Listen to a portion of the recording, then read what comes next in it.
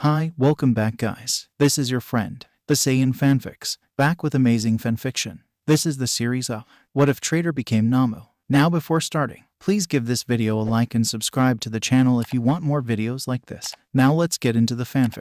Midoriya Izuku stared at the charred remnants of his notebook as the wind ruffled the water-warped pages. He clenched his teeth to stave off tears. Another notebook destroyed. This time his dreams dashed along with it. For the first time in a long time, he thought about not buying a new one. He thought about leaving this reminder of his hopes, his aspirations, his everything at the top of this building, because maybe he didn't want to stand up again.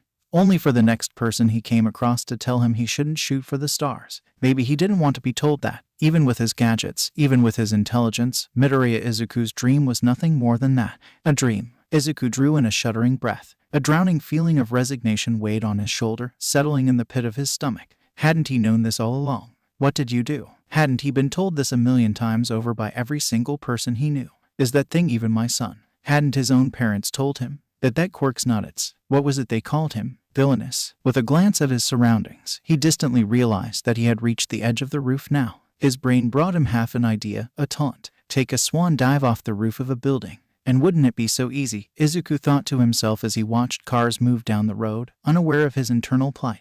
It wasn't like Kaken brought up something he hadn't already thought of before. He knew he was worthless. Izuku had no one. He had nothing but memories of people who abandoned him. Nothing but an empty apartment in a lonely beach. He stepped closer, putting his hands on the railing. To get a better view, the terrified part of his mind soothed as he leaned forward. Vertigo hit him subtly, his vision tipping as he did, the flat edge of the rail pressing uncomfortably into the skin of his exposed palms. The backs of his feet lifted off the ground. The wind kissed his neck lightly, a whistle, not a roar, as he started falling forward ripping himself away from the ledge, away from his poisonous thoughts. A wave of nausea hit him, knees buckling underneath him. His hands hit the concrete to stop him from falling completely, scraping across the floor as his elbows gave out, too. God, what had he been about to do? Izuku gasped for air, feeling deprived of it, and scrambled back to his backpack, to his notebook. Every inch of him shaking, he shoved the ruined notebook inside his bag, not caring that he was destroying it further, and bolted down the stairwell that All Might left through. He tried not to let himself think about the distant explosion. The thing that broke him out of his trance, the only reason he was stumbling down these stairs instead of...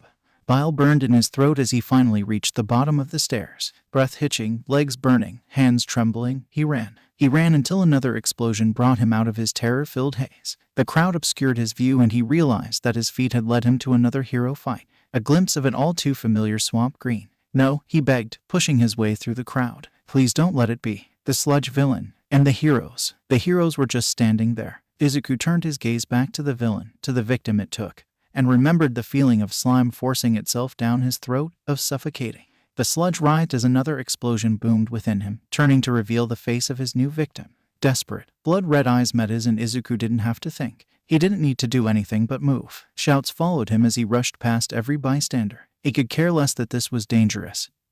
He could care less about himself. If he had died in that underpass, they wouldn't even be in this situation. When his backpack collided with his body, the villain turned, eyes gleaming with rage when they fell upon him, the boy who All Might saved. Kaken heaved in a gasp of air. Izuku didn't stop, though, because one gulp of air was not enough to save him. Lifting a 1,000-pound weight off of a locked box in his chest, Izuku reached inside himself as he sunk his bare hands into the slime and pulled, ignoring the nausea that rolled over him at the feeling of his hands being encased in sludge, ignoring the reminder of his own near-death experience. The sludge villain fell still and Izuku could almost hear the silence of the crowd behind him over the roaring in his ears. Energy he hadn't felt in years flooded him, dizzying him. Heat furled in his core and stars danced in his clouding vision. This was the feeling of something he pretended he didn't have, something he didn't want.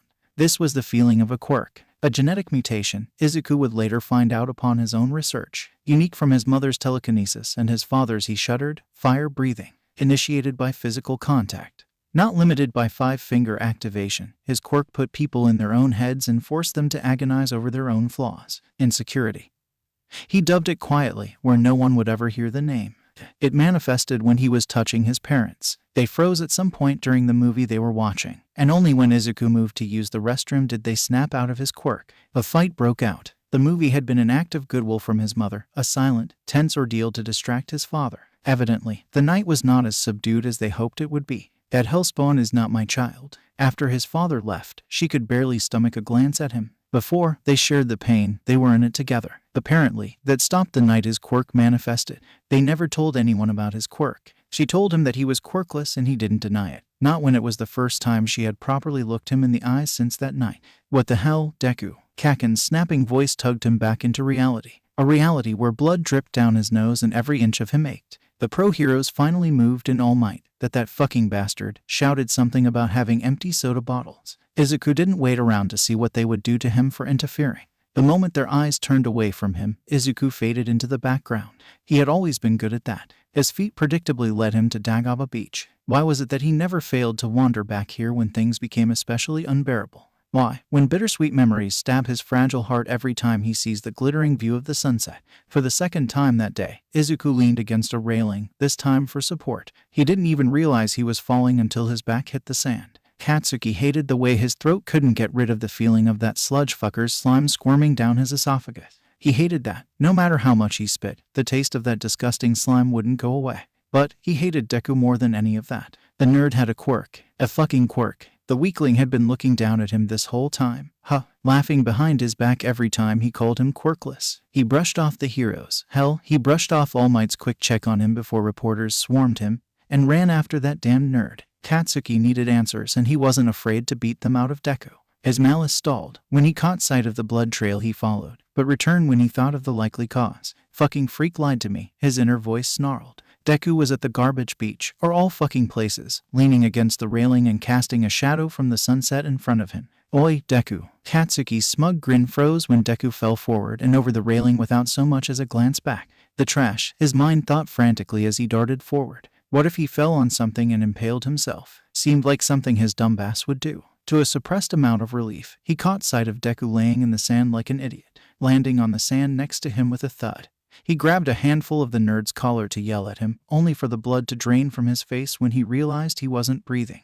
Amnet, breathe, you bastard. Something slammed into his chest like a freight train and Izuku lurched up, gagging on the copper-tasting liquid in his throat. Blood spewed carelessly from his mouth as he coughed and his body hit someone else's. The fuck was that, Deku? Izuku inhaled sharply, throwing him into another coughing fit. So you were hiding your quirk this whole damn time. Is that it? He prodded over Izuku's receding spasms. Keika Kaken, he stuttered, mouth thick with blood. Don't kaken me, the boy hissed, pushing Izuku off of him with a surprising lack of force. He stood, glaring down at him as sand clinging to him. No wonder you wanted to hide your quirk. It's so useless you can't even use it without fucking dying. Kaken walked away and Izuku didn't call out to him. Waking up in the middle of the night, stiff and sore, was hellish and made Izuku groan when he attempted to move. The knife gouging his brain wasn't any help as he stumbled to his feet, but the world didn't stop turning when something like yesterday happened, and certainly not for Izuku. The apartment was as depressing as the morning he left, as the definitely ruined, but maybe salvageable uniform churned in the washing machine.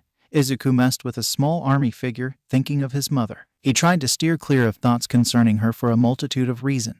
1. The last day he saw her had been over 8 years ago. 2. During the 2 years she stayed after his father left, she steadily grew colder towards him. And then 3, which he added to the list only recently, she finally decided she could stop paying for the apartment. Why would she keep doing it in the first place, you ask? Izuku honestly had no idea. Guilt, pity, old time's sake. She sent in cash a week before rent was due. Always the same amount, which exceeded the actual cost of the bills since he rarely used half of the utilities. The landlady took the bills without looking up from her spreadsheet and never asked him where his mother was. Who cared, after all, when he was the only tenant who never pushed for another week to gather their money? The most Ms. Terra would do was thank him for not being a little bitch like all the other shitheads I house, which Izuku chose to take as a compliment. He saved the money. What he could of it at least, and planned on using it to pay for UAS tuition. Izuku had been saving money all his life. His clothes, his shoes, hell, the untamable bird's nest on his head was proof of his frugal ways. Sturdy trainers, patched clothes, cheap food, odd jobs. Izuku would do anything to earn money and keep it. UA might have been a hero school with a fair price range for their tuition fees, but that didn't mean the price wasn't steep. This, sadly, was the reason he sold his hero merch, All Might memorabilia included, a week ago. Even though parting with it caused something to shrivel in his heart, even if the guy was an asshole, he still loved heroes. Aside from that, anything with economical value in the apartment had been sold long ago, leaving him with a barren residence and a meager amount of objects with sentimental value.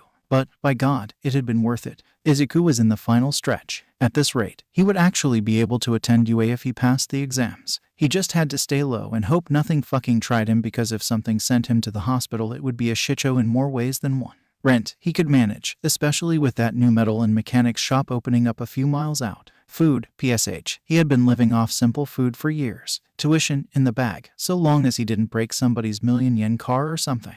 Things felt kind of great, actually. Sure, Izuku had been, well, dead a few hours ago, but damn it, he was alive now, and this wild aspiration of his truly had a chance of becoming real. The army figure in his scarred palm, small and colors flecking off from age, pressed against his skin. It offered reassurance and doubt, but ultimately, the pleasant memories won this time. A week later, when he heard the metal and mech shop opened, Izuku gathered his collection of usable parts and cleaned them meticulously. There were no other shops in the area that he could go to sell these things, so he couldn't afford for them to turn him away. Literally, Kaken left him alone, aside from the occasional fiery glare, and the others stopped asking questions on account of that signature Kaken glare being turned on them when they stepped too close. Something inside him writhed, the churning like a pot of boiling water overflowing. The overflowing bit especially. It was like a fish in his grip, slippery and thrashing to escape. And like hell he would let it. Things were going well, thank you, and he did not need his jacked-up Quirk fucking up his plans. The constant aching was the icing on the cake, and the piercing headaches were the cherry on top of it.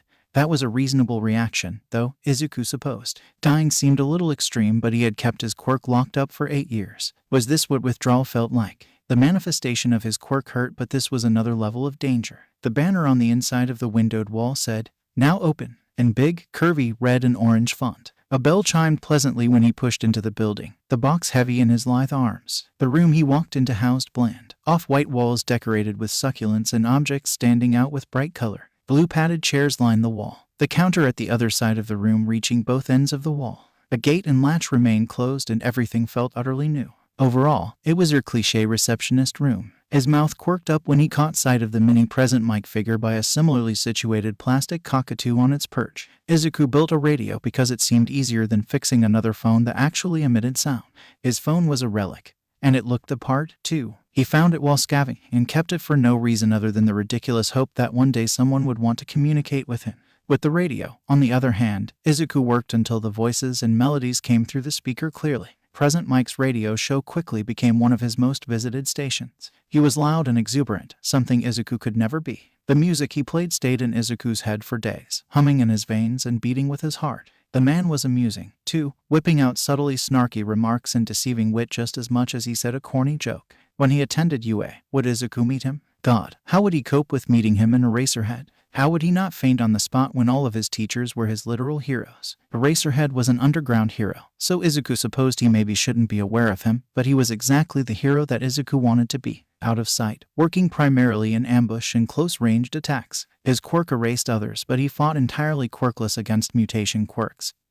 So Izuku could, too, especially with his inventions. A tall woman with salmon-pink hair grinned at him from behind the counter. Her cropped hair, spiked up like it had its own personality, had nothing on her golden eyes. The color dipped into copper and she blinked, her smile becoming more of a show. Quirk, his brain warned. She's seeing something she doesn't like. Damn it, he wanted to sell her shit. Not of a subtle quirk used on him. Hi, he said quickly, heaving the box onto the counter. You buy scrap metal in parts. She pulled the box closer and rummaged through the organized, flatter pieces of metal to see the parts he brought. I sure do from you, she said, eyes glued to the contents of the box. The knot in his chest loosened, a sigh of relief passing his lips. Again, her eyes flashed bronze, flicking to him, and he tensed. Her eyes drifted to the exposed scars scaling his left arm, and his patience snapped. Stop that. He took a step back, hackles rising and his eyes narrowing. Do you want to buy them or not? Stop what? Using your quirk on a minor without consent, he gritted out. That's illegal, you know. Not that he would report it. That would require going to the police, who would probably ask for his guardian. The burly woman laughed, setting him even further on edge. You're kinda fiery. You know that, green bean. She produced a pen and clipboard, sliding it across the counter. I don't know where the hell you found parts like this, but I'd be damn stupid to turn you away. Read the form, write your basic info, sign on the dotted line, blah blah blah. A rivet of fear speared through him as he sat on one of the chairs and began reading. Where are your parents, Sprout? They send you over with all this by yourself. Bitterness tasted sour in his dry mouth. Busy, he muttered, standing and handing over the filled-out papers. Right. She tapped the paper with the pen. Midoriya, you say that cash is the preferred payment. I don't presently have enough to pay you, so would you prefer digital payment? I don't think anyone wants to walk around with this much money on them. Anyway, he glanced at the box, then at her. How he gulped. How much money do you owe me? Stupid question, he realized immediately. If she couldn't pay him right off the bat, then it was a reasonable amount more than he guessed all this was worth. Never mind, he added nervously. 1. Never ask someone what they owe you. People will never pay if they think they can get away with it. 2. I'm guessing you've never sold anything like this before. And 3. I owe you. Izuku's knees went weak when she told him the number. Oh damn. Oh shit. Oh fuck. He laughed, high-pitched and unbelieving, hands rising to do who knows what. That was, oh god, that was way more than he thought he would get for a few sheets of metal and used parts. Maybe miracles did happen. Well, you good kid. His eyes snapped back to the lady. Kinda blanked out on me for a second. I can wait, he croaked. Pay me what you can and I'll wait for the rest. All right, give me a second. In the apartment, Izuku held his head in his hands, a mad giggle that matched the grin on his face. I can make it, he whispered, breaking the silence. Fuck the world, I'm making it to UA. At this point, I feel like I should put you down as a business supplier, Mitsu said as he put down a box full of money-making material for the 3rd time. He blushed and took the clipboard she offered, signing his name. Izuku would keep coming here and selling what he scavenged and cleaned for as long as she would let him. Tuition fees were a bitch and Izuku didn't have time for debt or interest adding up. He needed enough for 3 years, and he would pay his way through half of his 2nd year by the end of the summer if he kept this up. Every Sunday, 30 minutes after they open, Izuku meets Mitsu and they exchange money, metal, and small talk. Mitsu showed off a picture of her wife and daughter. Izuku told her that he built things in his spare time. She pushed, a few times, for information on his parents but relented before he became too uncomfortable. Mitsu apologized for using her quirk on him without permission and explained her quirk. It was called Current State. When she activated it, her quirk revealed the physical and emotional state of a person to her. After some questioning on his part, Izuku found out that she received her answers through feelings rather than actual words. Mitsu described it as a compass, pointing her in the right direction. Oh, hey. Mitsu burst the 5th time he showed up. My wife, as you know, works the books, but May's coming in today to work on her inventions. They're dying to meet you, so feel free to come back around 1-ish. Internally, he balked. The short interactions he had here with Mitsu still kept them at acquaintance level. Coming in and meeting her family would break that barrier. That protective wall of security. Part of him, a traitorous, longing part, wanted to. Save for Mitsu, no one spoke kindly with him. No one turned their gaze upon him as if he mattered. His brain whispered that they might be like her, like Mitsu, instead of his mom. I'll see if I can make it, Izuku mumbled, not missing how Mitsu lit up. Hell yeah, she shouted after him as he exited the building. Izuku arrived at 1 o'clock on the dot and walked in without any preamble, tensing when he realized other people were sitting in the chairs. Right, this was a business and it was the middle of the day. An employee stood in Mitsu's usual spot, looking bored and utterly uninterested as they lounged in the desk chair. They had a cat quirk, it seemed, furred, pointed ears that flicked towards the sound of his entrance and slit pupils surrounded by blue irises darted to him. Lazily, she pressed a button and spoke into a microphone. Boss, ya boys here. Not 2 seconds later, a girl that looked like Mitsu's daughter burst into the room and grabbed him by his shoulders to push him further into the building. He gaped at the sheer size of space. Dozens of workers milled about and even more inventions were being tweaked. It was a mechanic's heaven. Hi, I'm Hatsume. She shouted into his ear over the sudden whir of machinery. Future CEO of Hatsume Industries. Her hands on his shoulders sent bells ringing in his head. All of them screaming don't touch, but he put his shaking hands into the pockets of his cargo pants and offered her a smile as she practically wheeled him around. Midoriya, he yelled. She let go of him without warning, causing him to shoot forward and stumble. They were in front of a red door. Zuzu, open the door. Promptly, he flushed red, eyes blowing wide. What? He asked breathlessly. Open it. He wasn't too sure whether the handle would electrocute him or if this was a normal door because this certainly wasn't a normal girl. Still, he opened the door to reveal a smaller workspace with tables and stations. Mitsu and her wife looked over, their hands dropping from where they previously gestured with them. Ayumi looked the same as she did in the picture Mitsu showed him. Her eyes and braided hair shone, bright and silver, a stark contrast to her dark skin. Thin gray lines on her neck displayed the gills she could utilize. Her ears were fin-like and webbed, like her fingers, fanning out when they entered the room. You came, Mitsu cheered, rushing over with her wife. Meet my wife, Ayumi, and my daughter, May. Ayumi waved a webbed hand, smiling softly. She gestured with her hands again and Izuku watched with curiosity. Yumi says it's nice to meet you, Midoriya. He looked at her sharply, then back to Ayumi's hands. That's a language. All of them let out a laugh, making him redden. Mitsu nodded, though. Yeah, kid. Japanese Sign Language, or JSL for short. Ayumi's quirk only lets her talk underwater so all of us know it. Really, would it be clear underwater? Or maybe garbled? Can you breathe underwater, too? Wait, you have gills? Sorry. Are you able to withstand water pressure if you go deep? Do your ears help you hear better above and under the water? Or just one of those? Do your gills seal when you're out of water? Do you have a preference for salt or fresh water? Does it matter at all? What about? See, I told you, Mitsu grinned. He's a riot. Ayumi smiled weakly, looking at him as if he was an enigma. Mei, on the other hand, lit up and began vibrating. Mom, you didn't tell me he asked those questions. She cried out in betrayal. We could have made so many babies by now if I had known. Izuku blinked, then promptly turned red, stepping back. He glanced at Mistu, who appeared exasperated, and Ayumi, who was having the time of her life, laughing silently. Hatsume, she began tiredly. Explain yourself before he passes out. They're my inventions, she shouted, grabbing his shoulders and putting her face inches from his. Mom says you invent things and bring premium scrap. I'm keeping you. Mei did, actually, keep him in her own way. She began showing up when he dropped off his weekly findings and proceeded to drag him into her workshop to ask his opinion on her baby. See, if I can just figure out how to disregard the laws of gravity, then my baby will take flight. Why don't you just do away with the propellers and put in the hover tech that the Shield Company makes? Izuku questioned, thinking of the parts he had previously brought in. If they're accessible in some way, I could probably find you the parts by the time I come back. Only with the strength of weeks of sifting through and hauling pounds of scrap metal was he able to stay upright when Mei slammed into him, stealing him into a suffocating hug. He tensed, feeling her skin connect with his, and shoved down the panic that shot up at the contact. The clothes he wore scratched against one of Kaken's latest burns, but he held in the resulting hiss. The scars on his left arm tingled, unused to the amount of pressure her arm put on them. Are you going to UA? They asked, somewhat hopefully, when she released him. The question sounded so different coming from her. She wasn't asking it to mock him or put him down. Mei was asking him because she wanted him to go. Yes, I am. Goosebumps erupted over his skin when her face broke out into a glorious grin. Happy. Mei was happy that he wanted to go to UA. The first time he brought them all the Dagaba, it had been upon Mei's incessant nagging and pleading.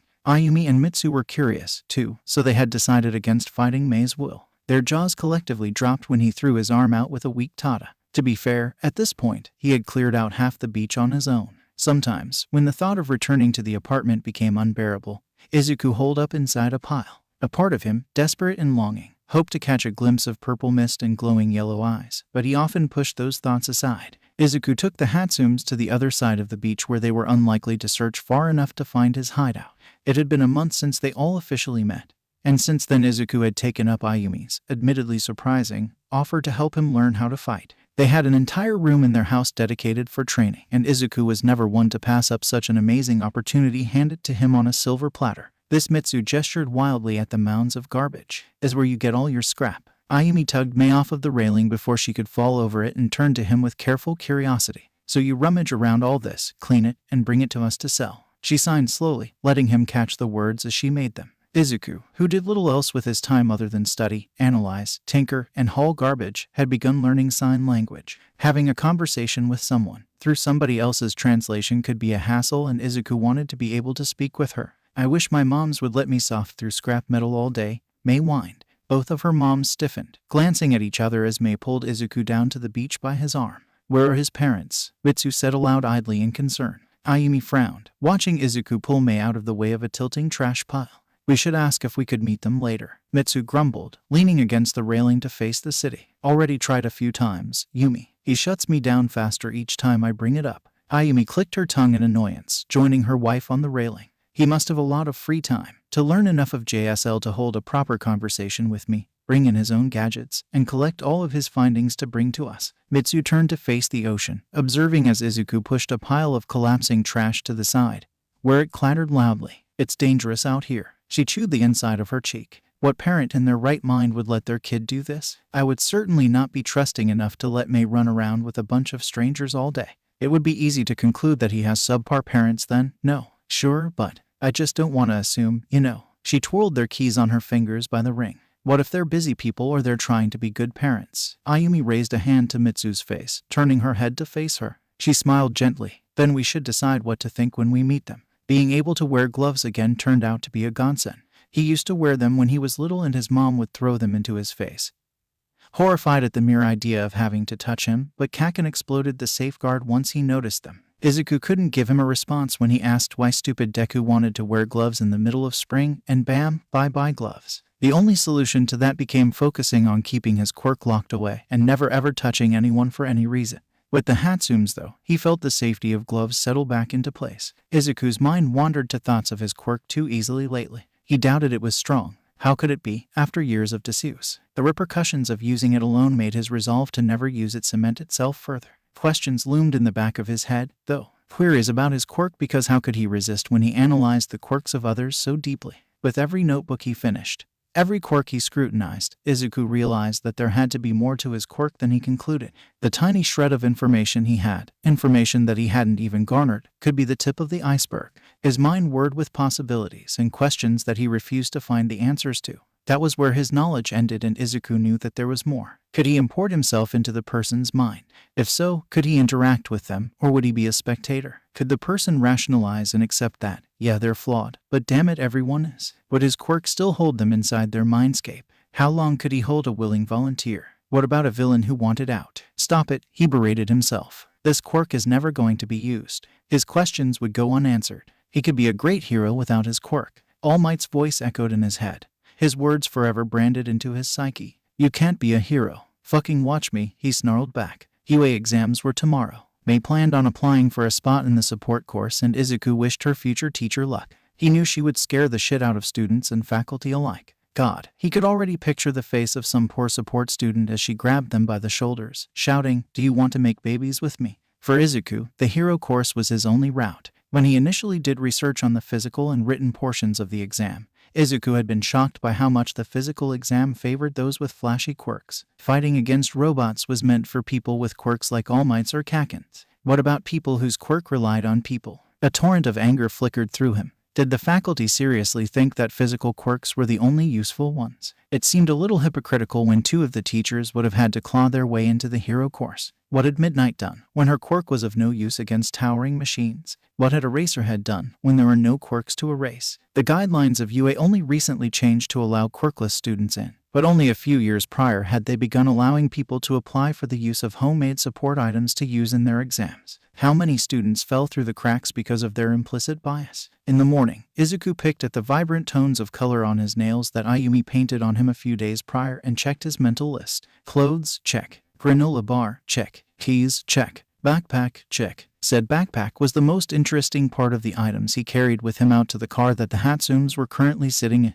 They roughly pulled him inside, her excitement bleeding into her strength. Both of them were built like brick walls at this point, from having to haul machinery around Dagaba and the shop. Have everything you need? Mitsu inquired as he buckled in. Yep, he nodded. They grabbed his face with both of her hands, pulling him nose to nose with her. Zuzu, she started, sounding far more serious than he has ever heard her. Are you ready to stick it to the UA faculty? Hell yeah, Mei. Ayumi snorted, glancing at Mitsu, who shrugged at the silent accusation. He rarely cursed when they were first becoming comfortable around each other, but after 9 months around them all, he could curse enough to make Kaken blush. The ride passed quickly, their departure onto the walkways that led to UA full of hugs and encouragement. At the stairs, he glanced back, briefly meeting Kaken's eyes. He was bundled up in nice clothes far nicer than anything Izuku ever owned, and stalked down the path silently. His eyes narrowed at Izuku and he hastily looked back at Mei, who continued her rant on how bogus one of her mother's competitors' prices were for their services. I'd say good luck, Mei started, a grin forming on her features. But you don't need it. She slapped him on the back, practically knocking the air out of him, and skipped away to find the support course exams. During the written exams, he found himself intrigued by the fact that there were optional open-ended questions. They surrounded his thoughts on their current society and touched base with the morality of having hero schools such as UA. He reached the end of the page and raised his hand. Ectoplasm, or perhaps an ectoplasm clone, floated over to him. He asked if he could have more paper. Maybe ectoplasm provided it within a minute and stayed silent. Afterward, Izuku grabbed his backpack and made his way to a specified room, led by a maybe ectoplasm.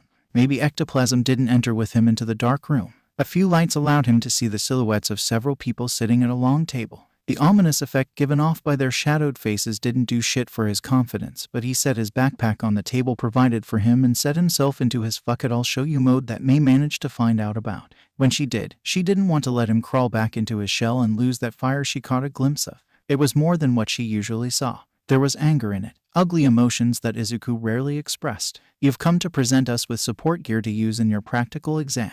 A monotone voice drawled from the center of the table. There were no questions, just a prompt, a simple invitation. Izuku refused to stutter, and, for once, he didn't. These people would listen to him. He needed them to allow him to use his support items. He brandished his multi-purpose knife first, explaining each tool. He had a feeling he caught their attention when he provided a demonstration of the jet of flames that the tiny thing could produce. From there, he segued beautifully into his gun and the bombs he would be shooting out of it. The transition from those to his shoes was slightly less smooth, but it wasn't absolutely horrendous, so he counted it as a win. The explanation of the physical exams passed without much fanfare. Well, aside from the fact that he was seated directly beside Kaken and got called out in front of an amphitheater of people for mumbling about present might. In his t-shirt and shorts, Izuku loaded his gun and holstered it at his thigh. He flipped through his multi-tool and kicked the heels of his shoes together, testing their functionality. His shoes were made to increase mobility and provide some extra support for when he fired his gun. Knockback was a bitch and he braced his arms for it, thankful for the Hatsume's guidance in making them.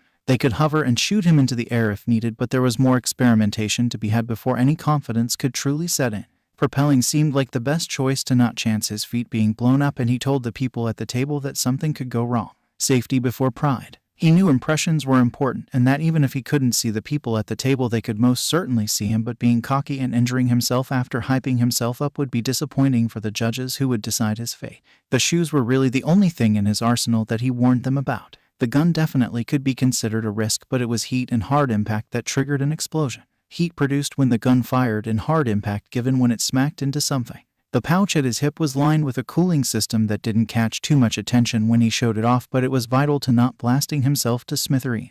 Maze machines tended to blow up and have bulk, but Izuku's were more discreet and had a stripe of rainbow. The shoes, for example, were dark in color, with flames of color rising on the sides. The bombs were a complex brew composed of ingredients that May squealed at. When put together, it created a slime-like substance that solidified when frozen and blew up in a surprisingly big explosion, for the ammo being the size of a large marble. The gun shot them specifically and could hold up to 10 at a time without blowing up. In a small bag that weighed heavily against Izuku's hip, he kept the rest of his ammunition. The gun, per May's nagging, was mostly black, but there were strips of rainbow running from the butt of the handle, up the barrel into the muzzle. It resembled a very large Glock. Gay Glock, gay shoes, May listed off, peering over his shoulder as he tweaked his inventions. Gay gadgets, Izuku concluded. Gay life, May retorted, pumping her fist against his. An alarm sounded without warning, and Izuku shot off instantly, his shoes propelling him into the faux city and leaving the other examinees in the dust. In the Hatsume house, if you didn't have reflexes, you died. Izuku lost count of all the times he had nearly been impaled, burned, slashed, blinded, dumped in water, electrocuted. He could go on.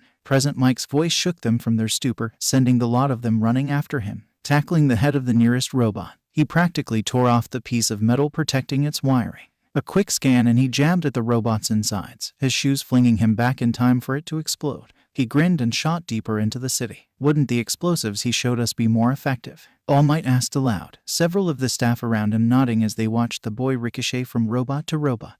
Nedzu eyed the boy who leaped from machine to machine, charging at them and only utilizing a simple tool to take apart robots that even some with destructive power balked at. His gun remained holstered to his thigh, his ammunition at his hip. He has a limited amount of firepower. If he used it all in the beginning, there might be nothing left to rapidly increase his score in the last half. Nedzu wiggled in his seat, watching as the boy helped another student out from under a collapsed robot.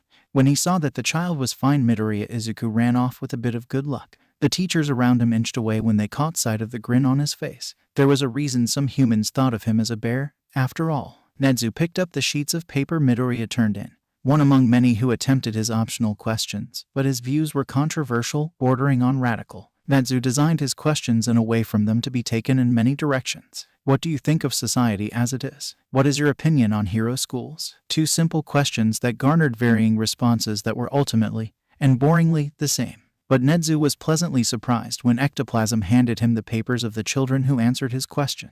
He especially liked the answer to his first question, as morality had never his strong suit. The society of heroes and villains that we have created is unsustainable. It is toxic. We see this best in the symbol of peace. For now, because of him, we are able to enjoy an era where crime is at an all-time low. But what happens when the symbol is gone? What happens when he inevitably retires? There will be a surge of crime, a wave of emboldened criminals that will be undaunted when All Might is not there to keep them in check. Who will we turn to? Endeavor, who has lusted after the #1 slot for decades. There is a reason no one could surpass either of them. No one could pass Endeavor because he is merciless when it comes to achieving his goals. It is displayed in his ruthless methods and notorious rage. All Might is another matter entirely. He remained beyond reach because he works without stopping. Remember that month All Might vanished and everyone panicked. Even then, there had been a rise in local crime all around. Touching on Endeavor's behavior, therein lies another flaw. Being a hero does not mean the same thing it did during the vigilante era or beforehand. It is an occupation. Hero schools are where rows of children are sent to attempt to become heroes or support them. Someone I knew as a child, my best friend even, manifested a powerful, flashy quirk. Like a flipped switch, he was surrounded by yes men and praised in abundance for his accomplishments. People turned blind eye to anything he did that could be considered wrong because of his quirk. They said, he'll be a great hero with a quirk like that. And that was it. Because his quirk was suited for heroism, that made him a hero. Heroes don't use their quirks on other children for fun or belittle everyone around them. No one should label a child a hero, not with what that word means nowadays. And since heroism has been broken from its definition, it isn't a far leap to say that the term villain has as well. What about the children with not so flashy quirks, not so heroic or useful? Every day, I see and hear people throw around the words hero and villain. I think of the man Endeavor maimed for stealing a bag of groceries, of the woman who was arrested for vigilantism because she used her quirk on a bank robber. Villains, people labeled them. That man stole because his family was starving because of the high tax rates that will only continue to rise because heroes cause collateral damage wherever they go. Think of Mount Lady, who destroys entire streets each time she uses her quirk. Think of Death Arms, who regularly bashes in walls. That woman's quirk was ventriloquist. She took control of the 10 robbers the moment she was given the chance and held them until the police arrived, in turn suffering from severe quirk exhaustion. When she was discharged from the hospital a few days later, the police arrested her for illegal quirk usage. I won't disparage the police for arresting her for illegal quirk use. The problem is that this situation isn't original. Many other people have quirks that, with the right forethought, could save them from a similar situation. And that's exactly what happened. Another woman with a quirk that could trap people in bubbles with a touch and make them float pulled the same thing and saved a jewelry store full of people. She got a slap on the wrist while the other woman is spending several years in jail. I think of the children born powerful, like my friend, and wonder what happens if they don't want to be a hero, wonder if they are given a proper choice. I think of those with quirks like ventriloquist, who are forced to claw their way up the ladder when others are given an escalator. And what about those who fall? What do you think happens to the outcasts and so-called freaks who give up? They become what everyone has always said they would become. What is a hero without a villain? Hero society creates more villains than it will ever be able to fight. It has created a stigma around those with less desirable quirks, and it has put people into boxes. Hero, villain, civilian. The world we live in is made of shades of gray, not clean-cut like so many have been led to believe. We are living in an unsustainable world, one that will come crashing down on us one way or another if we don't make some serious changes. To say Nedzu was excited would be an understatement. I anticipate the ripples you'll make with those kinds of thoughts, Midoriya. Nedzu passed the papers to Shouta and he internally groaned because what devil child could have possibly caught the rat's attention? He accepted the papers and took note of the fact that it was flipped to the second question. What do you think of hero schools? Shouta wasn't sure if he wanted to read something that gave Nedzu that kind of glint in his black, beady little eyes, but he suppressed a sigh and read the answer. Hero schools, while necessary in the current time we are in, are schools that facilitate the idea of creating child soldiers. There is a reason that there has been debate on whether or not to have them. The hero career is one that not just anyone can take up. Students apply for the hero course for noble reasons, others for money, many for fame, but the bottom line is that they are all signing up to be heroes. Heroes are faced with life or death situations daily, so one would think that training them specifically for those types of situations would benefit them, right? It does, in many ways, prepare the students for their career of choice, but it also puts them in great danger while doing so. Anyway, the sports festival is a necessary event to rake in the funds that keep the school running.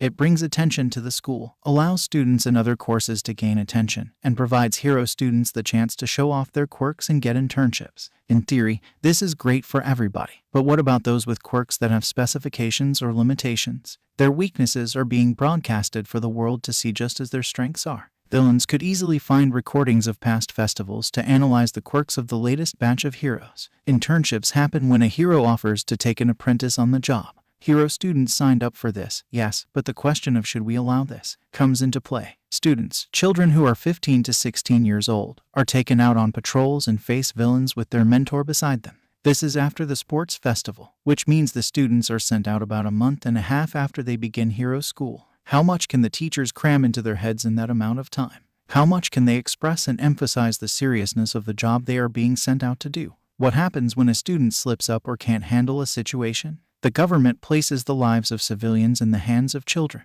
They put these hero students in the line of fire. There have been deaths during internships. Shouta stopped reading, turning to glare at Nedzu. He flipped back to Midoriya's previous answer and blinked at it in surprise. He turned to the first page, read the name, and glanced up at the screen, where Midoriya Izuku leaped onto the head of a two-pointer, saving the boy who had been cornered by 3 of them. Of course, this was the problem child that came up to them with the request of a bomb gun and a flame-throwing multi-tool. Despite the gleam in the principal's eyes, Shouta could feel his lips twitching to form a grin. He has potential. Toshinori could not tear his eyes from the boy if he tried to, because there he was, the child that he saved and who subsequently saved him and another student. Reporters and fans swarmed him the moment the fight was over, keeping him from following the boy for a few minutes. It ended up being too long. He wondered about the boy's quirk because, on his application, he was registered as quirkless. He wondered what the boy's quirk could be.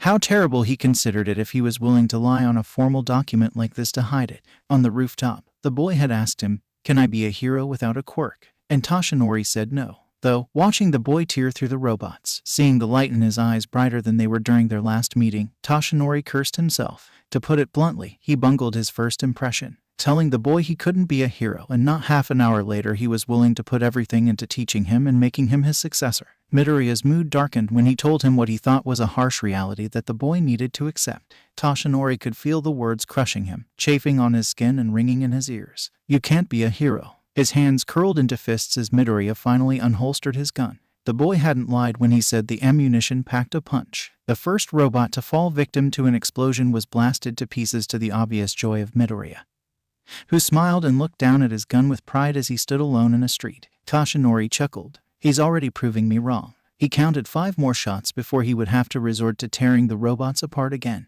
If he spaced out the shots or could find a group, maybe he would be able to. A window shattered as he passed it, the glass grazing the skin on the top of his nose. Izuku flinched at the sound of glass falling onto the street. Rubble left from the destruction of the other examinees shook on the street from the vibrations. Following the noise, he turned onto a street with several other examinees on it. They all faced him, gaping at something behind him in abject horror. One of them screamed and bolted down the street, others following quickly once they snapped out of their shock. The zero-pointer stood tall above them all, the deafening grind of its inner mechanics almost muting out everything around him. Izuku stumbled back, ready to hightail it out of that monstrosity's way, when he heard a shriek over the zero-pointer's thunderous movement.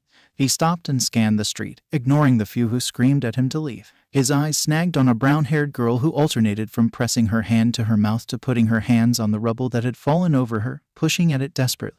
Izuku kicked his shoes against the ground without another thought, propelling himself across the street in the blink of an eye. He nearly flew past her, the force from his shoes too much, but his hand caught the edge of the piece trapping her, the jagged rock slicing into his unscarred palm as the hunk of concrete shifted off of her. Ignoring the pain that rocketed through his system, Izuku landed beside the girl as she clawed at the road to get herself further away from the zero-pointer. Pork overuse. Wounds in her leg oozed blood through her leggings. She must have been completely out of it by now. "I'll get you out," Izuku promised her as he lifted her off the ground.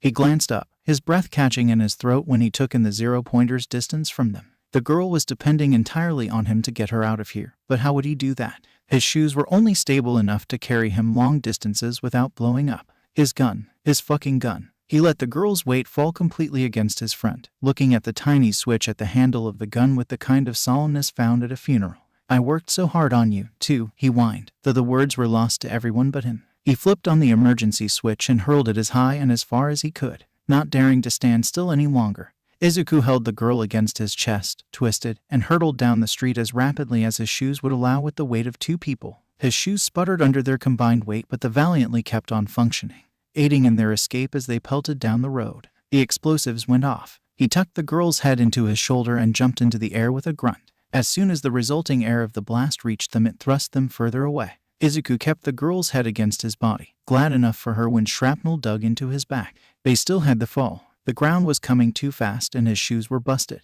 The best he could do, he thought grimly as he relinquished his hold on the girl's head, was break the fall for her. He flipped them in the air so that he would land first and braced for impact, for pain as the robot bits were shoved deeper into his body. The girl let out a scream that barely reached his still ringing ears and looked frantically at him. Maybe this is why tuition is so high, Izuku thought as the pain from a bit of a giant robot that had just crushed a fake city radiated through his body. His hand throbbed terribly, the pain distracting him from the darkness beginning to cloud the edges of his vision. Are you okay? Blinking, he realized that they stopped falling. Weird, Izuku had expected a lot more agony and suffering and whatnot. This was more of a floaty feeling. Perhaps shock was much more of a drug than he realized. The girl abruptly turned them, sending a wave of nausea coursing through him as they swayed in the air. The weightless feeling disappeared without warning, and both of them crashed into the asphalt. Izuku coughed, the abrupt irritation of his wounds jolting him out of his daze. How's your leg? He gulped down the lump in his throat, coughing again because of the dust he inhaled. President Mike's announcement sounded throughout the city, his voice making it through the cotton in his ears. The end of the exam. Izuku hoped he passed. Oh my god, you're back, Hugh. I'm fine, he said as nonchalantly as he could manage. Just a light stabbing. He closed his eyes and blocked out as much as he could. He'd felt things digging into his back before. Things were usually explosive when it came to Izuku and Mei, but he'd never experienced having so many things lodged in his back. Suddenly, but not unbiddenly, relief washed over him and his body intensed. The girl caught his eye and he offered her the best smile he could manage before giving into the beckoning darkness at the edge of his vision. Silence stretched for what felt like hours in the observation room, none of them unfazed enough to make an utterance. Midnight promptly broke it with an astonished holy shit, as one of the stronger applicants lifted Midoriya off of the torn-up street, per Chiyo's request. You totally thought Nedzu was going to let that thing crush them, didn't you? I did not. Nedzu rewound the video, causing all the chatter to cease as they observed Midoriya's actions a second time. They watched as the boy turned to run with the others and froze at the sound of Uraraka's cry. Watched as he scanned the rubble and flew towards her without a second thought and freed her. Getting the rubble off her had been a fluke, but everything else. Using his last explosives to stop their biggest threat. Using the resulting blast to propel him and the girl even further. Twisting in the air and planning to shield the girl from the fall with metal sticking out of his back. Teachers of UA, Nedzu addressed, feeling quite giddy. Meet Midoriya Izuku, our top scorer in both the practical and written exams. Nedzu rolled the video back to Izuku standing in the dust, the girl leaning heavily against him as he stared at the zero-pointer with determination instead of fear. Again, silence struck the staff. Consciousness came sluggishly, and he awoke to the faint smell of rubbing alcohol. Like a whip cracked against him, he shot up, uncaring of the stings and throbbing the abrupt action caused him. Panic knocked on the doors of his mind, brandishing a key as he surveyed the white walls and fluorescent lights beaming above him. Voices murmured through a door, their close proximity rubbing coarsely against his instincts. This must be UAS infirmary, he thought, the cold of the tiles sending goosebumps up his legs as he slid off the bed. He glanced at the workspace nearby, freezing at the sight of his photo paperclip to the open folder. Hastily, he approached the desk, rifling through the information they had on him. The Hatsumes were his emergency contacts. He was registered as quirkless, his non-existent medical history. Izuku backed away from the table, finding nothing out of line, and lamented his t-shirt's absence in the chill of the room. Checking the windows ended up being for naught. There were no latches for him to open the glass panes trapping him from the outside world. The door, large and menacing, was his only option if he wished to leave. People still spoke on the other end of it, discouraging him from taking either option. Stay and face them when they came in, or open the door and hope they allowed him to exit. The choice was inevitably made for him, his indecision leaving him with too much to think and weigh on. Rather anticlimactically, an old, tiny woman shuffled into the room, her cane a giant syringe. Recovery girl slipped out before he could stop it. Her eyes darted to him and he nearly cursed himself for calling her attention. Before he could properly begin having an anxiety attack, All Might walked in, effectively cutting off any ramblings he had been about to stutter out. Both of them froze at the sight of each other, neither expecting the confrontation. Recovery girl, evidently too exasperated or too old to be willing to put up with their antics, waved him back to the bed. You were unconscious for longer than I thought you would be. Are you sleeping all right? He almost laughed at the notion. Izuku hadn't slept right in 8 years, nor had a proper haircut, but it must have shown on his face because he bonked him on the head with the end of her syringe. Don't make that face at me, young man. I'll take that as a no. She paused, moving behind him to check his back. It set off all kinds of alarms when her hand gently touched the tender skin of his recent injury, causing him to tense. Recovery girl pulled away immediately, something he silently thanked her for. The Hatsumes will be here shortly, the heroine informed him kindly. I attempted to contact your parents through them, but they told me that they don't have any communications with them.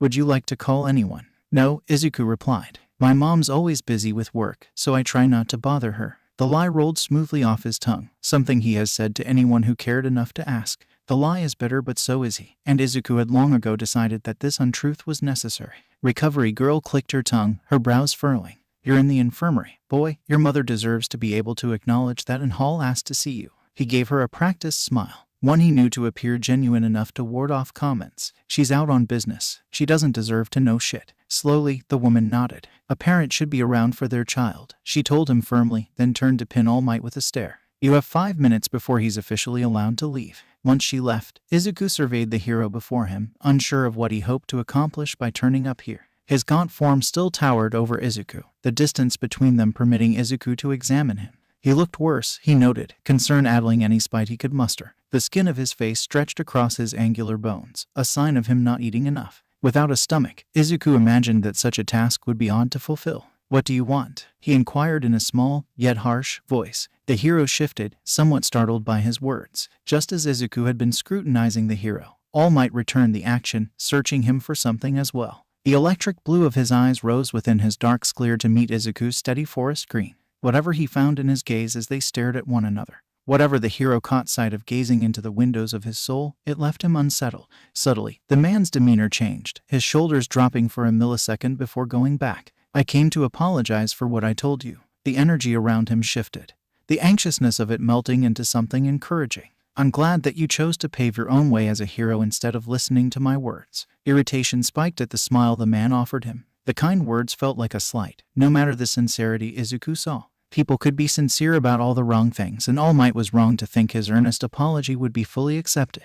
I'm glad I didn't listen to a lot of people in my life, Izuku said, the sentence harsh on his tongue. Kaken's words haunted him now, as they did when sleep evaded him. Every insult and threat. His suggestion, have a good day, sir. The hero took the dismissal with barely hidden disappointment and a deep bow. As the door closed softly behind the number one hero, something nagged at him. Their interaction, as tension-filled and awkward as it had been, left him expectant.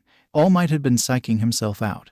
Izuku had seen it in his body language. Whatever he decided not to say to Izuku felt important, like a missed chance. Toshinori, you idiot. You damn fool. He was not sure if the insults were his own or if it was the echoes of Gran Torino berating him for his transgression.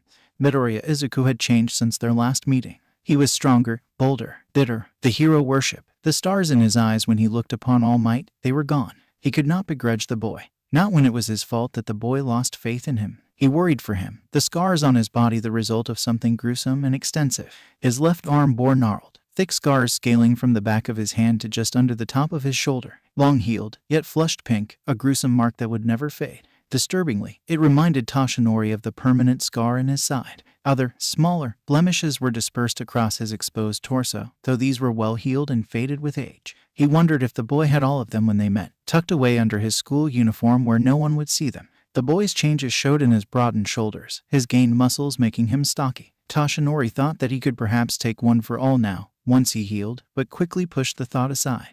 That was not enough. Midoriya certainly was, but Toshinori knew that when he needed his hero, he had failed miserably. Midoriya once gazed upon him like he hung the stars and moon, asking him a question he had asked others. I'm glad I didn't listen to a lot of people in my life, instead of being among the apparent few to believe in him. Toshinori had been an addition to the list of those who dismissed him in his dreams. Toshinori had not been enough, and now he would pay the price. Chiyo smiled to herself as she listened to the rambunctious trio of Hatsume's dote and worry about Midoriya as they shoved a shirt on him. Her amusement dampened as she glanced back at his file. The scar on his arm was several years old, perhaps 6 or 7, but the file she held told no stories. None to explain the scar, none to even tell her about checkups. An empty medical file did not sit well with Chiyo. Not when that scar had to have been tended to professionally to heal as excellently to allow the boy the kind of mobility he displayed when using his arm. The boy didn't mention them or pick at them. In fact, the only indication he gave of knowing they were even there was the light caress of his thumb over the disfigured skin on his left hand while he waited for the Hatsumes to arrive. Chiyo wondered, curiosity burning, but she remained silent. She could wring the story from him at a later date, when he was officially her student to care for. But in the meantime, she would stare at the barren file in disdain. He should feel elated, Izuku supposed, as he sat alone on his bed. His dreams were being put in motion. All Might apologized to him, believed in him. But the silence around him weighed on his shoulders, dragging his head down into his hands. Damp droplet-shaped circles grew on his pajama pants, prickles creeping up his body. The army figure in his palm bit into his flesh, carrying his thoughts back to the days before the apartment became so suffocating. The days when he wandered through streets and busy roads, dizzy with hunger when the food ran out and his mother had not returned. His searching led him to the place he now knew as Dagaba Beach. Finding a whole beach of metal and trash caught his delirious interest enough for him to stumble down the stairs. He walked along the paths carved in the trash until it all parted for a glorious view of the water sparkling with the light of the sun. His mom used to indulge them both with fantasies about what they would do on a beach together, where his dad wouldn't follow them. The two of them would swim and play in the sand, enjoying the cool waters and the warm sun. She would gush over the view and the shells, the possibility of finding something decorative and lustrous to bring home and remember the vacation. Izuku looked back at the piles of rubble, several pieces glaring at him brightly. Inside a few of the piles shined metallic treasures, things Izuku thought his mom might like. Maybe if he grabbed one for her she would come back. Her voice squealed happily in his head, her green eyes alight with glee as she scooped him up from the sand and told him she would never leave him alone again. Before he knew it, Izuku was reaching his arm into the pile of trash, desperate, short fingers grasping for something inside the pile even as things sliced into his skin. Wrapping his hand around something, he let out a sob of pain and tugged on it, trying to dislodge the treasure so that he could bring it back to their apartment. When it stayed put, he yanked at it until something gave, not caring that his arm and hand were being cut to ribbons by his harsh movements. The space where his arm was collapsed, a scream ripping from his throat as metal and alike pierced his skin and crushed his bones. He cried out, tugging and tugging at his arm in an agonizing attempt to release it. "Mom, help me," he shouted desperately, agony shooting up his arm as he moved. "I'm sorry. I won't ever use my quirk again, I promise, Mom." But she was not the one who came. A man made of purple mist appeared in the clearing, his suit far too immaculate for the part of town they were in. His glowing eyes observed Izuku impassively as he wailed for help.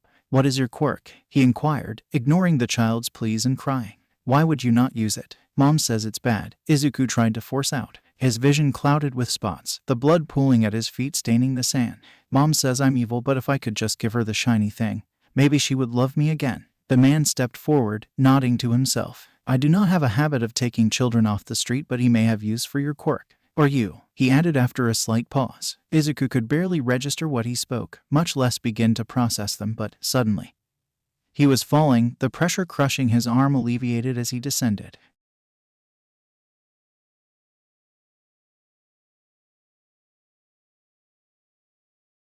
Kurogiri, "Master, you've brought a half-dead child into the base. He's going to bleed on the carpet." Resisting the urge to cringe, Kurogiri retained his indifferent stare and gestured to the child's prone form. "I suspect you may have an interest in his quirk, sir. If you wish it, I will dispose of him at once." "His quirk, you say?" Master extended his reach, one of his many quirks sinking into the boy. He froze momentarily, then hummed in intrigue. "Call the doctor. Tell him to keep the boy alive." The vagueness of the request, a request for the doctor, did not bode well. With the boy gone and the groceries put away, he shoved away the impulse to tug at his metal collar. To the doctor, many things meant alive. Izuku peeked through the ajar door, cautious to keep his presence unknown. "Hisashi, please," Mom begged, holding her hands up, palms out, in defense. I promise." "Promise what?" he growled, smoke pouring from his mouth as his throat flared with light. Mom cringed at the wave of heat he sent off when he exhaled. "That brat of yours doesn't have a quirk like either of ours, Inko. What am I supposed to think?"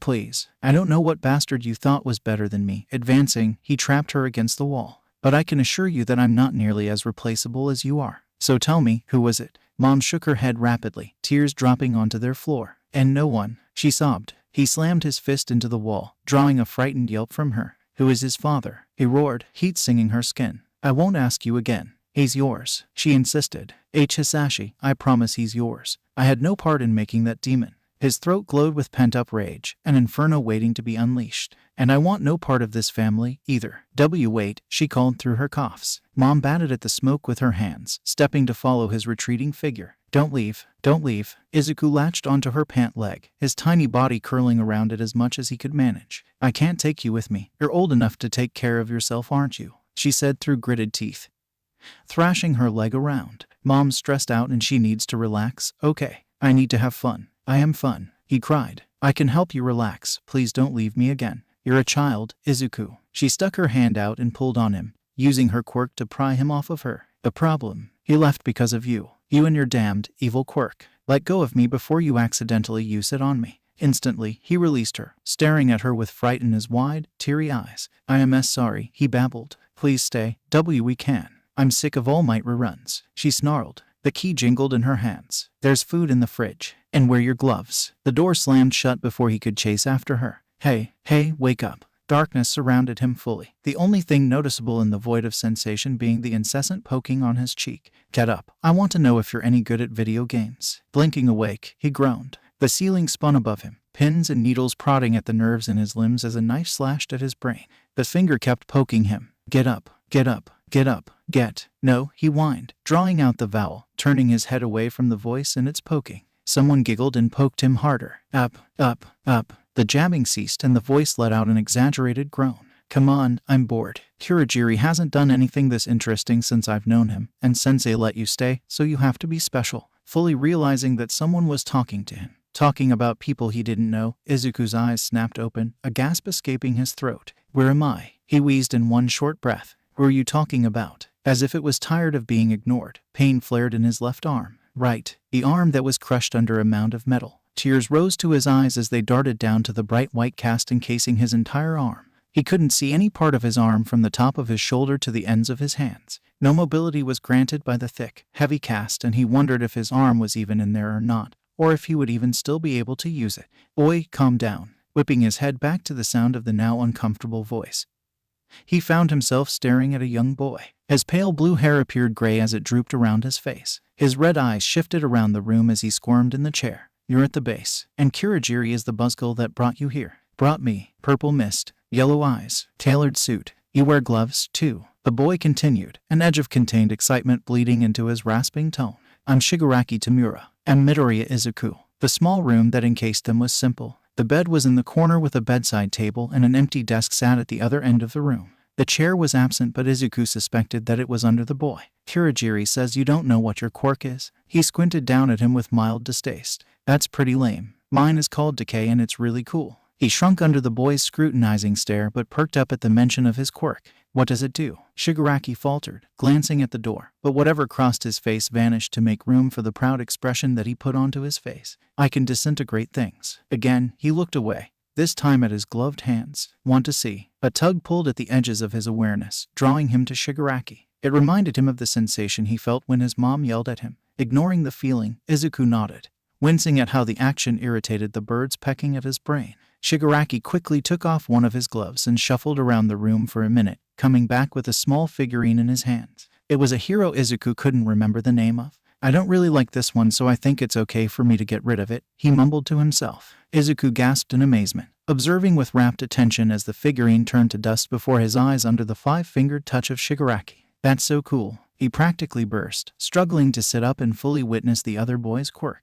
The resulting throb echoed throughout his entire body, causing any strength he mustered to disappear. Shigaraki scooted his chair closer to the bed, peering over Izuku as he panted. Kurogiri said your arm is really messed up. You want to sign in my cast? He asked shakily. Messy, uncollected vision of other kids' signed casts swirled through his head. Why would I sign your cast? Shigaraki asked, frowning in confusion. Because that's what friends do. Shigaraki froze, and Izuku's brain had the decency to make him aware of his assumption. Friends? He tested, the twist of his lips lifting into a half-smile. You can only be my friend if you aren't some NPC. P-player too, Izuku suggested hopefully. Before he could answer, the door opened and Kurogiri strode inside. Boys, he addressed with his distorted voice. What were you discussing? Midoriya wanted me to sign his cast, Shigaraki said smugly. He's going to be my player too. Completely sidestepping Shigaraki's other words, his glowing gaze shifted to the heavy cast encasing his arm. The arm. How is it? It's okay, Izuku said shakily. Stranger danger rang through his mind like a blaring alarm now that his mind wasn't muddled by pain. The doctor says that he ensured you would be able to use your arm if you are concerned. Again, that feeling picked at his senses, this time drawing him to Kurogiri. This time it was different somehow. Icy instead of weighted like Shigaraki's. Assurance that he would still have his arm when the cast came off flooded him with relief. Do you want to sign my cast, too, Mr. Kurogiri? He offered, trying to think of some way to properly thank him for helping him. Kurogiri is fine, Midoriya. He paused, and I will find a marker. As soon as Kurogiri left the room, Shigaraki shot Izuku a withering glare. I thought that friends were supposed to sign casts, he grumbled. Kurogiri saved me. Shiga he huffed, not happy to stumble over syllables. Kurogiri brought me here, Raki. I need to thank him. Raki, he repeated incredulously. Friends give each other nicknames, Izuku explained, attempting to cover his stutter. He frowned but accepted the excuse, leaning back into the chair. Should I give you one? Deku, snarled Kaken's voice. As sure, Midoriya, he pronounced slowly. Mido, Ria, Mai, Rai. Friends can also call each other by their G-given names, Izuku said nervously.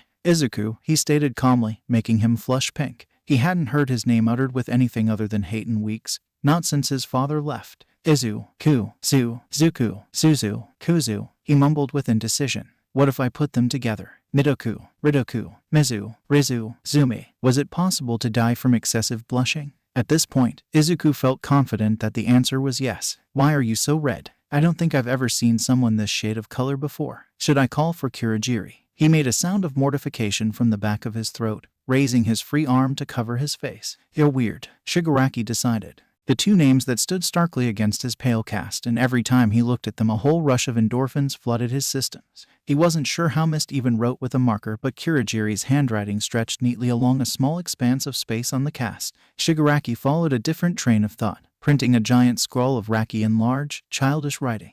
You can't play video games with one hand, Shigaraki thought aloud. But Sensei hasn't come to get me yet, so I can show you what to do. Izuku cheered, shimmying in place to make room on the bed for his friend. Kurogiri had been really nice to Izuku, helping him sit up. He didn't yell at him once. Shigaraki was kind, too, in his own way. He let Izuku cling to his arm, albeit with doses of reluctance that seemed to shrink each time he repeated the action.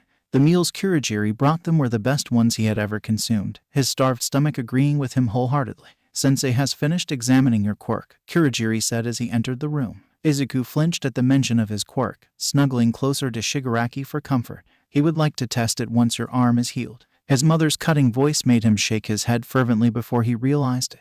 And no, it's bad. Mom says it's bad, he insisted, hiding his face behind his right arm. It's not, Kurogiri stated plainly, but it made everyone go away. He blubbered, full on sobbing now. I don't want you to go away. It's just some stupid quirk, Shigaraki interrupted. If Sensei didn't like it, you'd already be gone. Indeed, we will not go away once we know more about your quirk.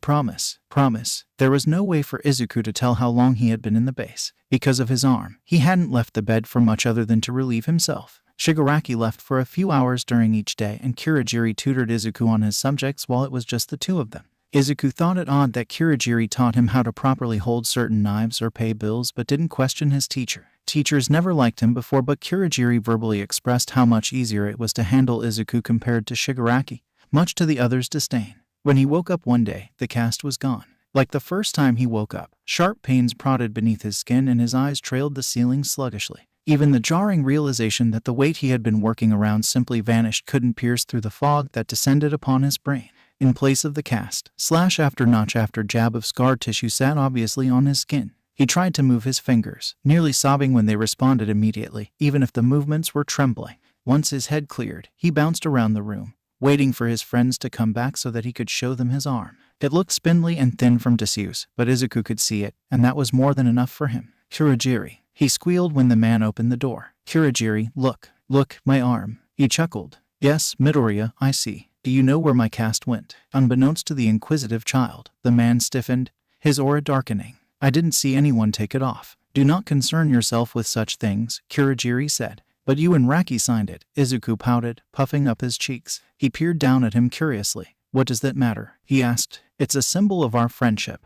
Izuku continued, spiraling into tears. See, can I please keep it? Hesitantly, Kurogiri answered. I'm afraid it has already been disposed of, Midoriya. He glanced up at the room, bypassing the crying boy to pick up a small figurine. Midoriya, hold out your hand. Holding out his right hand, Izuku sniffled. His teacher pressed the figurine into his hand. This is yours now, Tamura, and I want you to have this. Do you accept our gift? Nodding rapidly, Izuku's breath hitched with renewed bawling. Why yes, he stuttered, holding the small object close to his chest. Would you like to know what your quirk is? The sudden change in topic jarred Izuku, but he nodded meekly. Tamura's sensei has deduced that upon touching someone, you can put them into a battle with themselves. He says that according to his analysis quirk, yours pits a person against their insecurities.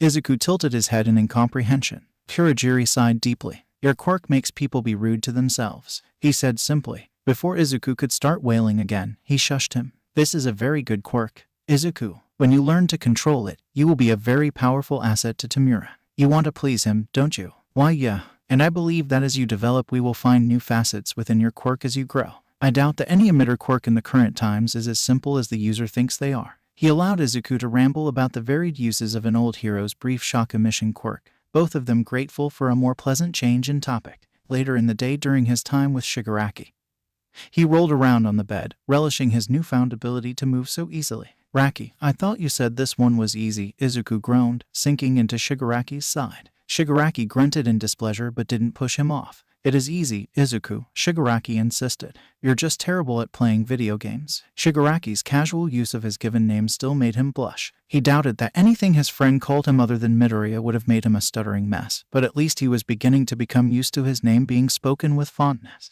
Izuku watched Shigaraki defeat a miniboss with ease and finesse that he did not understand, but he smiled up at Shigaraki anyway. "I think you're just amazing at this, Raki, and I'm a beginner." Shigaraki's cheeks lit up with pink and he shoved Izuku away, causing the latter to laugh and push himself up to look his friend in the eyes and say, "I think you're wonderful, Raki." And as he did every time without fail, Shigaraki's face went beet red and he scowled at Izuku as he latched onto his side. Izuku had a feeling neither of them got hugged much, so he hugged Shigaraki a lot. Once he figured out what kind of reaction Shigaraki had when given an honest compliment, he drowned the kid in them.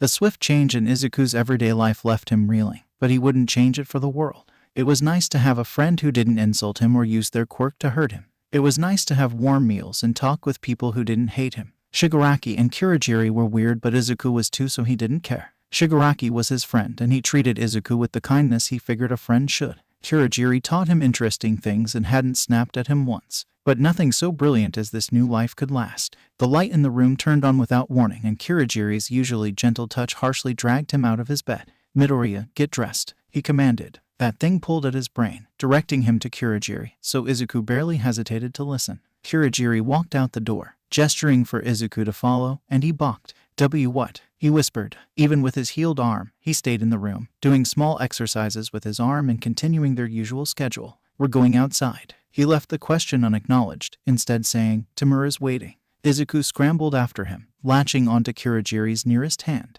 When he glanced down, Izuku huddled closer, frightened by the unfamiliar setting. His teacher allowed the contact, not making a comment. His mood lifted slightly at the sight of Shigaraki, but he refused to meet his eyes. Scanning the room, he found a man, lithe and pale, squirming in a chair. He thrashed fruitlessly against his bindings, a gag muffling his pleas, and a blindfold obstructing his vision. Izuku could still decipher his words, though. The strange feeling got stronger, filling the room. "Use your quirk on him," Kurogiri ordered, using a voice Izuku had never heard before. Izuku whipped around, his scarred arm twinging at the sudden movement. Kurogiri's eyes narrowed and Izuku took a step back. "And no, do it." Kurogiri had never looked at him like that before. He threw his gaze to Shigaraki, pleading for some assistance. But he avoided his eyes once more. The man was kneeling, his exposed chest sallow and cold with sweat when Izuku raised a hand to his chest. Nothing happened. "Curious," Kurogiri muttered, then doubled back to this new persona and shot him a scathing glare. "Use your quirk, now." Something in his chest lifted, an unknown weight dissolving as Izuku tried for them, and the man froze. Shoving down his horror, he stayed put.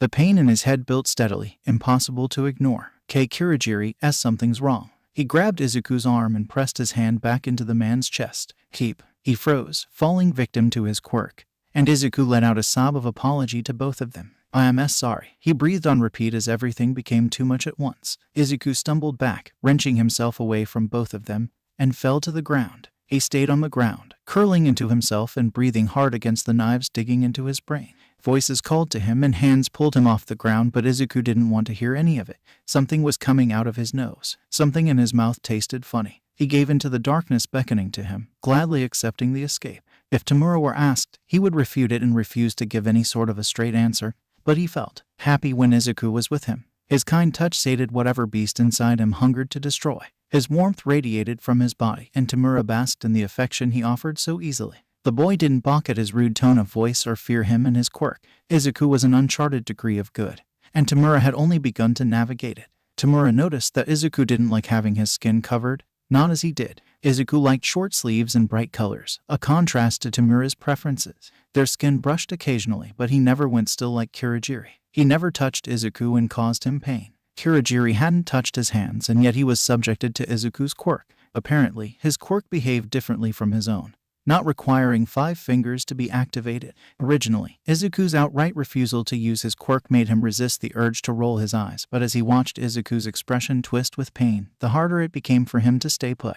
Kurogiri straightened beside Izuku's bedside, his experienced hands ensuring that his friend was safe. Alive. He will not want Midoriya around anymore. You realize this? Tamura understood. He knew that Sensei would have no use for a quirk that damaged its holder so dreadfully, even if the power garnered a certain amount of appeal. That meant Izuku had no use. He watched absently as Izuku fell through Kurogiri's portal, willing himself not to cry. Don't cry. But alone in his room, the silence consumed him with taunting echoes of his friend's laughter. He shivered without the heat of Izuku's body beside him and finally allowed the dam to break. Curled into himself, muffling his cries with his pillow, Tamura mourned everything he gained and lost in such a short amount of time.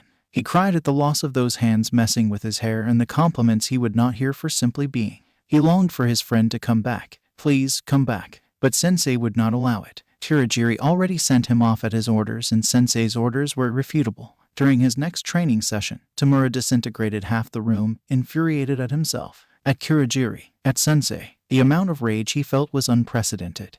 And this time, Izuku was not present to calm him down. Sand blew through the tips of his fingers, chasing after the wind only to fall back a little further from where it started. Izuku thought it was like him. He chased Tamura and fell, gaining something, but not being able to move any further. Izuku sat alone on Dagaba Beach, surrounded by trash, scars racing up his left arm to forever remind him of his time with them. He didn't want to find his way back to an empty apartment. He didn't want to think about how no one would comment on his absence because he had no one. Liars. His mind hissed in fury as he bawled. Liars. They said they would stay. They said they would stay. Promise. He screamed at the betrayal, his voice as wrecked and unstable as he felt. Izuku cried for his friend, his tears landing silently in the sand as the sun set. He cried for those small smiles and blushing faces and loud cheers when he won a game. He longed to catch one more glimpse of the warmth of those ruby-red eyes that were always so relaxed around him. Izuku knew why he was thrown away, tossed out of their lives like he had never been there to begin with. It was his quirk, his stupid, evil quirk. The odd feeling disappeared. Izuku blinked and found himself in his room. He ran his hand over the scars and fought off the tears streaming down his face. He barely covered them up, but he made it a point to never mention them. No one asked either. Mei and her moms knew he'd gotten it at Dagaba, but nothing else. They did not know about his quirk either. He refused to put their relationship with him to chance. In middle school, it hadn't been the trickiest thing to cover them up. The uniforms did the job well enough, and no one ever saw him out of them besides the Hatsumes. Izuku curled up on his bed and stared at the figurine on his nightstand.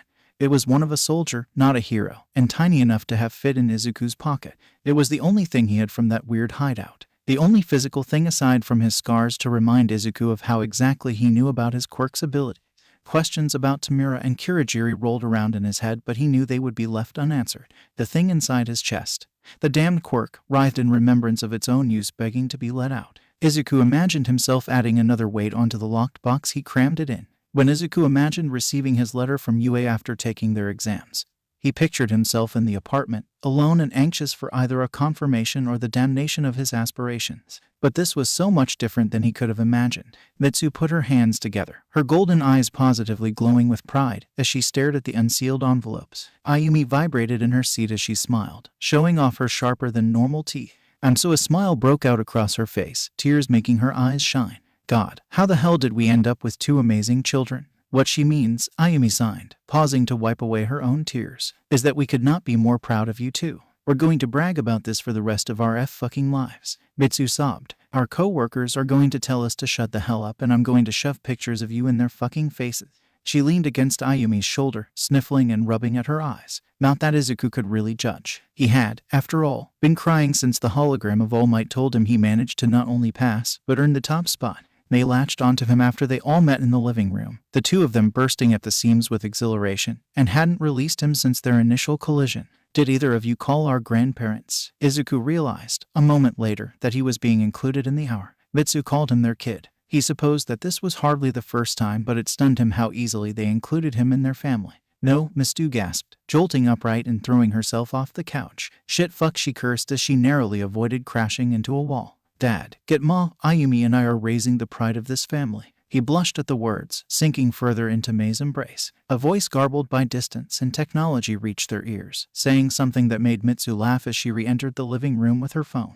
"Dad, I'm talking about our kids, not the robot that Mei exploded in your garage." The man on the other line laughed, then paused. "Wait, kids?" he asked. The ensuing video call left him in a goopy puddle of mush, all the endearing introductions and acceptance jarring him. Apparently, he had grandparents now, which was fucking wild considering he had no parents 9 months ago. Mei giggled, squeezing him with the arms she wrapped around his shoulders. "Shut up, Mei," he muttered, only succeeding in causing her giggles to intensify. Why couldn't he have a cloaking quirk instead of some dumbass empath quirk? The door's enormity was its own brand of intimidation because apparently everything in this school needed to be ginormous. He wondered if there had been a past student with a mutation quirk that made them rebuild the entrances to accommodate them, or if it truly was an intimidation tactic. If his tuition was going to giant robots and large doors, then he had some choice words for whoever makes those decisions. He pushed the door open and thought about simply shutting it again when the sound of Bakugo's aggravated voice reached his ears. And he wanted to say thanks to whatever deity was getting a kick out of his suffering, the loud kid who called him out at the exams. Instead of doing the desired action and calmly retracting himself from the situation, Izuku sighed in defeat and slinked into the room. No one glanced at him, too involved in their own conversations to notice Izuku silently pass the threshold, until someone practically popped into existence in front of him, the smile on her face bright, and pointed her hand at his chest. "It's you, from the practical exams," she said excitedly, breaking the cover of chatter Izuku had planned to use as his shield. People's conversations paused at her shout, their eyes flicking over to them. "I wanted to say thanks, you really saved me out there." "Oh, hey," another student shouted, coming over to them. It was the tailed boy he helped out from under some fallen robots. "You saved me, too, thanks." A large figure stopped behind the blonde with a tail. "I carried you out, you all right now?" Izuku opened his mouth to stutter some response out to make them back off, but a hand chopped in front of his face. Standing taller than Izuku by a margin was the boy with the glasses, his back stiff and straight as he held out his hand. "Your performance during the practical exam was very becoming of a hero. Maybe if I just pretend I don't know what these people are talking about, they'll leave me alone.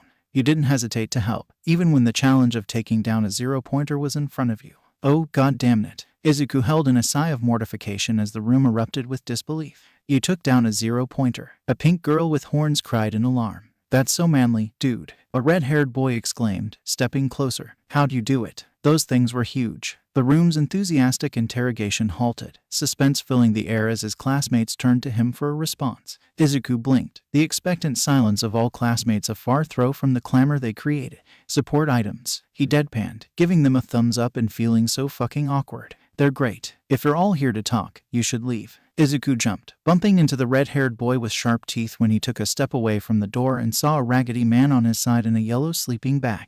"Welcome to UAS Hero Course." He stood and unzipped the sleeping bag, eyeing the students with a blank, tired expression. "It took 8 seconds for you all to shut up. That's not going to work. Rational students know how precious time is." With the sight of him standing at his full height, his capture weapon and hair on display, Izuku wondered if this was some sort of dream. "Eraserhead," he muttered so softly in marvelment he didn't think anyone would have heard him. But Eraserhead glanced down at him, his expression shifting ever so slightly from the bored mask he wore. Izuku could honestly feel his death. Yup, this was how it happened. Death by eye contact. "Hello, I'm Aizawa Shouta, your teacher." His eyes strayed from Izuku, slowly taking in the mass of students that accumulated behind him. Ignoring whatever reason you're all crowding the door, he pulled out UA uniforms from his sleeping bag. "Put these on and go outside." On the way to the locker room, blood-red eyes burned holes into the back of his head. The other students were mingling and talking about Eraserhead's behavior. Some of them complained about missing the orientation ceremony that every other class got to sit in on.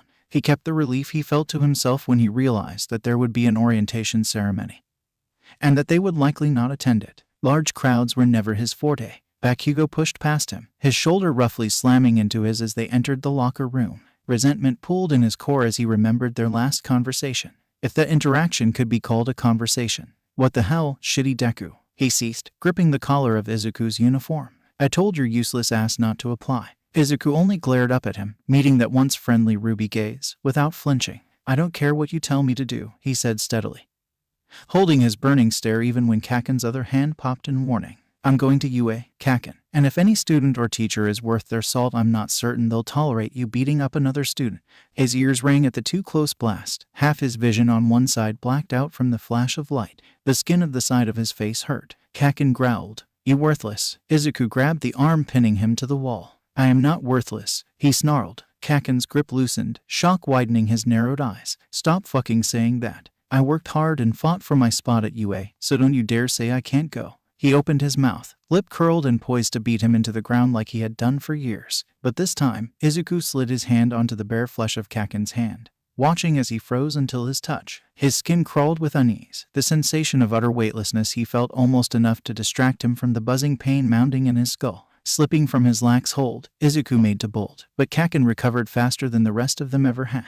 The contact must have been too short compared to the others to put him in a daze. He bit down on his own relief because that meant Kaken had not been hurt like the rest of them. The fuck was that, Deku? He raged, flying at Izuku as he reached the mouth of the alcove. You think you can use your quirk on me? Izuku stopped, swiveling around to face him. His eyes burned with fury, the faded scars on his body tingling. His cheek throbbed with the recent burn. If you think you have any room to talk like that, then you're more of a dumbass than I pegged you for. Catching the right hook, he slammed Kaken into a brick wall. His hands popped with bursts of his quirk, but Izuku thrust his knee into his gut, not daring to allow him any time to recover. Kaken heaved on the ground, giving him the chance to turn tail and dash away. His headache didn't last long. Halfway through changing, a pair of eyes settled on him, making him shove down the urge to let his eyes drift to the source of the pressure on his neck. The room's noise lessened enough for his eyes to finally snap up. Staring, he had dealt with humiliation, a common occurrence. But that had been middle school. This was high school, and he'd be damned if he allowed himself to be gawked at like some zoo creature for them.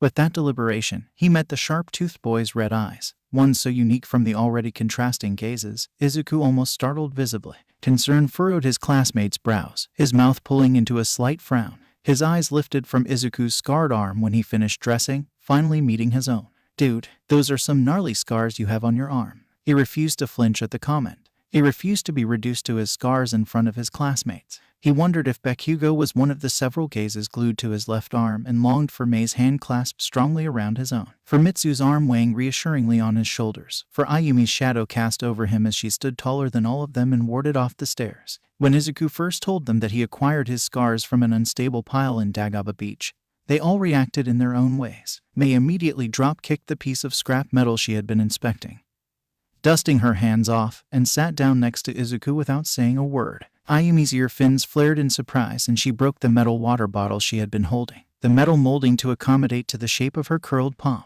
Mitsu's face drained of color, anything expressive in her features dropping. The fact that they were physically present at Dagaba Beach didn't help in the slightest. The confession made them back off on their questions concerning his past for a few days. He was expressly forbidden from going anywhere near Dagaba Beach during that time, and though they couldn't enforce the decree, he obeyed and waited for a chance to explain that he was fine now and knew how to be cautious. Staring into the red-haired boy's eyes, he wondered why people think his scars were their business. It wasn't a shared wound. Hero students. No, people should know how rude it is to call attention to and recklessly point out something that someone can't fix like they need to do something about it.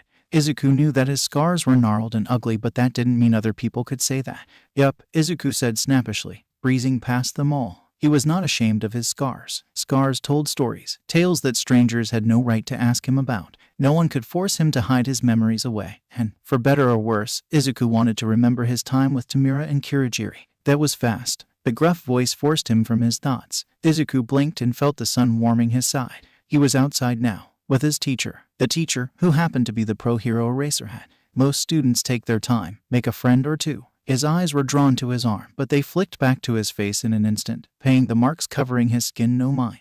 I saw your practical exam, he said, his face not shifting from the bored mask he wore. You cost us a giant robot. Relieved that his respect for his hero could remain intact, Izuku adopted an amused expression. It was going to run someone over, he reasoned, daring to meet his teacher's eyes. I think my actions were justified. Do you really think we would have allowed that to happen? Eraserhead regarded him carefully when Izuku hesitated to respond. Coming to a conclusion, Izuku shook his head. No, he answered, but accidents happen. Sometimes people aren't paying close enough attention, and I didn't want to take that kind of chance when she could have been maimed in an exam, of all things. After a lapse in their conversation, Eraserhead spoke again. You recognized me earlier, he prompted. His aloof demeanor quailed and melted away, heat rushing to his face as he scoured his mind for a proper answer. Yeah, you're my favorite hero, so I basically scanned and analyzed every single bit of information about you I could get a hold on. Nope, no, definitely not. Why, you're a great hero, Eraserhead. Questions whizzed through his mind, his hands twitching for a pencil. I have so many questions. The sound of voices approaching called an abrupt and unfortunate end to their conversation. Class began with a bang, the threat of expulsion now hanging over all their heads, and Izuku ran his thumb over the top of his left hand, running his thumb over the grooves in his skin. Okay, he could do this. Izuku was called for the grip test and picked up the clamp that Yaoyorozu had disregarded. He ignored Ada's comments and hand-chopping, watching the digital number rise as the clamp squeezed. Midoriya, we are supposed to be making use of our own skills. Ada scolded in an affronted manner. I am, he responded dryly. Sensei hasn't said anything, has he? His classmates turned to their teacher, who shrugged. He's making use of his surroundings. Ada stiffened and apologized. The test's moving on. Yaoyorozu ended up at the top for many reasons, and Izuku couldn't wait to analyze her quirk.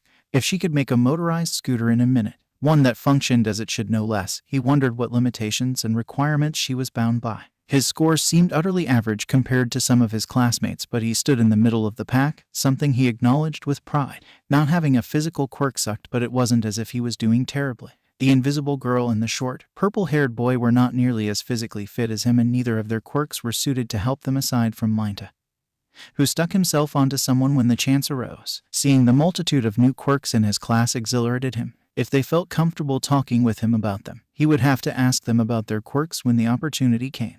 To everyone's immense relief, no one was kicked out on their first day. Why didn't you use your quirk to help yourself out? Uraraka poked him suddenly in the shoulder. His classmates glanced at them, likely wondering the same thing. Why isn't Hagakure using her quirk? Izuku shot back. The girl in question squeaked at the stares that were directed at her. Uraraka blinked in confusion. Not every quirk is physical. Eraserhead's stare burned into his back, reminding him what his file said about him, reminding him of the lie that he kept alive. But he let Izuku walk back into the locker room without a word. Izuku left before any of his classmates could even start switching their clothes. Alone with Eraserhead again in the classroom, he grabbed his notebook and decided that his questions for his teacher could wait while his memories of his classmates' quirks were still fresh in his mind.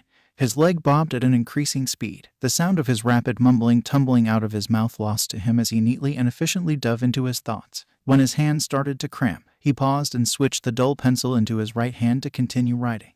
Regrettably enough, Izuku knew there wouldn't be time to make an appropriate page for each of them because of the time restraints and his lack of knowledge. Some of them weren't able to demonstrate the extent of their quirks, and he was sure that each of them had more than the naked eye could see. Hagakure came to mind again as he jotted down questions concerning her refractability. As he commented, her quirk would have done nothing to help her during the practical exam. She did not appear to have enough brute force to break a robot, so perhaps her points were more dedicated to rescue points than to villain points. Or, a small, sneaky voice began, she stole villain points too. It would be in character with her quirk to be more sly than she let on.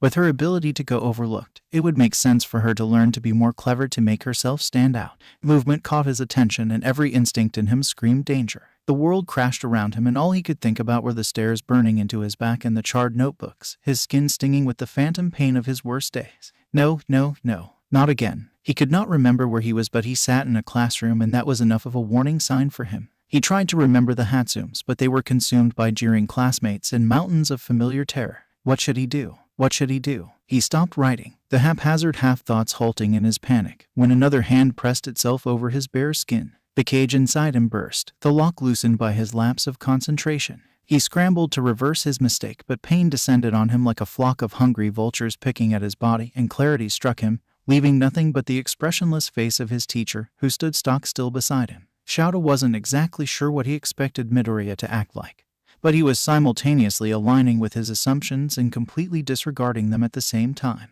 The kid was intelligent, resourceful, and possessed the foresight to build muscle mass. He moved with the dexterity of a fighter and bore the scars on his arm without shielding them. Shouta granted the kid a pass when he dodged Uraraka's question, his deflection enough of an answer for every other student.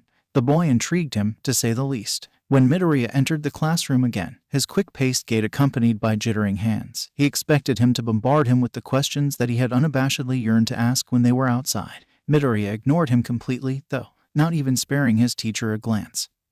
He plopped himself into his chair and pulled out a notebook. He watched his student steadily delve deeper into his own world as his foot tapped quietly against the desk leg, incoherent mumbles reaching his keen ears as he wrote and sketched. The nature of what could possibly absorb so much of Midoriya's concentration evaded his knowledge until he heard snippets of his student's jumbled thoughts. Hadn't he mentioned a hobby during his support gear evaluation? Analyzers in the field of quirks were severely understaffed and undermotivated. Too few could grasp quirk science because the field of study was so abused by people in the industry. Quirk analysts, especially those in support, needed to think further than what their quota would be fulfilled by, but most did not. Students trickled into the room slowly. The one named Kirishima stepped closer to Midoriya, something heavy in his gaze, and Shouta held up a hand and shook his head. He wanted to see how long this kid could continue for. More students came in, taking their seats and speaking, but Midoriya paid them no attention. He paused his writing for a moment, and Shouta wondered if that was it. But then his pencil was in his right hand and he began anew. Ambidextrous, huh? He grimly wondered if the skill had been acquired when the scars marking his skin were bandaged wounds. Shouta had been careful not to stare, unlike some of his students. But he allowed himself the chance to scrutinize his memory of the times during the apprehension test that he did look at his arm. The scarring was old and unirritated. Midoriya's motor skills were obviously intact. The surgical way some of the less prominent lines presented contrasted the more jagged ones, but he chalked that up to whatever medical treatment he managed to find. Bakugo, the aggravatable boy with the explosion quirk, glared at Midoriya with a burning fury of a multitude of suns the entire time they were in the same room. He stood on the edges of the group of spectators that watched Midoriya work. The bell rang and his students filed out. Midoriya didn't seem to take notice. Sighing, Shouta made his way over to Midoriya's desk. He didn't make it far before every bit of movement the boy had been making, the bobbing of his leg, the muttering, the darting of his eyes, all of just stopped, except for the writing. His hand valiantly kept moving, even if the rest of him froze. Shouta dipped forward, trying to catch his eye, but the boy's eyes were worryingly distant. He put his hand over the still-moving one of his student, prepared to say something when everything disappeared, a sudden darkness swallowing him whole. Shouta wondered briefly if the coffee Nedzu forced him to drink during the faculty meeting that morning had really been terrible enough to cause him hallucinations. He wouldn't put it past the rat, but quirk, his brain supplied, remembering Midoriya. He has a quirk. Rage simmered at the realization that this boy had lied on multiple legal documents. Why would he lie so thoroughly to avoid people knowing about his quirk? Should have expelled him. A voice hissed in his ear. His own voice. You should have seen it. You were just distracted. Midoriya. He called over the rising noise around him. No answer. In the midst of the pitch-black expanse, something began forming, a figure. It startled him to see it turn and watch his own face make some twisted combination of a grin and a snarl, words spilling from its mouth. Ripped from the world of nothing and thrust back into his classroom, Shouta fell onto his ass, disoriented. The lights of his classroom assaulted his vision, the world spinning. Midoriya, he said hoarsely. Instead of an answer, Shouta heard hacking coughs, and he hauled himself upright. Facing the wall, Midoriya braced himself against the wall and coughed blood into his hand in an attempt to stop the liquid from spewing everywhere. His legs buckled and Shouta caught his quaking body. And Mike Core, he didn't manage anything else before delving into another fit of wet coughs. Standing, Shouta burst out of his classroom and sprinted down the halls, distantly aware of the fact that he bypassed several lingering students. But he could care less when his student was coughing up as much blood as he was. Midoriya stops coughing, his body going dangerously limp, and Shouta bolts down the halls with renewed speed. Shouts follow him in the voice of one of his co-workers, but he ignores them, not stopping until he reached the infirmary. He barged inside and put his student down on an empty bed. Shuzenji is by his bedside in a moment. What happened? Fuck, what happened? Shouta wasn't sure if he could accurately answer that. I don't know. She cut him a sharp glare. He used his quirk. I don't know, he stressed. Quirk? She questioned. I thought he didn't have one. It had been a big deal for the UA staff when it was announced that a quirkless kid made it into the hero course. He would have been the first. I guess we know why he never used it, Shouta muttered darkly. Shuzenji cursed loudly. Aizawa, chest compressions, now. His blood turned to ice, but he obeyed the order. This was not how the year should be starting. This should not happen at any point in the year. Too much time passed, seconds and hours all at once, as he pressed down on Midoriya's chest. He pushed harder, hoping that he wasn't hurting his ribs too much, but damn it. He would rather have the boy whine about pain than not be able to feel anything at all. Please, Shouta begged the boy on the bed. Please, just breathe. Mercy must have been given because Midoriya's body lurched up, a wet cough sending blood spewing from his mouth. Shouta didn't dare step away. No one could drag him from that spot, because what if his student stopped breathing again? What if he died again? He wheezed for air, choking on the blood that stained Shuzenji's pristine sheets. Shouta's hands, nauseatingly sticky from blood, were there before he could think, rolling Midoriya onto his side. Shuzenji kissed him and he melted into the bed, every bit of his energy spent, breathing ragged and stuttering. Midoriya gulped in every ounce of air he could manage around the liquid in his throat. He stared at nothing, then his eyes focused and flooded with tears. His hands, both of them red with his blood, rose to shield his face as he sobbed quietly. The realization dawning on Shouta was not a pleasant one. This has happened to him before. The notion was terrible, horrifying, but Midoriya knew what that experience had been. Shouta could not concern himself with anger if he tried. No wonder his parents felt they had to lie about their son's quirk. If he used it for he glanced at the clock. That short amount of time and he ended up dying. He shut down that particular train of thought before he lost himself in the panic. Midoriya flinched when Shuzenji moved away from his side. Shouta did not know how she could do that. Did not know how her face could be so calm when his student's blood dotted the pastel colors of her doctor's coat. Midoriya curled further into himself when Shuzenji spoke, her voice soft and steady. I'm not entirely sure what caused that, but he will fall asleep soon. I'll call his. She stopped and hummed in annoyance. I'll call the Hatsumes, I suppose. The Hatsumes? He asked, his tone dangerously close to snappish. What about his parents? She sighed, glancing at Midoriya's unconscious form. His mother is the only relative he has, but the last time I spoke with him about her, he insisted that she was too busy to bother. Shouta's disdain must have been plain on his face because Shuzenji made a noise of agreement. I know, but he wouldn't budge. The Hatsumes are good women, though. He trusted them. His medical file is worryingly empty, too. What? Finally, his feet unglued themselves from his previous spot, allowing him to whip around to face her. But his arm. I know, she interjected grimly. That kind of injury combined with his lack of disability would require extensive procedures and physical therapy. Shuzenji called the Hatsumes. The implications of their resident mystery student left to settle. Hello, this is Recovery Girl from UA High School. I'm calling about Midoriya Izuku. She glanced at Midoriya's file once more before tossing it aside with a roll of her eyes. At the moment, he is stable. But is there anything you could tell us regarding his quirk? The line went silent before a garbled voice said something. No, you heard me correctly. I would like any information possible on his quirk. She paused, listening to the woman talk with a pinched expression. I see. If you could make time to come to UA, all right? Thank you. I will tell the principal to expect you. Shuzenji clicked her tongue in annoyance. No file, no way to contact his mother, no information on his quirk, and that woman didn't even allow me to explain his condition. With the time given to them, they situated Midoriya properly, hooking him up to a monitor. After pulling it to Midoriya's bedside, he sank into one of the plastic chairs provided. The door banged open and Hisashi burst inside, huffing and disheveled. Shouta, he gasped, his shoulders sagging in relief. Hisashi, he greeted monotonically, all his energy drained away with his adrenaline. There was blood, he explained, jerking his thumb to the general area outside of the infirmary. There's a lot of blood in your classroom, Shu. His eyes gradually drifted to Midoriya and widened behind his tinted glasses. He rushed to the other side of Midoriya's bed. What happened? He asked, scanning his prone body for injuries. Shouta explained the situation, Shuzenji intervening where he wavered, and Hisashi returned his stare to Midoriya with shock coloring his features. His quirk killed him, he whispered, rightly horrified. That is the unfortunate conclusion, Shuzenji replied solemnly. And his emergency contacts, who are not his parents, are on the way. Yes, Shouta rubbed his head to stave off the oncoming migraine. Something is wrong here, but we need more information. Something this boy seems to be particularly skilled in hiding. Hisashi said, his jaw, eyes sharpening. I'll inform Nedzu. May scan the cafeteria.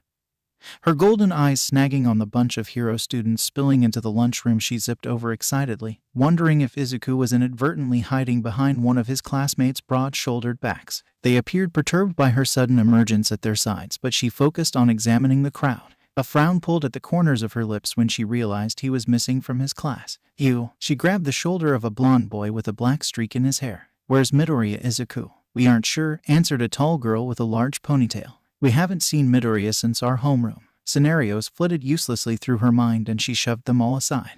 Not one of you has seen him. They shook their heads and her worry skyrocketed into the stratosphere. The last time he went missing at UA, he ended up in the infirmary with injuries and new scars. So where was he now? Her cell phone rang, jolting her out of her thoughts. Stepping away, she answered the ringing. Hatsume, future CEO of Hatsume Industries, she recited with a distinct lack of her usual enthusiasm.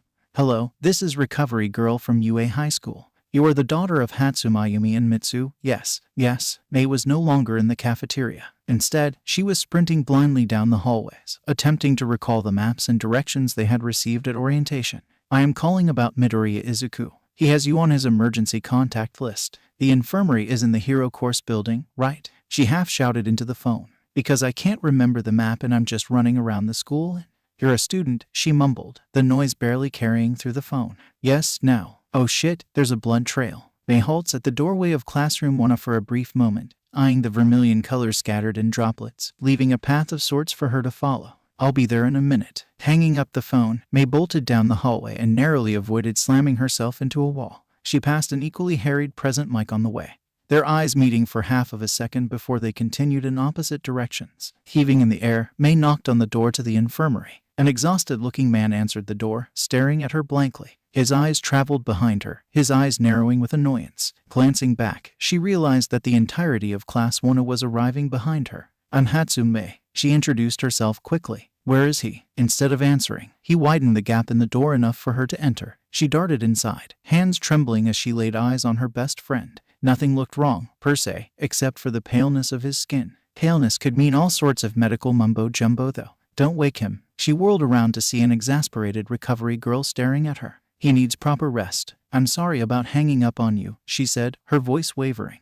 "Please, what happened?" "I'll let Aizawa explain that to you," she sighed, gesturing at the man standing in the doorway. Shouta did not possess the patience it would take to deal with them right now. "Why are all of you here?" he asked, knowing the answer. "Sir," Ida shouted, "we are concerned for Midoriya's well-being and health. Shoji informed us that Hatsume was contacted because he was in recovery girl's care. Don't forget the blood trail," Ashido commented, her eyes darting around in an attempt to peek into the room behind him. "There was a blood trail." "Aizawa." "Yes, Bakugo." He sighed. "It's the nerd's quirk, isn't it?" Shouta barely kept the disinterested expression on his face. Bakugo knew. "Why? Since when?" "Go inside, Bakugo." Outraged cries burst from his concerned students, but he ignored that, preoccupied with the newest addition to the mysteries of the day. "Leave," he commanded. "Midoriya needs rest and you are all too loud." Before they could refute him, he shut the door in their faces. The room remained quiet, despite the additional people in the room, and Shouta lamented the fact that he needed to break the peace in the room. "We have questions for both of you." They both turned, eyeing each other up. "How do you know Zuzu?" Hatsume inquired suspiciously. "He's never mentioned you before." "I've known him longer than you, Shitreg," Bakugo fired back. "And he's never mentioned you, either." "Stop antagonizing each other," Shouta ordered, flaring his quirk in warning. "I will kick both of you out if I need to. Our questions can wait." The pair thankfully shut their mouths and waited, glaring at each other. He did not want to even begin unpacking the meaning behind that short-lived interaction, so he leaned against the wall, hands clean of blood but still pink from the scrubbing, and stared them down. "Do both of you know about his quirk?" Hatsume's head snapped up. "He doesn't have a..." "I knew." Bakugo cut her off. "It's a fucking mystery to me how it's so fucked up." Shuzenji slapped his arm. "Don't curse like that in my workspace." Hatsume looked between all of them in confusion. "What are you talking about?" she implored. "Deku has a shitty quirk. Dreadlocks." Bakugo snapped. Shuzenji whacked his arm again and he tisked. "Moving on," Shouta drawled. "Bakugo, do you have any details? If you're that curious, why don't you check his fuck fine? Through that journal he's so obsessed with." "Quirk analysis," Shouta realized. Bakugo might be onto something. "Go to the classroom, grab his bag, make sure his notebook is in it, and bring it back here." He stiffened. "Don't tell me what to. Do as I say or you'll be expelled." Shouta pinned his student with a stare, forcing him to relent. The door slammed shut behind him. Ajiro stared at the blood on the wall, on the floor, and on the desk, bewildered along with the rest of the class. They had returned in hopes of figuring something out, because what the hell kind of quirk injured the user? But the moment they were inside the classroom, they stopped short at the scene before them. "Dude, those are some gnarly scars you have on your arm." Was he even going to get the chance to apologize for that? Bakugo appeared out of nowhere, shoving past all of them, and barely paused at the scene worthy of a horror movie to pick up the lone backpack left in the room. He rummaged through it while the class tried to pry answers out of him. Apparently, he found whatever he was searching for because his palms crackled with explosions and he was gone, leaving them alone without any answers. Again, Bakugo returned not long after his departure and shoved the backpack into his arms. "His shitty notebook is in there," he growled, taking a seat on the far end of the room. And by God, the contents of the notebook were terrifying. His coworkers all had pages chock full of analyses on them and ways to completely destroy them in combat and negate or avoid their quirks. The suggested paths for improvement were interesting, and the questions he posed were looking into some things Shouta hadn't even thought of. "I don't think what you're looking for is in there." He looked up to see Hatsume's eyes locked on the notebook. "Zuzu has way too many of those things lying around. If he was doing an analysis on himself, it would be in an older journal, maybe even have one of its own." "Do you know where he keeps them?" "Yeah, they're all scattered in a few different locations. But I'll get them for you." Shouta nodded. "I'll arrange for one of the teachers to escort you wherever you need to be." "Do my moms know?" she asked suddenly. "They were the first ones I called," Shuzenji assured her. His attention strayed from the notebook, looking between the two students in the room. "Do either of you know anything about Midoriya's mother or how to contact her?" If anyone were to possess information on his parents, mother, or father, it had to be one of them. Hatsume bristled instantly, her demeanor becoming closed off and furious. You'd be better off not contacting that hag at all, I think, she spat, eyes narrowed in resentment. Or maybe you should. Then I can see what kind of shit person it takes to leave her son alone for months on end.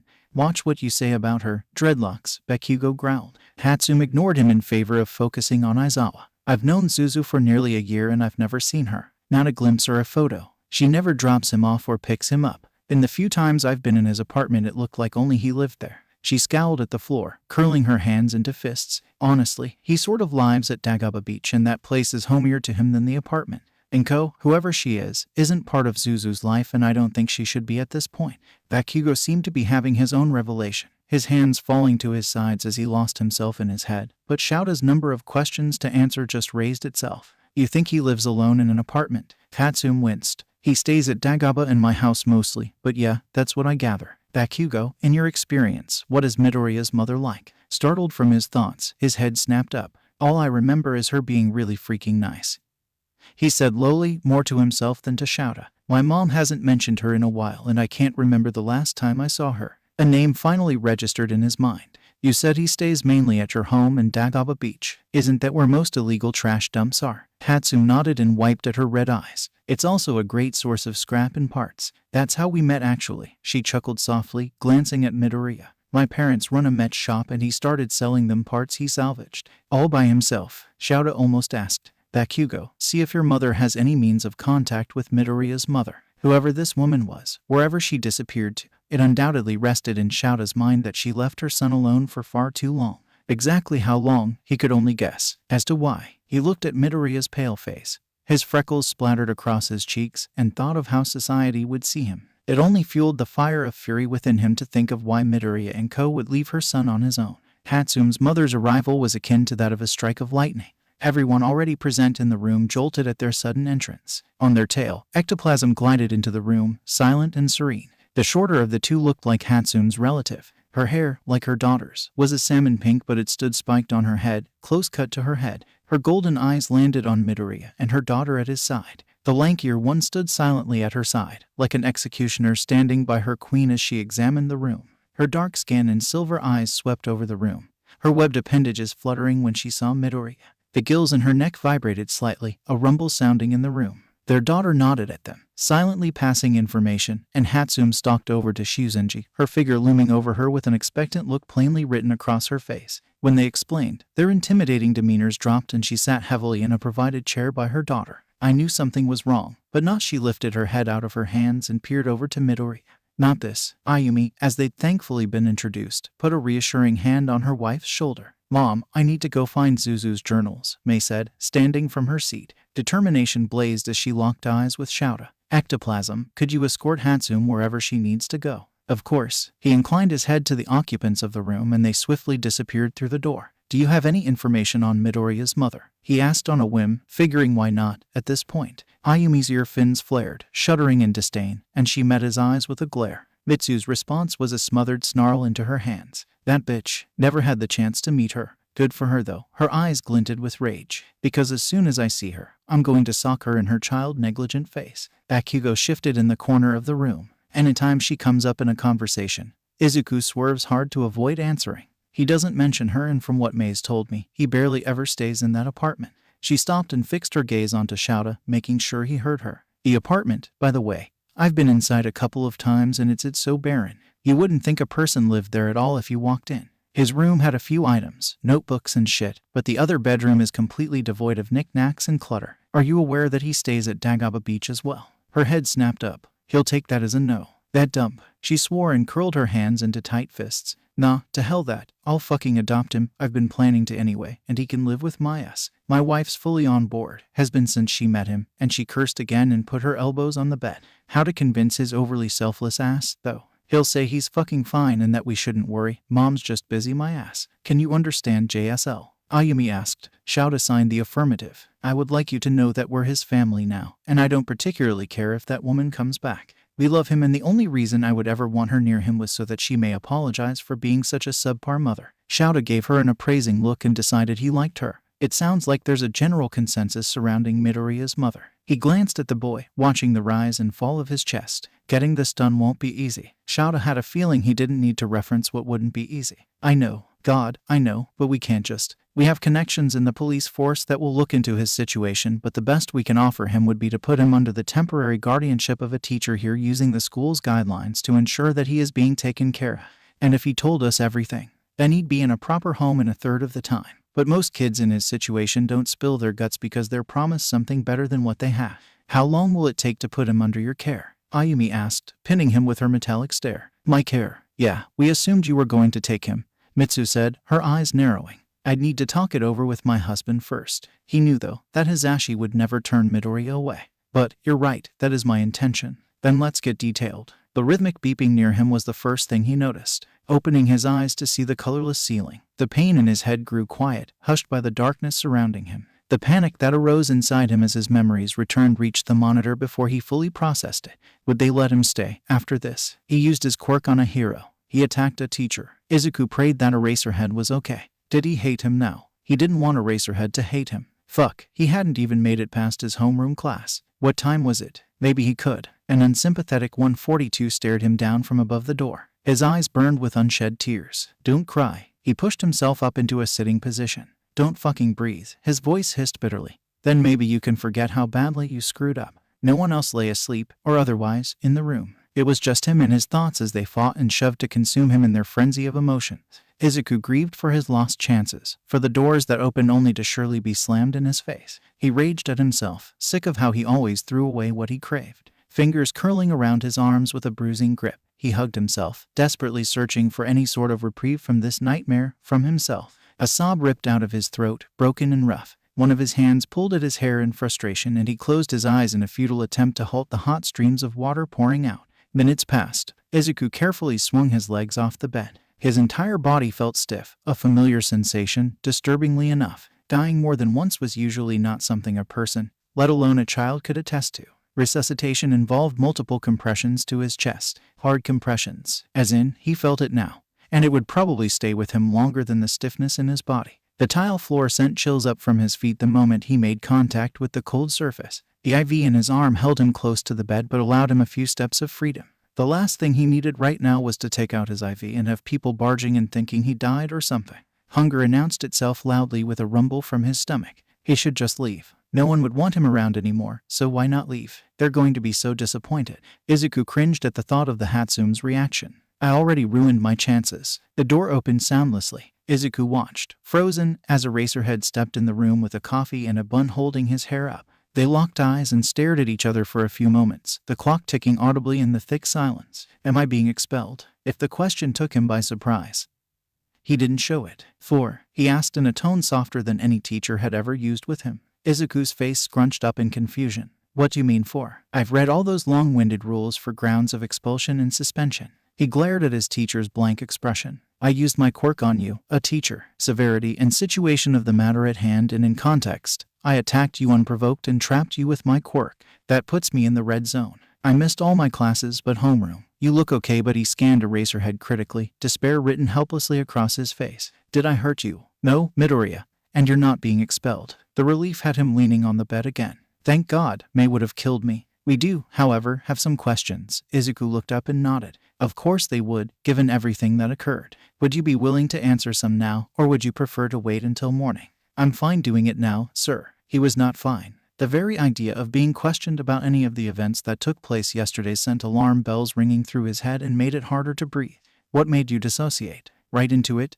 No prep. Just going for the jugular. This place is too new, Izuku replied uncomfortably. And I'm too used to being in my middle school. And what about your middle school made this the norm? I didn't get lost in my head often, Izuku said firmly. I just got scared. He finished lamely. Of what? I got beat up a lot in middle school, he confessed, feeling his face heat up. People like to break my things, but I swear I never used my quirk on them. If I did, I don't think I'd be here now. He tapered off with a nervous chuckle. Eraserhead's expression shifted slightly. Because of your quirk or because of the students at your old school? he asked carefully. My quirk, Izuku threw out quickly. Sure, they all hated me, but they would never go as far as, were you protecting your notebook? Izuku's mind snapped out of his defensive stupor in an instant. Excuse me. Eraserhead turned and grabbed something off of a nearby table. His notebook, he realized, but not his current one. These contain in-depth analyses of heroes and villains alike, sketches, as well as questions and observations. You have listed flaws and limitations pertaining to their quirks and their skill sets. There are even suggestions for how they might improve themselves. Eraserhead looked down at the worn notebook he held loosely in his hand. There are multiple scenarios written about how to effectively take down each of your entries. I know the support department would go crazy over some of these designs for gear. You could make an insane amount of profit advising heroes and helping them improve if their pride could handle you scrutinizing everything they have yet to improve on. Izuku's face burned, suddenly taking inventory of the fact that all his notebooks were stacked behind Eraserhead. He picked up Izuku's previous notebook, the one Bakugo blew up. There are several with torn pages and crispy edges. It's no wonder you felt threatened when you thought you were back in hostile territory. Why do you have all my notebooks? He squeaked, eyeing the bright colors of his first few journals. God, he'd gotten those when he was 6. Why were they all here? We thought we might find something about your quirk in one of them. Instead, we found a breakdown of all our staff and too many heroes to count. Very dangerous information you've compiled in all these. I like the ideas you have down for my goggles. Mike certainly got a kick out of your word vomit. Thank you, Eraserhead. He glanced at Izuku. Call me Aizawa, kid. I'm your teacher. Oh okay, he agreed. I'm off track. Aizawa set his notebook down. What's your quirk? Izuku's flush disappeared, leaving him pale. His hands fidgeted as he avoided his teacher's eyes. Well, I don't actually know that much about it. Do you always die when you use it? No, but it always hurts. He clenched his jaw. I can't lose focus either, or else I might accidentally use it on someone. Aizawa leaned forward, catching his eye for a moment. What does that mean? And my quirk, it's touch-based but all it needs to activate is skin on skin. I don't need all 5 fingers. Izuku peered down at his hands. I used to wear gloves but I couldn't keep buying new ones. The silence, though it only lasted a second, made Izuku stiffen. I didn't see much when you used your quirk on me. It was all dark. I could only see myself and then I heard my own voice. Something started coming into view and then you pulled me out. Izuku sighed in relief. That's good, he muttered, relaxing slightly. What would I have seen if you hadn't pulled me out? He said it cautiously, like he knew Izuku possessed a quirk that could hurt everyone he touched. The careful flatness of his tone nagged at Izuku's nerves, his instincts demanding he lie, skirt the truth, anything to keep him safe and unhated. Sir, I honestly don't know what you would have seen. Izuku started.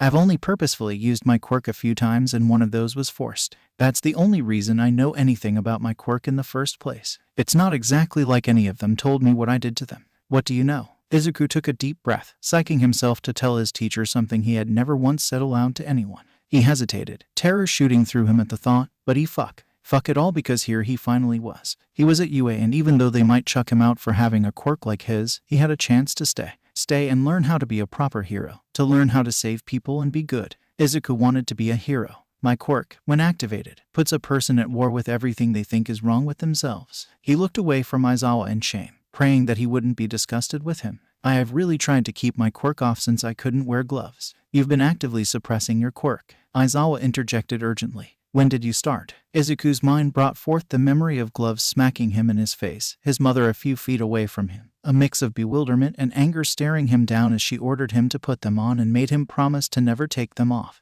Don't touch me. Her voice shook, but he could tell it wasn't from fear. Don't touch anybody ever again. Her shouts echoed inside his head, the gloves too big, the air outside too warm, as he wandered around the apartment complex. She didn't want him to touch her because of his quirk, so that meant she would be nice if she knew he wouldn't ever use it, right? I think I was 5. He says it as if he was encased in a memory again.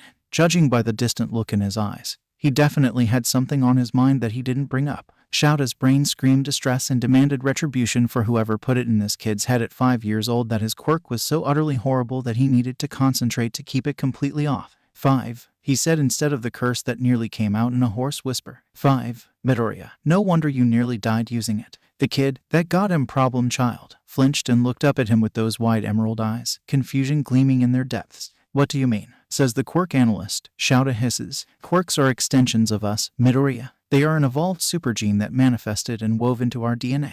It is a part of your very being that you have focused on keeping down. For 10 he stops and holds his coffee mug tighter. You've denied your body and mind access to your quirk and it puts too much stress on you when you do allow it some leeway. 10 years of constant suppression and then sudden usage would kill anybody. The realization that dawned on his face let Shouta feel some sort of relief. At least he knew the why now. But this new development glared in the face of any comfort he'd found.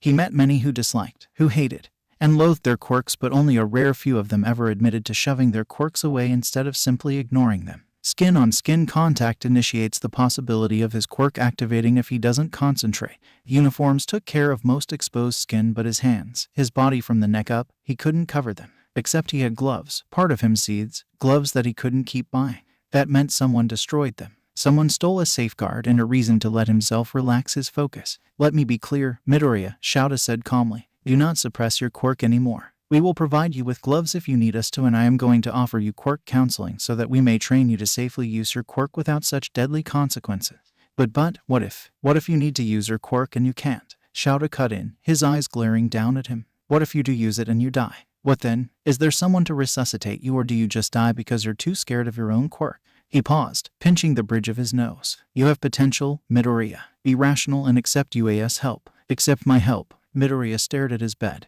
thinking hard for a few moments. When he looked back up, Shouta resisted the urge to grin. I accept your offer, Aizawa-sensei. Can I go to class? Recovery girl mocked with distaste. I feel fine, I promise. Izuku pleaded, attempting to placate recovery girl. She scoffed, Aizawa walking in with another cup of coffee. You were dead for 2 minutes several hours ago. You are not going to class. Izuku dropped his head into his hands and groaned in despair. They'd been doing this for 5 minutes, her shoving medical jargon down his throat, him refusing to swallow it.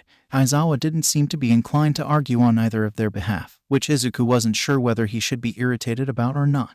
No offense, but I have more experience with this than you do. I know I'm okay, he insisted. The first time it happened, I walked home with stiff muscles, slept, and went to school the next day, good as new. The stiffness passed, so I'm good to go. Good as new was stretching it a little. The day after the sludge villain incident, Izuku had nearly skipped school because of how terrible his body felt. Apparently, being nearly suffocated to death and, later, actually dying was not the best thing for one's body. She pressed her lips into a tight line. How many times has this happened, exactly? Recovery girl stepped closer. Who helped you afterward? Nobody, he almost snapped. It only happened one other time. Now will you please let me go to my classes? I already missed pretty much the entire first day. Young man, I assure you, your excuse is irrefutable. She tapped her cane on the tiled flooring and glanced back at his file. You woke up 30 minutes ago. I still need to give you a thorough check. Homeroom is in an hour. He turned to Aizawa, searching for any kind of assistance he might find.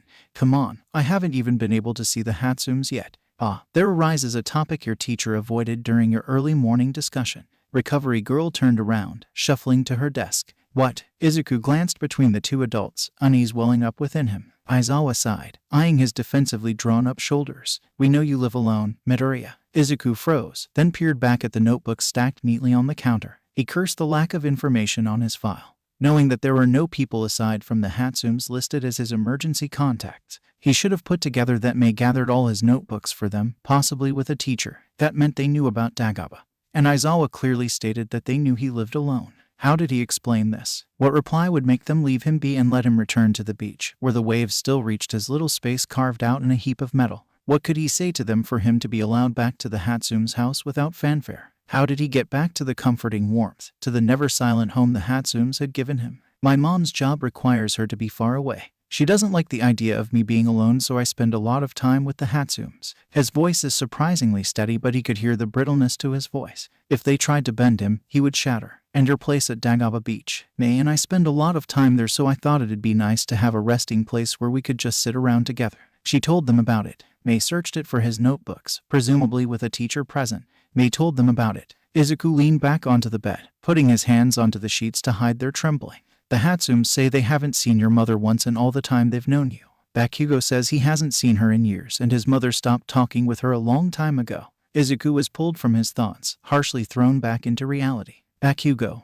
Nope. Bakugo. He was here. He's the only other person we know that has had experience with your quirk, Aizawa says. But let's not stray from the topic at hand. Your apartment is barren of anything that would make it a home, including a few basic items. I'm minimalistic. Even if that was a good answer, minimalists still eat, Midoriya. Who says I don't? The lack of virtually any food except for granola bars. Ah, but the granola bars are not a meal, Recovery Girl said shortly. I eat with the Hatsumes, so I've heard. You eat with them each day. Is your mother so preoccupied that she has absolutely zero time to spend with her son? Abruptly, he asked. Why isn't she on your emergency contact list? Izuku's eyes twitched, internally scrambling to patch each hole Aizawa poked in his story. Was he abruptly changing the topic to try and catch him off guard? Was that what this was? Still, Izuku hesitates, even though he knows it'll be the death of him, and sigh.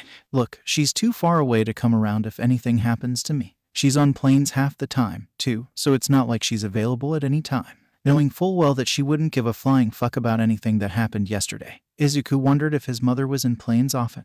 Aizawa doesn't pause. What is her phone number? Izuku knows he isn't leaving with his life intact. Not when his teacher is being so damn nosy. I don't know, Izuku muttered, an icy feeling spreading through him. Does she not call you? From what we know, she doesn't visit you. She's just busy. Okay. His voice was failing him now. Old lies he used to tell himself coming out cracked and quiet. She didn't abandon me. The rapid-fire questions stopped, Aizawa's voice unfaltering and firm. Midoriya Izuku. Under the power of the Pro-Hero Child Care Acts, I invoke an emergency foster license and revoke your mother's guardianship, effective immediately. You will be staying with my husband and I until your home situation has been thoroughly investigated. If it is deemed fit for you, you may return. If not, we will have to discuss more permanent actions being taken. Izuku blinked and stared directly into his hero's eyes, attempting to gauge whether or not he was serious. Really? He asked, drawing out the word. He looked at Recovery Girl, who gave her full attention to the document she wrote on, and frowned at the glimpse of amusement he caught. Can he really do that? Is that allowed? Yes, she answered decisively. Behave for him and Yamada, would you? Who the hell was Yamada? Izuku wouldn't be going off to live with people he didn't know. No way in hell. But the Hatsumes have graciously offered their services to pack your belongings while school is in session, Aizawa stated, cutting him off. We will be meeting them at your apartment to make sure they didn't miss anything, and then we will go to my home. Hold on, Recovery Girl. I'll be expecting him in class. With a nod to her, he left the room. A moment of silence filled the room, static filling Izuku's ears. Fine, you're free to go after this checkup, she muttered with a scowl. The uniform they gave him was too big. Not enough to hinder him but enough for him to notice. The gloves he wore were meant for when he worked with Mei, so they were kind of bulky and not meant for wearing during everyday life. Not that it mattered. It was such a slight change compared to everything else. So why the hell would it matter when his sense of normalcy and his life was going to be uprooted? Was this why people said the first days of school were the worst? Was this why people said school was hell? His experience felt unique. He certainly hoped no one else had to go through what he had. Regardless, too much shit happened. Let's check things off, see where Izuku feels like he wants to go ape-a-shit, and go from there. He made it into the hero course. Yeah, he went to class and did not get expelled, but people stared and commented on his scars. Not the best, but alright. At the end of homeroom he had a flashback and accidentally attacked his teacher with his quirk. Not good, not fucking good, man. Then he died and was resuscitated. Could have gone worse, I guess. He missed all of his goddamn classes and his notebooks were thoroughly looked through by his teachers. They probably saw all the fucking comments I made about their costumes and gear. They hate me now, don't they? They only have his notebooks because Mei searched for them and somehow brought them all. Mei told them. Mei told them. Mei told them. He was offered quirk training. Nerve-wracking and terrifying, but kind of nice to think about. What else? Oh, let's see. His teacher forcibly acquired guardianship over him. There we go, that's the kicker. Now, not only does he not get to return to Dagaba or the Hatsume's house, but he's being forced to live at Aizawa's instead. A man who he trusts as a hero. A man who he does not know in the slightest. All he really knows is that he is a teacher and that does absolutely nothing to quell his concern. Here seems like a good place to lose his goddamn mind.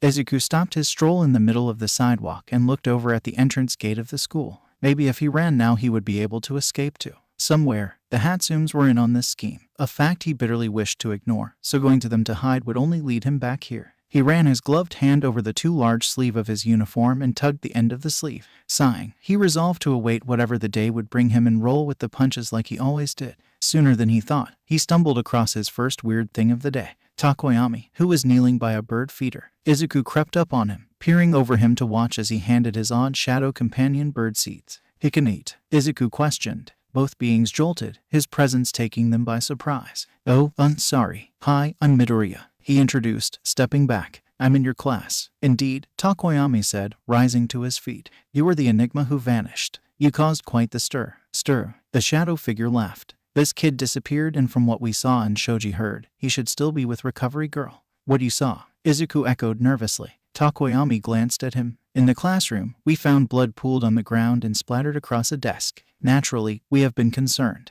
Izuku let out a squeaky huh, tugging at his gloves. Yeah, I can see where you're coming from. I will not pry, but do exercise caution. You are an intriguing character who I would loathe the demise of. He gently pet the shadow, which stayed small at his side. Thanks, he gave them a smile. So, do you have a name? Izuku said to the purple blackbird thing. He sort of reminded him of Kirigiri, with his similar colors and glowing yellow eyes. His name is Dark Shadow. He is my companion. Dark Shadow nodded and waved one of his clawed hands at him. It's nice to meet both of you, Izuku said cheerily, offering a toothy smile. Takoyami stared at his face for a moment, then laughed when Dark Shadow hid behind him. Sorry, Izuku spat out quickly. Did I do something? Takoyami shook his head. A grin spread across his face. No, you have not committed a misdeed, he assured. Dark Shadow just tends to shy away from brightness. He paused, meeting Izuku's eyes. You are very bright. Izuku tilted his head to the side for a moment, unsure of what he meant. The meaning clicked and he felt heat rise to his cheeks, eyes widening as they both kept staring at him. Thank you. Izuku played with the end of his sleeve. I hope we'll get to know each other better. Takoyami smiled down at him and Dark Shadow winked. Class will begin soon. We should travel to our homeroom. Yeah, Izuku agreed. When they walked in, their small talk was immediately cut short by Iter rushing over to them, his hand slicing down in front of Izuku. Midoriya. Wow, look at that. Everyone was staring at him now. Are you all right? We are all very concerned. Izuku inched past him, waving goodbye to Takoyami and a receding Dark Shadow. Yeah, I'm fine. No need to worry, Ida. But, despite his claims, when he sat down at his desk, everyone, sans Bakugo, was most definitely waiting for an explanation. What the hell are you extras doing by my fucking desk? Oh, thank God, Bakugo's here. He never thought that would be a sentence he would say. We're worried about Midoriya, man, Kaminari shouted. We weren't allowed to see him and there was a ton of blood. Not my fucking problem, Dunce face. He set his bag down and scowled at their classmates, ignoring their protests. Beat it, he ground out. Nicely enough, they did scatter, going back to their own groups. Aizawa entered, ordering silence. Izuku refused to look at him. He had entirely forgotten about their hero course lesson. With all might, Fuuk. He really didn't want to deal with his righteousness right now. I am entering the room like a normal person. Izuku groaned internally, resigning himself to the overwhelming exasperation. When they changed into their costumes, no one made a comment on his scars, but he felt their eyes. He brushed it off. He dealt with it before. He could handle it now. His costume was a dark green jumpsuit, holsters and pockets present for his support gear. He wore black gloves that ended above his elbows under the jacket he made and pulled up his hood, fixing it into place. His respirator could lay on his neck for the moment until he knew what they would be doing. Goggles sat at the top of his head, black and akin to eraserheads in style. Hatsume and Mitsu were both trained in combat. Granted, they mainly knew self-defense, but that was a major step towards a decent offense. They gladly taught him what they knew. Falling right, training your body to react with form in mind. How to block and slip from someone's grasp, they taught him in May everything. Wow, Midoriya, that costume is so cool, Uraraka said, appearing at his side. Her voice dropped and she gave him a sideways glance. You actually are okay, right? You don't need to sit out or something. Izuku nodded firmly. She nodded back, accepting his answer. Man, all of you got such cool outfits. Hagakure whined, her gloved hands twisting in the air. I have to agree. Yaoyorozu looked down at her outfit with a pinched face. This leaves something to be desired. Izuku looked between them with mild confusion. You both know they could have made your costume with your hair or something, right? They take your DNA and incorporate it so that it works with your quirk. What? Hagakure deadpanned as Yaoyorozu struggled to find the right words, settling for a miserable groan. If you contact the department, they won't refuse you. If they do, then I think you should report them. For what? A nasally voice snickered. Liking the ladies. Izuku grabbed the purple-haired boy by the back of his clothing and pulled him away from the girls. Touch them without their permission,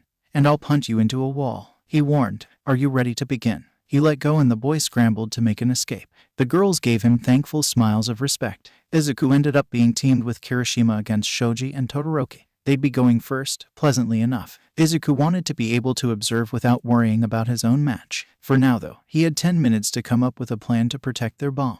Your quirk is hardening, he stated, loading his gun. I can't use a quirk, but that hardly matters. Hey, Midoriya, about yesterday. We can talk about that later. Izuku cut him off. We're against two powerhouses and we don't have time to waste. Are you willing to make a plan with me? Kirishima looked put out, like he still wanted to say something. Yeah, let's win this. Izuku grinned. Alright, give me feedback as I start saying things because I tend to talk a lot. Right, so Todoroki has a temperature manipulation quirk, but he's frozen his left side. Maybe he won't use his fire. From what I gather, he's got extraordinary ability and control. He could, theoretically, try to freeze us out. What we do then? Izuku raised an eyebrow, raising his gloved hand. Your quirk should be able to break through ice, and my gloves aren't just for show. They are useful. Good points, good points. After that, they'll come in. Todoroki seems like the loner type, but Shoji is friendly enough to try and plan with him. His quirk is great for surveillance, but he's strong too. I think you should guard the bomb, Kirishima, while I be the first line of defense. My support gear works long and short range, and I don't know how much training you have in close combat fighting.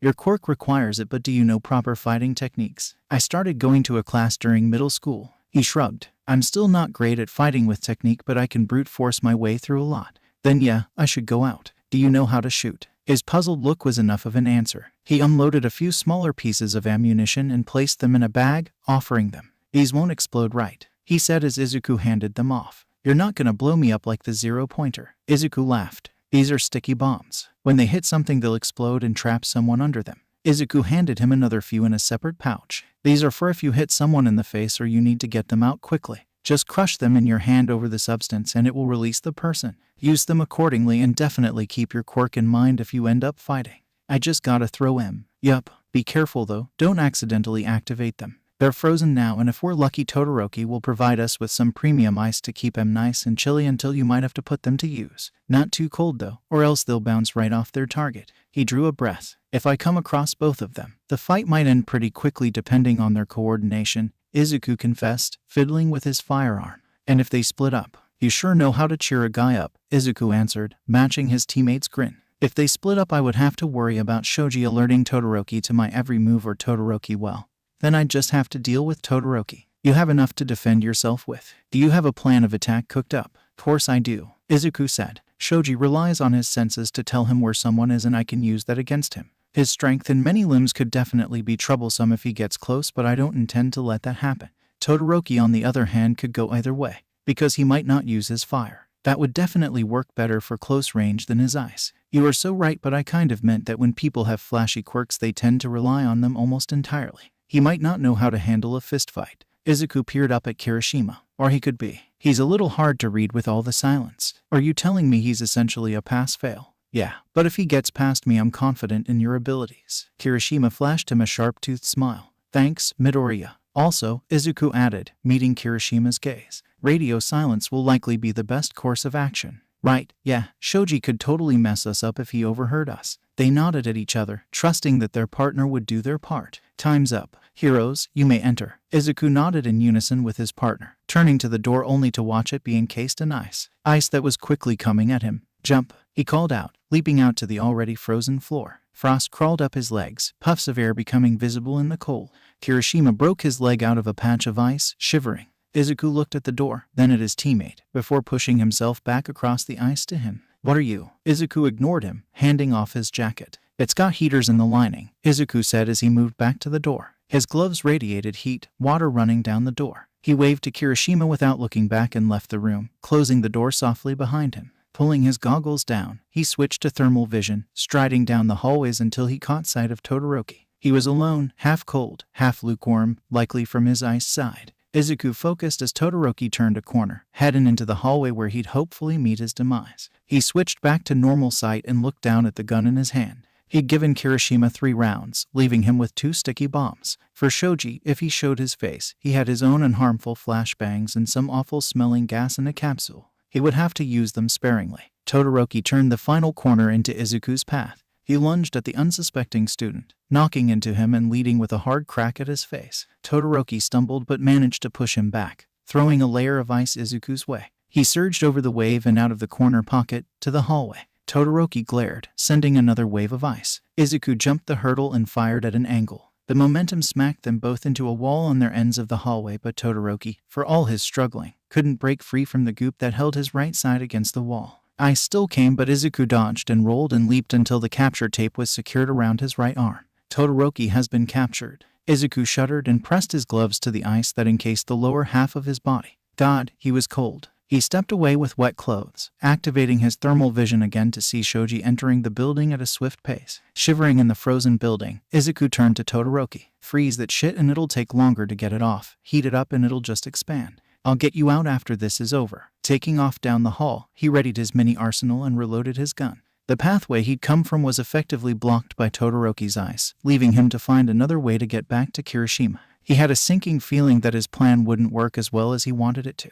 He would slow Shoji down, but if he didn't want to be captured, he would need to lead Shoji back to Kirishima to waste his time and let Kirishima attack. Hopefully by then the time would be up. He was close enough. Shoji would have heard him by now. He secured his mask. Darting into the hallway Shoji was in, he threw out the capsule and a watered-down flashbang. His goggles and mouth cover protected him, but Shoji cried out at the assault. He charged and pushed off the wall, flying over Shoji. Izuku ran, his shoes aiding in his pseudo-escape. Shoji in hot pursuit. He did his best to avoid the tentacles that shot at him every 2 seconds as he led him back up the building.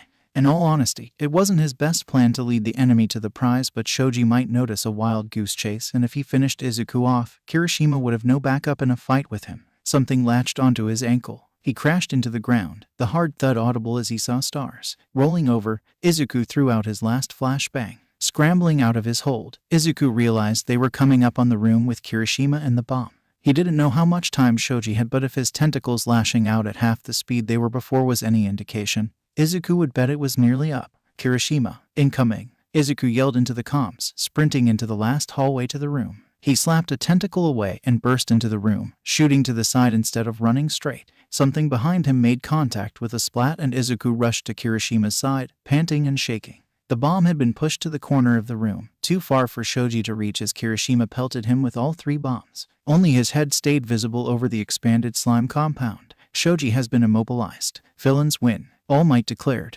Izuku huffed and took off his mask and goggles. Yeah, he offered breathlessly to Kirishima, who whooped and rushed to free Shoji. Let's get Todoroki, Izuku said as Shoji stepped away from the doorway he had been glued to. His face ached from its meeting with the floor and his shoulder pulsed with pain, and fuck, it was still so cold. He wrapped his arms around his middle and attempted to fight the sluggishness. A small weight was added onto his shoulders and warmth encased his upper body. He melted into it, knees going weak at the relief. Hands steadied him and he stilled at the touch. It receded as fast as it appeared, gone in an instant. Sorry, Kirishima said sheepishly, then smiled. Thanks for the jacket, it's really nice. His eyelids drooped. The hands were back. This time he allowed himself to lean into them. More appeared and he was lifted off the ground, more warmth following as he was wrapped in something. His whole body continued to tremble, but he stayed awake. When they arrived at Todoroki, Izuku had to be let out of Shoji's arms to give them the anti-stick. His hands shook embarrassingly as he handed them to Kirishima, who threw him a concerned look. You have a fire quirk, right? Kirishima pointed out. Use it to help him warm up.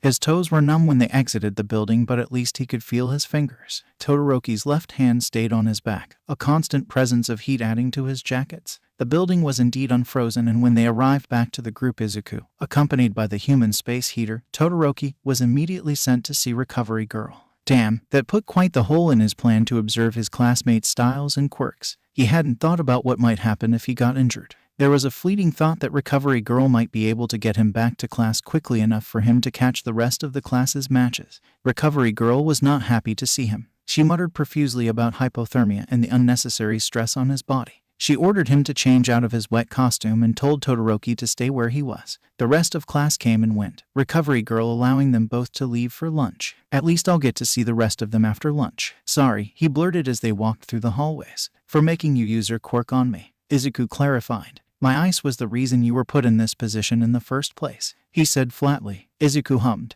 Yeah, but you don't seem to like heating things up with your quirk. I'm surprised you wouldn't just use your quirk on both sides, but maybe it's easier to use it on one side compared to another. If you'd allow me to, I'd like to ask you about it later, but that's besides that point. You covered the hot half of your body with ice, and so I thought you might have an aversion or be bad memories. Izuku stopped, feeling a cosmic hand settle on his shoulder and say, shut the fuck up. Sorry, he said again. What do you mean both sides? I can only use my ice on my right side. Thank you, God, for giving me something else to ramble about. Well, no one has two quirks, but there are some like yours, dual quirks, or quirk that may act as two separate forces. Yours is temperature-based, and maybe your cells are split like your hair is, but you might be able to channel the rise or fall of the temperature on your other side if you practice or simply focus. You think I might be able to use her ice on my left side? There was something in his voice, something fragile and hopeful that Izuku wanted to assure her eyes. It's a hypothesis, but yeah, it's a definite possibility. He nudged Todoroki with his elbow, throwing a playful smile his way.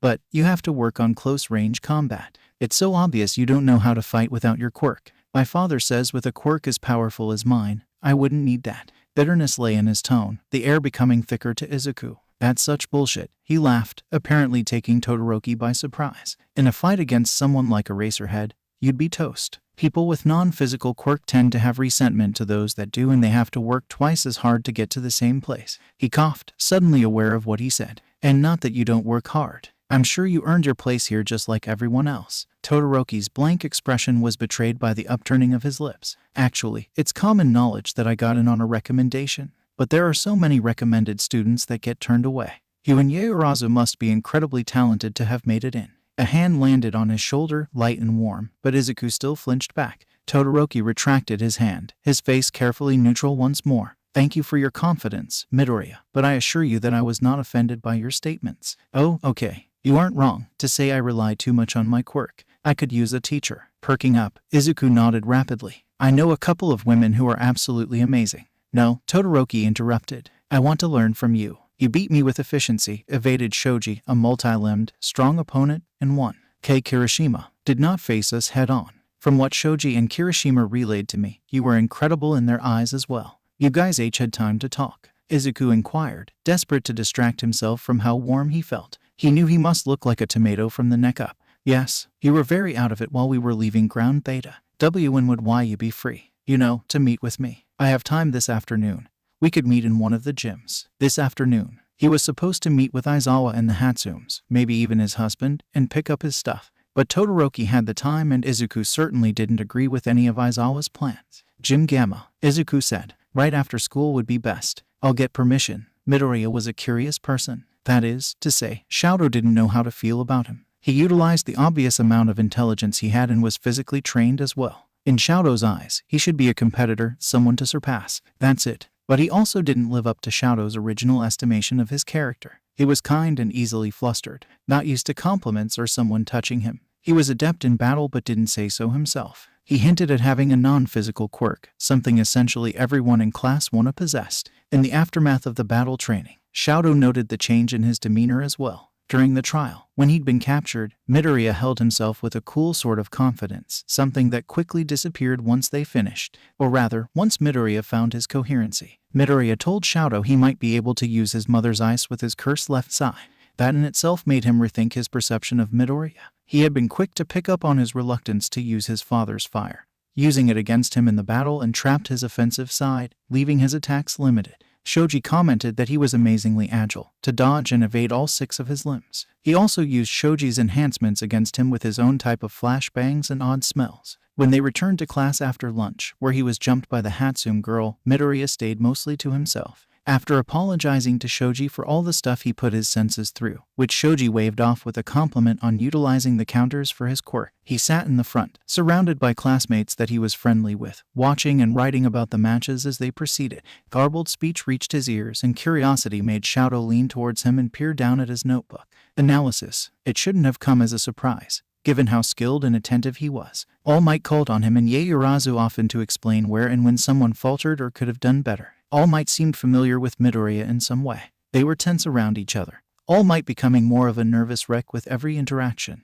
Midoriya, on the other hand, regarded him with indifference if he addressed him directly at all, which is to say, he did it once and lost most of his elation when he did. Going back to his notebook, Midoriya's mumbling turned quiet, barely audible compared to before. Before he had any time to pursue that train of thought, he looked up to see Midoriya fling himself around the corner of the building, wearing the same athletic uniform as him but wearing the long gloves of his hero costume. Todoroki, he gasped. Let's get inside. Midoriya was short. An obvious statement, but Shoto knew firsthand that he could make himself appear larger than he was. He was a threat in a fight, a force to be reckoned with. He stepped onto the mat, readying himself for a fight, but Midoriya stepped on, looked him up and down, then shook his head. We aren't going to start with fighting. First, you need to know how to fall without breaking your neck. So that's what they did. Midoriya manhandled him gently, something he hadn't thought someone could do, and corrected his form. Most of it was embarrassing. Some partial moves that Midoriya performed with him were especially bad, but the green-eyed boy continued unfazed and Shadow followed in suit.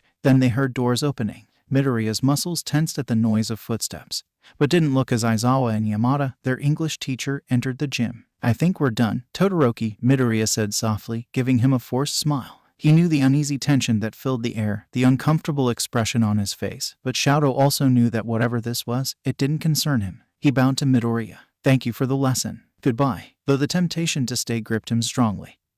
He walked away from Gym Gamma without a backward glance. The air tasted sour, but Izuku blamed his nerves for wrecking his taste buds. His hair stood on end and something heavy surrounded both of the figures that stopped a few feet away from the mat. Izuku was almost able to forget everything but teaching Todoroki. Ayumi's lessons were ingrained in how he moved. Mitsu's made into deep-rooted instinct. Were they angry with him now? They expected him and he ditched them for Todoroki. Maybe, if Aizawa was furious enough, he would rescind his emergency fostering and let Izuku go back to his old life. "Hey, little listener, are you still there?" Izuku flinched at the familiar voice, finally turning to see Aizawa and present Mike, or Yamada, as they called him in class. "I just want to go home," Izuku confessed quietly. "You don't have to do this." "Yeah, kid, we do," Aizawa told him softly. Yamada advanced, cautiously stepping onto the mat. "The Hatsumes put your stuff together, but we can stay in the apartment for a while if you need to." Izuku shook his head. That wasn't what he meant. May told them about Dagaba, but apparently she kept some of it to herself. He didn't want them to have access to such a private part of his life. He hoped they didn't live too far from Dagaba. They were pro-heroes, but he might still be able to slip out and find his way.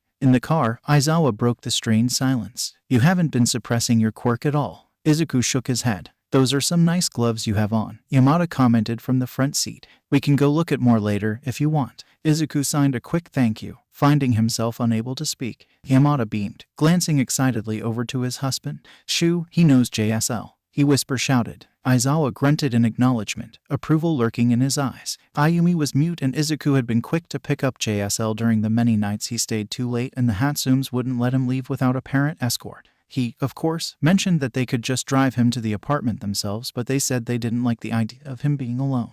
This caused many sleepovers and eventually he rarely saw the apartment unless he had to wash his clothes or the urge to scour his notebooks to review crept up on him. "Hitoshi will certainly be pleased," Yamada hummed cheerily. "Mac, too. She hates noise in general, so I'm naturally the target of her fury." "Who?" he signed, glad that his teacher's attention had turned back to him so he didn't have to speak. "Mac is one of our cats. Hitoshi is our son." "They're what?" "He's adopted, of course, and we love him. He's in UA too, actually. The Gen Ed course, but he wants to get into the hero course via the sports festival." "Hizashi," Aizawa interrupted. Right.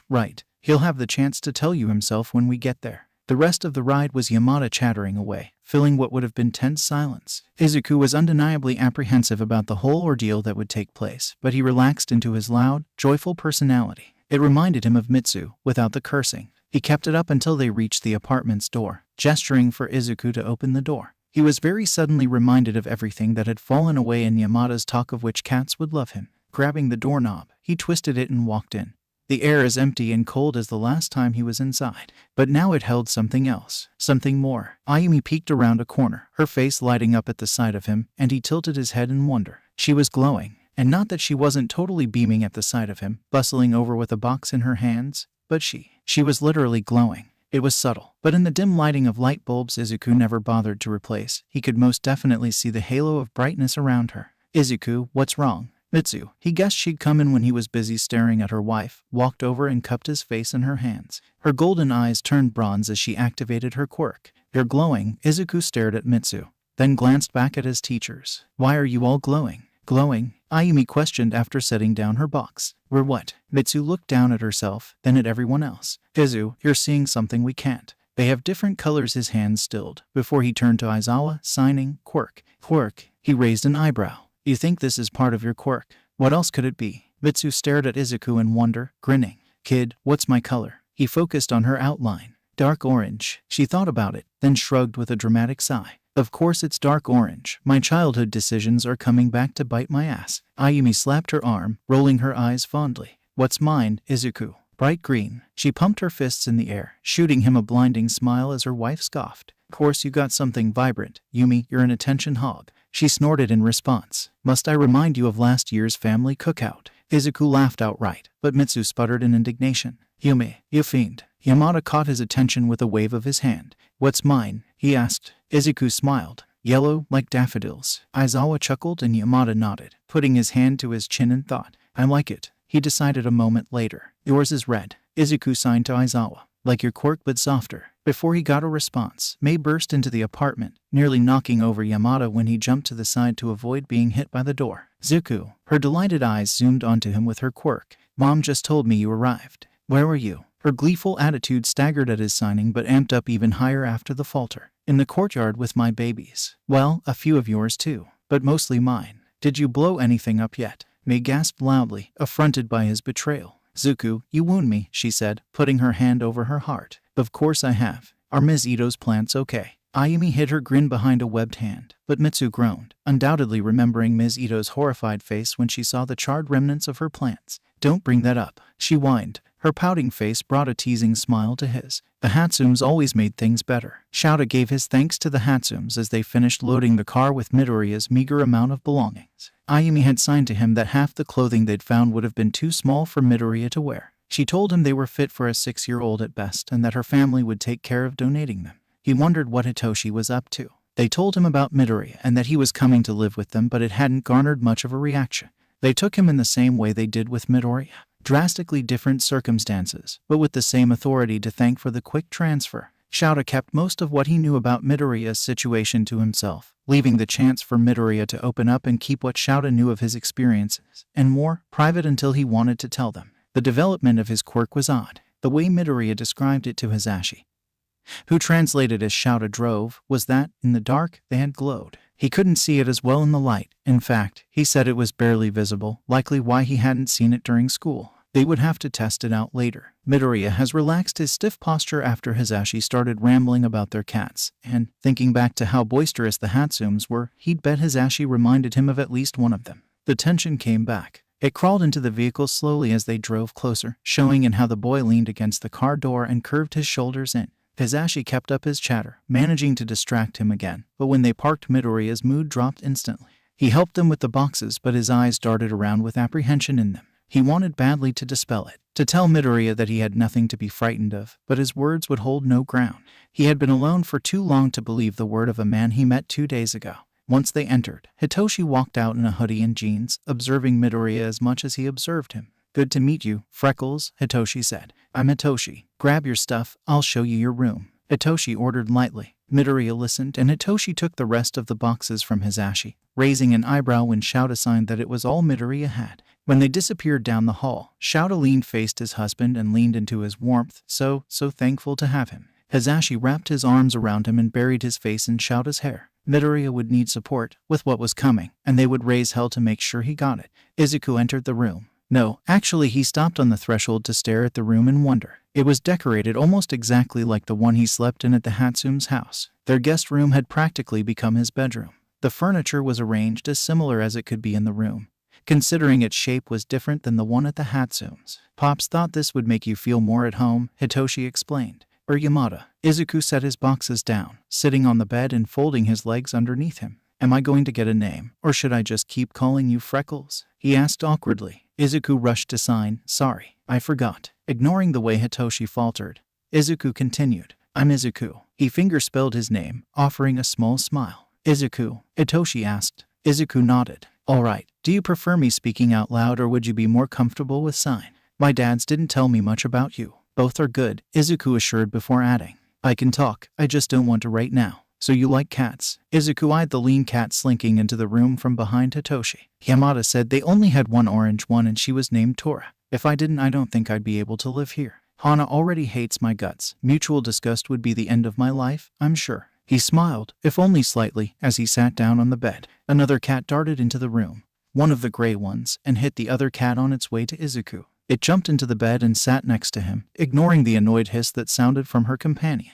This one was either Hana or Smoothie. Hitoshi scoffed, crossing his arms as he stared down the cat. It just started rubbing itself over Izuku. Really, Hana? What's Izuku got that I don't? I spend my time with a woman who has a fish mutation quirk. Izuku explained, slowly offering his hand for her to sniff before petting her. He huffed. You should cherish that advantage. Watch. He stuck his hand out towards them, and Hana hissed before he got too close, darting to Izuku's other side. See, she's a hate-filled beast. Izuku laughed, and Hitoshi grinned like he won something. The quiet kept him awake, in the end. At the Hatsume's house, there were snores and the whirl of machinery to tide him over, but here, silence reigned. No light, no sound aside from the cats occasionally padding around. The smell of lavender lingered from Hitoshi's prolonged stay. He lasted about an hour of simply staring at his ceiling before sitting up. The desk sat empty, like the closet, and he had no desire to fill them. That would mean accepting that he would be staying here for a long time. He refused. The night bled into early morning and he left the room. Cats bombarded him and twisted themselves around his ankles, but he eventually made it to the kitchen and sat on a stool. The clock declared at 5:38, and a few minutes later, Hitoshi strode in, glowing purple in the darkness. Heard you get up. Did they take in another insomniac?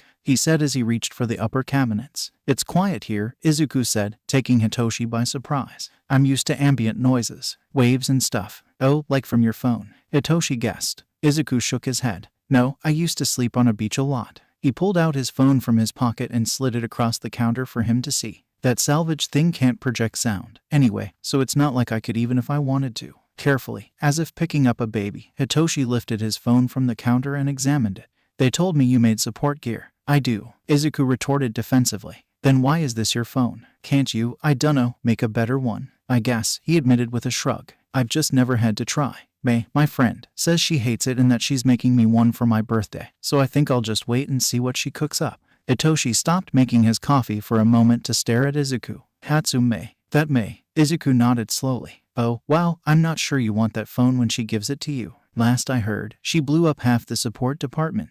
He laughed, imagining her grin as she waltzed out of the smoke waving her wrench around, ideas pouring from her mouth. Definitely that May. You like coffee or? He asked after a moment. I'll take some, please. Sliding him a cup and sugar, Hitoshi poured himself a cup. Do you know anyone that's likely to drop out of the hero course? Izuku thought about his classmates and nodded. Apparently we all have potential, according to Aizawa, but there is a boy who acts really pervy when it comes to the girls. Izuku made a displeased face. His name's Minta, and I already threatened to dropkick him yesterday when he started making comments about the girls' costumes. Nice, then I won't have to feel bad about replacing him. Dealing with both of you in class is going to be a nightmare, Aizawa grunted, entering from the hallway. Thank you so much, Hitoshi smirked, raising his mug to his lips. The rest of the morning was spent exchanging light conversation before they were told to get ready for school. Aizawa held him back, switching off the lights. Can you still see it? Yes, he paused. Actually, I think it's brighter now. What do you think it means? Aizawa said, turning the lights back on.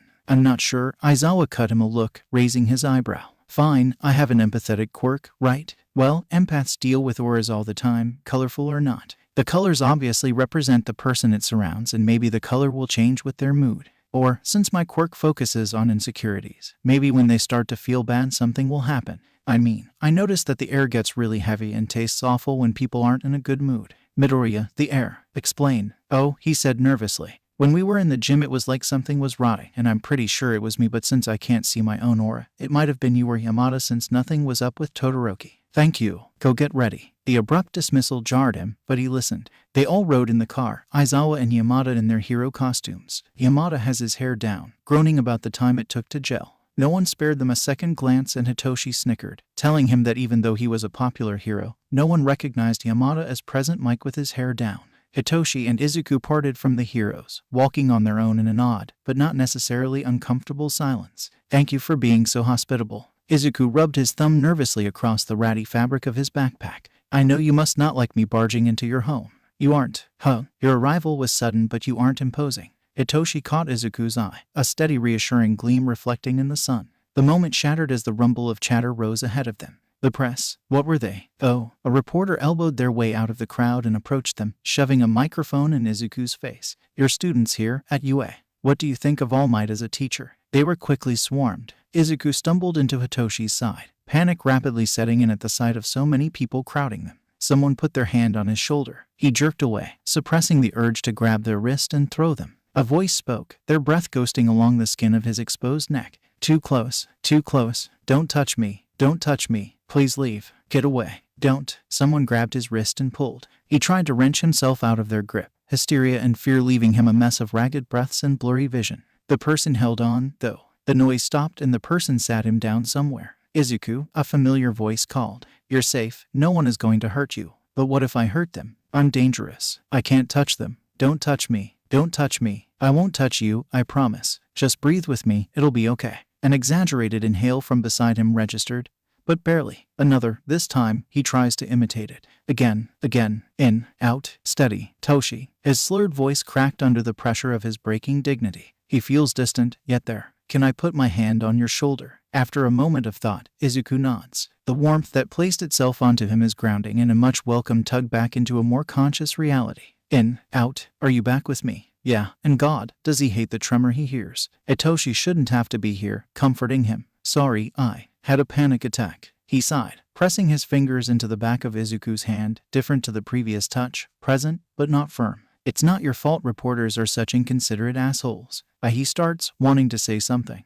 He falls short, gazing up to Hitoshi's lavender eyes already observing him carefully. The fingers on his hand don't falter. Thank you. He settles on, unsure that, should he argue, he would make any progress. Be thankful that you still have 2 minutes before we're late to class. Aizawa isn't fond of tardiness. Oh, shit. Class, he murmurs. Class, I'm so sorry. Don't be. Let's go. I don't know where your homeroom is, but I doubt you being late would be good either. Ida would flam me. Izuku agreed, then hesitated. Well, maybe not. But, Izuku, Hitoshi yelled, hurrying him. Right, Izuku called, scrambling after him. He burst into the room, huffing slightly, and rushed to take his seat. UA was a massive building and Hitoshi had brought him the most familiar part of it to him. The general education halls. They just so happened to be on the other side of the building. Izuku had to go through support, where an explosion nearly flung a door in his face, closely followed by a yell that sounded suspiciously like Hatsume. But he didn't have the time to ponder that. He skidded to a halt in front of the giant door and pushed into it heavily. Ada was by his side from the moment he set foot beyond the threshold, chopping air and shouting in his ear.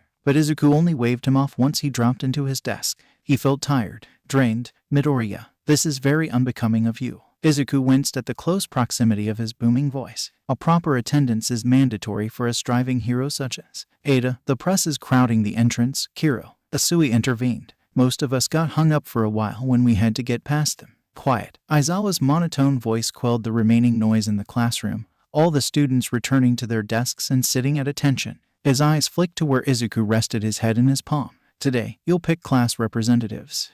Oddly normal. Wake me up when you've elected them. Izuku put his head under his arms, relishing in the darkness, the cool feeling of the desk against his face. There were sensible people in the class. Those guys would either take the spots or make sure other appropriate students took on the task. Someone nudged him and slipped a piece of paper onto his desk. There were names written, checkboxes beside them. Were they voting on a rep? He scanned the list and lazily slashed 3 boxes and wrote a note beside the final one. Someone took his paper and he relaxed onto the desk again. His time of rest and forgotten woes was tragically torn from him. A hand of someone most cruel jostled him from his half-conscious state. He smiled tiredly at Uraraka, who urged him to his feet with gentle hands. Meet the new class representative, Midoriya. Izuku went stiff under the hand on his shoulder, straightening in alarm. And our vice rep, Yaoyorozu. His classmates cheered. Izuku blinked in total bewilderment. Wait, what? He said weakly. The bell rang and Aizawa emerged from his cocoon. Good, you've chosen. Leave. What? Izuku tried again. How had he been elected?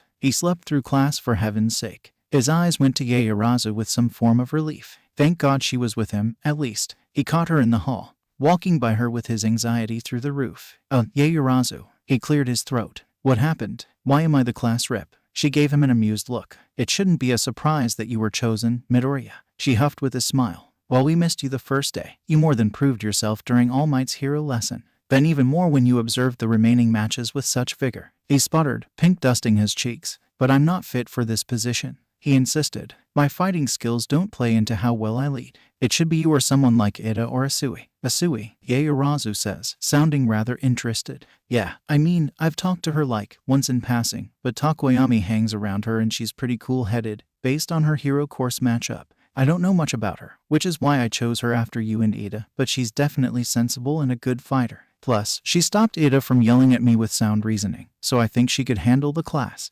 Yaoyorozu tilted her head, a fond expression crossing into her face as she stared at him. What? He stuttered, finding himself much warmer than before as she just kept looking at him. Again, I have to say that you shouldn't be surprised by our trust. She paused, glancing at their classmates ahead of them, then back to him. Why did you vote for me? We've barely spoken before now. You mean aside from the fact that you clearly have a head for strategy and act more responsible than half the class does, you made it into UA by recommendation. And you've certainly proved yourself to be impressive during the quirk apprehension test and the battle training. Your quirk, while versatile, would be extremely difficult to use if you weren't dedicated and intelligent enough to remember the chemical composition of whatever you decide to create.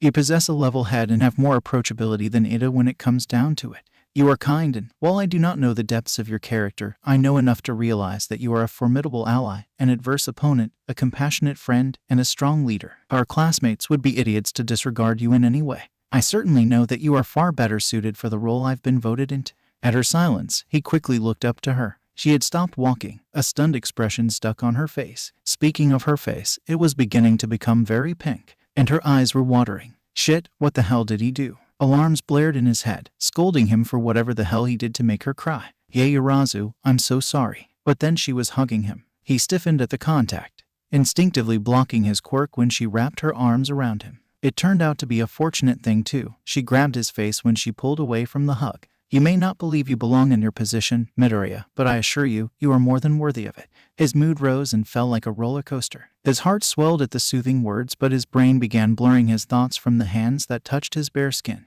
No one touched his face. It just didn't happen. The Hatsumes didn't grab him without warning. They didn't touch him without letting him know what they were about to do. Yaoyorozu removed her hands from his face. Are you all right? Great, she was concerned now. Look at what you did. You flipped the mood from encouragement to confusion, panic.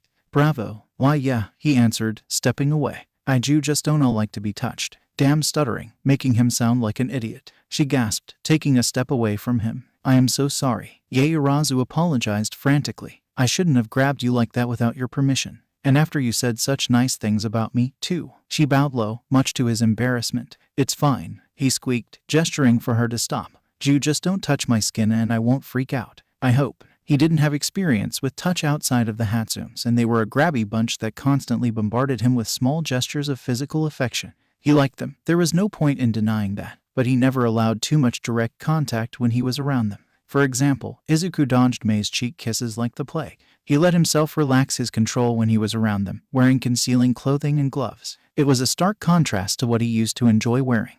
So is that part of your quirk? Yaoyorozu questioned as they walked forward. His hackles rose at the query, but he knew his quirk would come up eventually. It's not like they wouldn't realize something was up when he continuously wore his gloves all the time. But knowing never helped him calm down. Finding himself unable to speak, he nodded. Thankfully, Yaoyorozu let the topic drop. I heard you thought I should have been considered as a class rep. Izuku eeped, flinching back and slightly into where Kirishima sat beside him when Asui dropped into the seat on the other side of him. What Yaoyorozu did put his entire being into a state of perpetual panic. Never mind his earlier panic attack. They didn't know about his quirk. They didn't know that they couldn't touch him without him having to suffer the consequences. Sure, he wore his gloves, but the phantom pressure of Yaoyorozu's hands kept his nerves on edge. Maybe I should tell them. The thought, while rational, only served to counteract any relaxing he had been able to do. Midoriya. Huh? His head shot up, finding Kirishima gazing down at him in a slight panic. Are you okay? Uraraka chimed in, her concern alerting him to the fact that the rest of his classmates that sat at their table were also worried. He nodded hastily. Why yeah, I'm fine. The wobble to his voice was damn near unnoticeable, thank God, but it stubbornly stayed in his voice. If he couldn't get a grip, Izuku would have to start worrying about not being able to speak at all. Just the extra jumpy today, he said sheepishly. Are you sure, Ribbit? Asui croaked. You've been pretty pale since homeroom. Why, you had a question? Smooth transition. Or, it was a statement. There was a pregnant pause between his words and Asui's. They all undoubtedly noticed his swift change of topic. Shoji told me that he overheard you and Yaoyorozu's conversation after homeroom. Asui tapped her forefinger against her chin. Her cheeks dusted with pink. He said that you recommended me for one of the spots. Izuku nodded, heat rising to his face. Right, Shoji had a surveillance quirk and walked a few meters ahead of them when they had that conversation. Can I ask why? We haven't spoken that much. Why? Her presence itself was fucking calming him down. And after what happened in her battle training match, calming someone down certainly wasn't her only skill. He tilted his head, slightly baffled. We haven't spoken a lot, yeah, but I can tell you would fit the role nicely. I'm not sure if you actually have time or anything, but if I go off of what I've seen from you, then the vote was easy to make. What you've seen, Asui prompted. You've got a level head, Asui, a calming presence and a mature aura to match, and you're in Takoyami's match against Bakugo and Ida. You collaborated well, and whether that should be attributed to the fact that you're a friendly person or not, it's an invaluable trait. Dark Shadow was a bad match for Bakugo's Quirk, and while he wasn't working together with Ida at all, his brute strength still could have overpowered him if you hadn't been with him. Tokoyami was flustered, and Dark Shadow couldn't defend against Bakugo's assault. You stepped in and used your tongue to stop Bakugo from dealing what would have been a devastating blow in an ambush maneuver, flinging him against the wall. You didn't give him a chance to recover and use his gauntlets, smiling him into the wall again and swiftly using his disoriented state to allow you to get in close and capture him. When you finished, you made sure he was alright and then checked on Tokoyami. Your partner was slightly debilitated by Bakugo's Quirk, Dark Shadow in worse shape from all the bursts of light, but you managed to calm him down and keep the two of you moving. When you reached Ada, he had removed any furniture for you to jump around on and moved the bomb behind a pillar for less of a visual. Tokoyami isn't familiar with too much combat, relying on Dark Shadow to fight for him, and Ada would be too fast for him to fight with his Quirk still reeling from his earlier fight. You made the decision to go in first as a distraction. You were fast and can jump out of Ida's reach if he tried to capture you. Tokoyami entered when you fully distracted Ada, responding to a signal you made through the comms, and when Ada eventually noticed him slinking along the wall and halfway towards the bomb, you defended him long enough to allow Tokoyami to grab your team's victory. I personally don't see why you would find my faith in you surprising, considering all of that.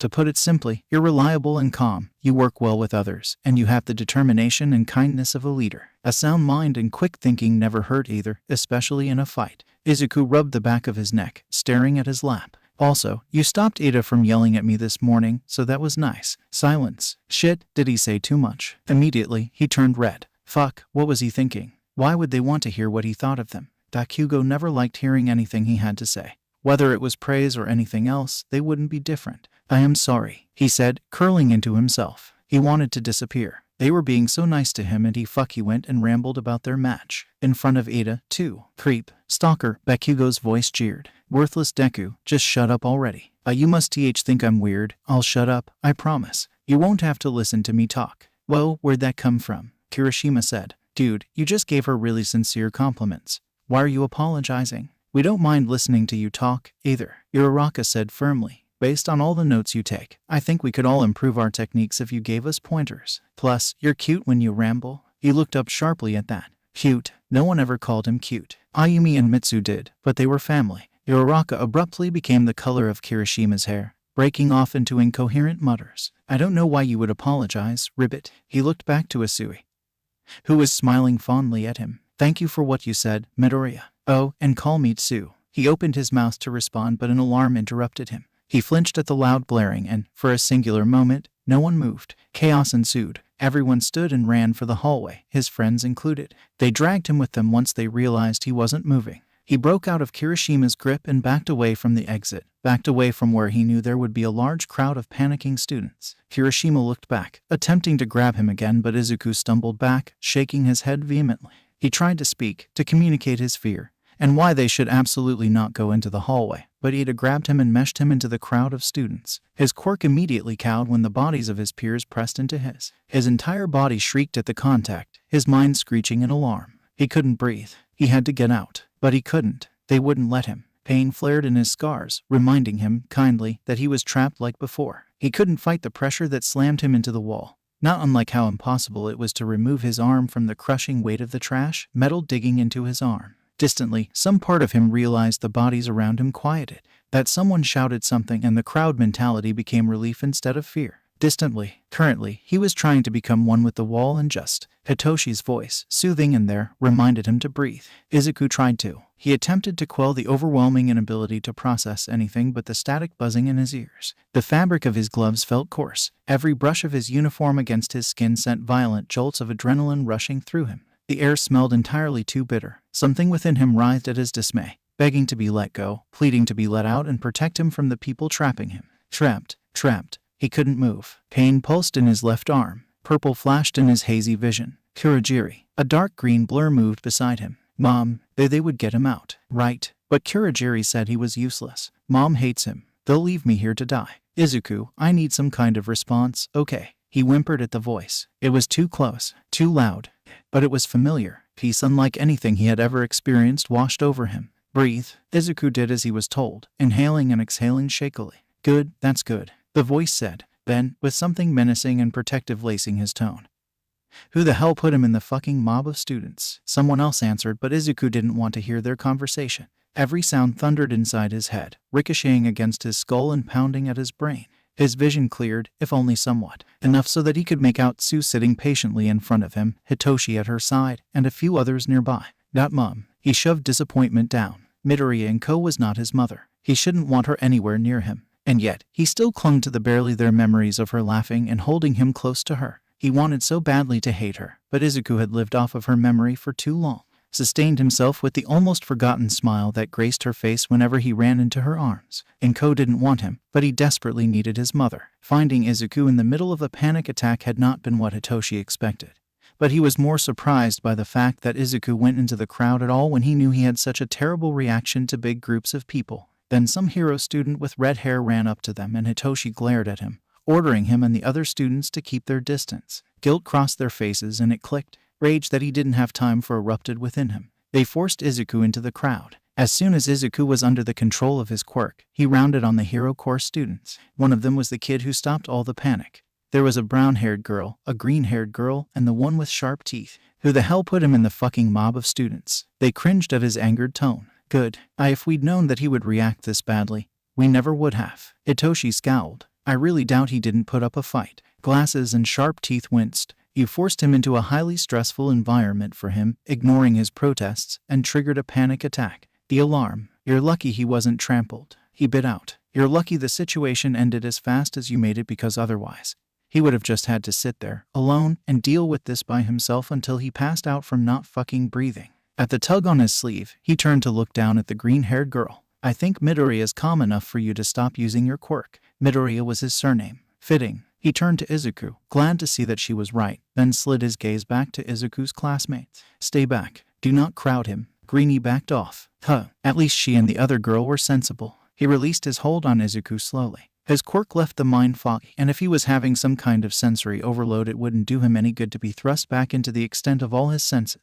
When he fully let go, he sighed in relief when Izuku didn't immediately begin hyperventilating again. Izuku, he murmured, leaning in but not breaching the space they had given him. Can you hear me? He nodded but curled tighter into the ball his body formed against the wall. Can you speak? Izuku paused, then shook his head. Hitoshi pursed his lips. Do you have the energy to sign? Again, he hesitated, this time lifting shaky hands out of his lap. A little bit. It was trembling and nearly unintelligible, but something in his chest loosened. Would you like me to sign to you, too? Hitoshi had seen his reactions to his classmate's argument with him. He might not be comfortable with too much noise. Izuku squinted at him, then shook his head. Damn it, he cursed. If he couldn't concentrate enough to read signs. That definitely raised another red flag. Okay, I'm going to move closer to you. Is that fine with you? He sent a glance towards the unspeaking students, wordlessly ordering them to stay quiet and unintimidating.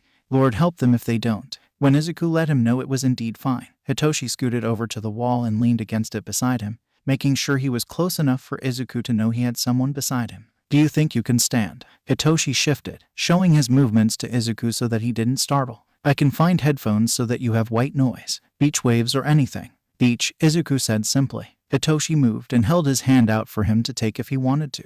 They stood together, Izuku on shaking legs. I can give him my headphones, Greenie offered in a low voice. And thank God she did. Hitoshi had seriously been considering straight up stealing one of their headphone sets if no one had the decency to do it. They're in my bag and it's not that far. We'll be in Aizawa's classroom. Choosing to ignore their blatant shock, Hitoshi guided Izuku down the halls until his body caved on him. Hitoshi held him up, not liking the faint whine that Izuku made when he was taken off the ground. The bell rang and he winced as Izuku shuddered and pressed into him as students filed out of their classes and into the hallway. Hopefully, his dad would clear up his absence and no one would scold him for ditching. Because, well, he looked down at Izuku, who gripped his uniform in a vice grip, clinging to him like he was a lifeline. Hitoshi thought he had an adequate excuse. Shouta's class emptied out and Hitoshi walked in, gently pulling Izuku in with him. His dad sat straight up in his sleeping bag, glaring death until he took stock of the fact that they must look like they are worse for wear. Shouta shimmied out of that stupid birthday present Hitoshi had given him over a year ago. It had been a goddamn gag gift because Aizawa Shouta could sleep anywhere. But no, he used that obnoxious thing every day. What's wrong? He asked, eyes scanning each of them before settling on Izuku. When we got to school, reporters mobbed us and Izuku had a panic attack. I calmed him down fairly quickly, but it probably left him on edge. Shouta's expression soured immediately. Give him hell, Dad. Then the alarm went off and he tried to stay in the cafeteria because obviously he and crowds don't mix. But a couple of your students pulled him into the hallway despite Izuku trying to stop them and triggered another, much worse attack that went on for at least 5 minutes. His eyes narrowed dangerously. Who? I don't have names, Hitoshi admitted sheepishly. But the two that forced him into the crowd had glasses, blue hair, sharp teeth, and red hair. I don't have the full story, but they don't look too hot from where I'm standing. I'll speak with them later. He looked back down to where Izuku practically collapsed against Hitoshi. For now, we should let him rest. Another one of your students, a girl with green hair and a neutral expression, she's bringing headphones for Izuku. As if waiting for her cue, Greenie knocked lightly on the door before stepping into the room, holding out a pair of headphones. He nodded in thanks before awkwardly situating them on the floor. Izuku attempting not to be a dead weight in his arms and managing to hold himself up long enough for Hitoshi to put Greenie's headphones onto his head. The sound of beach waves playing through his phone. Izuku melted against the wall, his breath finally not sounding so strained. You said he was in a big crowd of students, Shouta said suddenly, coming to sit in front of them. Yeah, the whole hallway was full and everyone in it was being squished between someone else. The whole thing was madness. He cursed, making Hitoshi raise an eyebrow. His quirk, Shouta began. He has gloves, but it activates without him needing to consciously call on it. It requires skin-on-skin contact and should have no off switch. Should have. Someone, we're not sure who, maybe several people, told him to never use his quirk when he was younger. While most people who have negative reactions to their quirks simply never use them, he actively pushed it away and stopped his body from using it. Now it was his turn to curse. Shit, that's bad. I won't tell you what it does. That's Midoriya's business, but he's adverse to touch and it's instinctive for him to suppress his quirk at this point, I think. He sighed heavily. I told him to stop doing that. His gloves and uniform easily protect him from direct physical contact, but if it was as crowded as you say, I doubt he would have left anything to chance. I'm just glad I found him, Hitoshi said as Izuku leaned into his side. I don't like the thought that he might have been alone or with someone who might only make things worse. You did well, Hitoshi, Shouta promised him. Don't waste time thinking about what could have happened. He's here with us now, safe, and we're going to make sure he knows it. Hitoshi glanced down at the tuft of green curls, at Izuku who fell asleep against him. Glasses and teeth flashed in his mind, their eyes shining with guilt. He looked back up at his dad, who stared at him with an intensity he matched. Agreed. Raki, Tamura shushed him, the light clicking noises continuing as he focused on the small screen. Hold on, I've almost beat him, he insisted, not noticing that the durability of his weapon was decreasing each time it made contact with the beast's scaly skin as his partially gloved fingers tapped furiously. Wait, but your sword, he cut off as the screen displayed Tamura's avatar whacked at the mini-boss for the final time.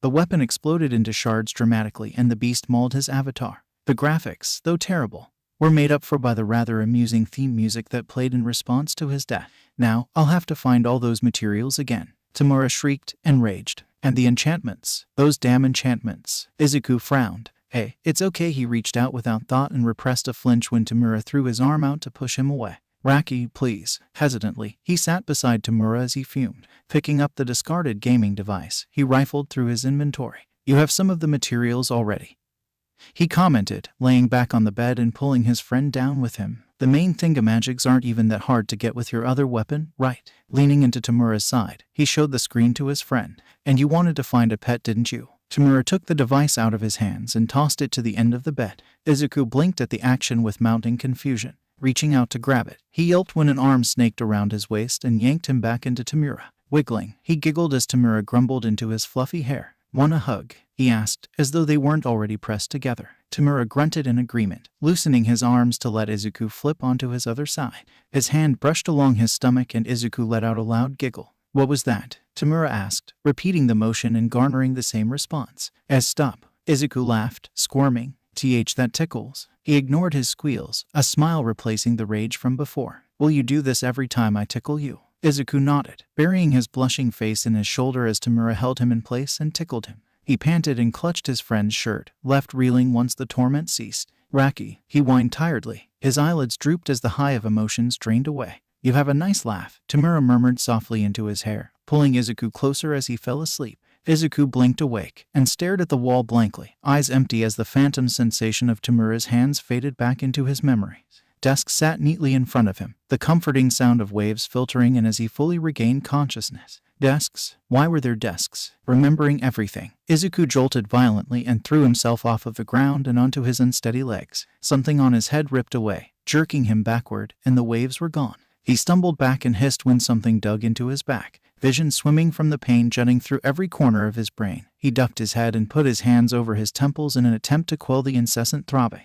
Cool. Hey, look at me. Head snapping up, Izuku met Hitoshi's eyes. His gaze became fogged, the previous movement too sudden. His whole body shuddered in pain, a pitiful noise crawling out of his throat when another jab of pain sliced into his brain. Panting, he clamped down on the source of the pain. The proverbial action felt like holding a fish in his bare hands as he tried to shove it into a box. Twisting and thrashing, he slammed the opening shut, the fish within it, and his pain faded away. Are you okay? He jolted at the sound of Aizawa's voice, then relaxed. Yeah, he breathed deeply, relishing in the ability to shrug without intangible crows pecking out his brain. I made it go away. Immediately, Aizawa and Hitoshi stiffened. Midoriya, Aizawa began. You made your quirk go away. Izuku looked up in confusion. Hadn't he just said? Right, he wasn't supposed to lock away his quirk. He looked away, ears burning, and bit the side of his cheek. Do I have to let it out? God, he sounded like a child. Yes, they answered at once. Aizawa continued firmly. The longer you wait, the worse it will get.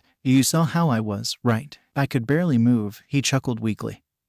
Hugging himself. We're in homeroom. Teachers need room to teach. The infirmary, Hitoshi offered. I don't think Recovery Girl will put up an argument. And that's how Izuku ended up on an infirmary bed, regretting every choice that led him to this moment. Aizawa and Recovery Girl stared at him expectantly while Hitoshi simply faced him from his bedside. You're sure I gotta do this? He checked, just in case. Yes, they all answered. Izuku made a disgruntled noise and resigned himself to his fate. He laid back against the bed and closed his eyes, focusing on the imagined opening. Heads up, he warned, an inkling of what was about to hit him trickling through a gap in the box as he readied himself to open it. I might pass out. The moment of peace that occurred in the split second after he ripped open the box would be forgotten, but he took solace in the brief moment of time before agony washed over him. Any notion of the world around him was swiftly done away with as his entire body tensed and convulsed. He choked on a gasp and, God, why didn't he stay asleep? He groaned, muscles twitching with oversensitivity. Fucking Quirk, he hissed, slurring the words terribly with his tongue of lead. Recovery Girl's got you hopped up on some pain medication, but I guess biology is doing you in, huh? Izuku turned his head slowly, squinting at a figure by his side. You're so. He raised a hand and waved it at Hitoshi. Purple. Ha. And you know who you remind me of? His mouth stretched into a smile and he moved his hands to his hair. You remind me of Kurogiri. He was always so nice to me, you know. He paused, frowning. Until the end. He left. Kurogiri left him. Why did he leave? He pulled his hands away. He said he'd stay. He promised me. Why did he? Izuku blinked, a foreign feeling becoming apparent. He looked at his hands. Aizawa stood and stalked over from the other side of the room. Whatever he told you. He promised me it wasn't bad, Izuku whispered, cutting him off. He promised. But when I used it, why was it out? Why had he let that thing out? He could feel it in his skin. He could feel it surging through him. Why did I let it out? Why is it out? This is wrong. It needs to go back. Hey, Aizawa snapped his fingers in front of his face, his expression serious. Listen to me, Midoriya. Your quirk is not bad. It's not wrong to use it. Izuku laughed, eyes distant. They said that, too, he mused, gaze snapping to meet the Aizawa's. He glared, his eyes a burning copse of distrust. Then they saw it, and I was worthless to them, he spat, tears welling in his eyes. I'm not stupid, he continued, voice breaking. But I was, and I thought. He forced out a sharp laugh. I was so stupid. I'm not doing that again. I can't. Your quirk isn't the problem. Izuku, the Hitoshi soothed. People are prejudiced assholes. But Raki could turn things into fucking dust. He argued. Dust. Anything. He was useful. People also don't like it when their heads are messed with, Aizawa added. Hitoshi stiffened, gaze flicking between the two of them. And you don't have to be useful to be worth something. You matter beyond what you can do for other people. You're so nice, you know, Izuku said dopily after a moment. Isn't he? Hitoshi agreed. Hey, I'm the president, right? Izuku asked blearily. Aizawa blinked at the sudden change in topic, but Hitoshi merely laughed. Are you the? He paused. Actually, you are the president, Midoriya. Hitoshi's snickering stopped. Wait, what? I don't want to be prez, he whined. I'm too much of a mess to be in charge of anyone. That's fair, Aizawa conceded. Who would replace you? Izuku made a PFFT sound, as if the answer was obvious. Yaozu. He stated falteringly, and Asui can be her deputy. These are sound decisions. Aizawa nodded. He paused, hesitating before speaking again. Midoriya, who are the people you spoke of? Kurogiri and Raki. Izuku pulled something out of his pocket, turning it over in his hand. The miniature soldier with flecked paint looked tiny in his hands compared to when he first received it. I dunno, really. He shrugged, not looking at either of them. But for a while, they saved me. What do you mean, saved you? Aizawa prodded. He turned over his pockmarked arm, examining the long-healed lacerations. With Mom gone, I wasn't gonna make it much longer. They helped me. His expression soured. And then they put me back. Aizawa didn't ask him anything else about his past. You can't just take all my journals, Izuku argued, standing in front of the accumulated stacks of notebooks. Semitos and Snipe politely ignored his indigent shouts from the other side of the lounge. I have seen the interior content.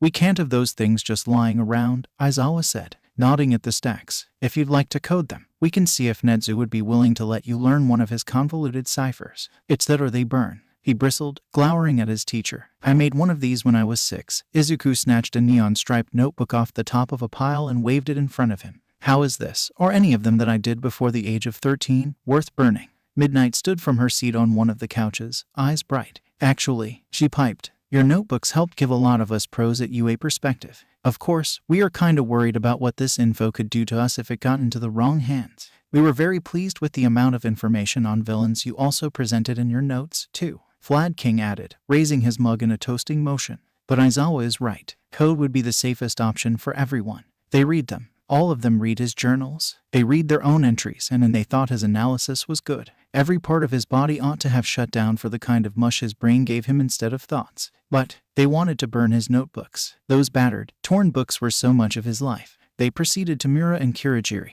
They came before Mom left or Bakugo decided he wasn't worthwhile. Hero analysis for the future was a part of him now, and he sure as hell wasn't going to let them turn all of that to ashes. But they could go over his head and do it anyway if they wanted to. They could take years of his life and the memories scribed into the pages, and he wouldn't be able to stop them. Izuku understood the dangers of having a hero's information out in public for anyone to use. He really did. The thread still stung. We would also like to visit the idea of offering your analysis to pro heroes outside of UA. Aizawa informed him flatly, like he wasn't saying something that made Izuku's heart want to beat out of his chest. Plenty of pro heroes actually. All the pro heroes you wrote about would benefit from your critizations. I may have mentioned to one of my sidekicks how absolutely ruthless you are with everyone, and now, thanks to gossip, they have been requested by some heroes. 13 chimed in. I, for one, would love to see Endeavor's face if he ever reads his entry. Several teachers' faces went through various types of emotion.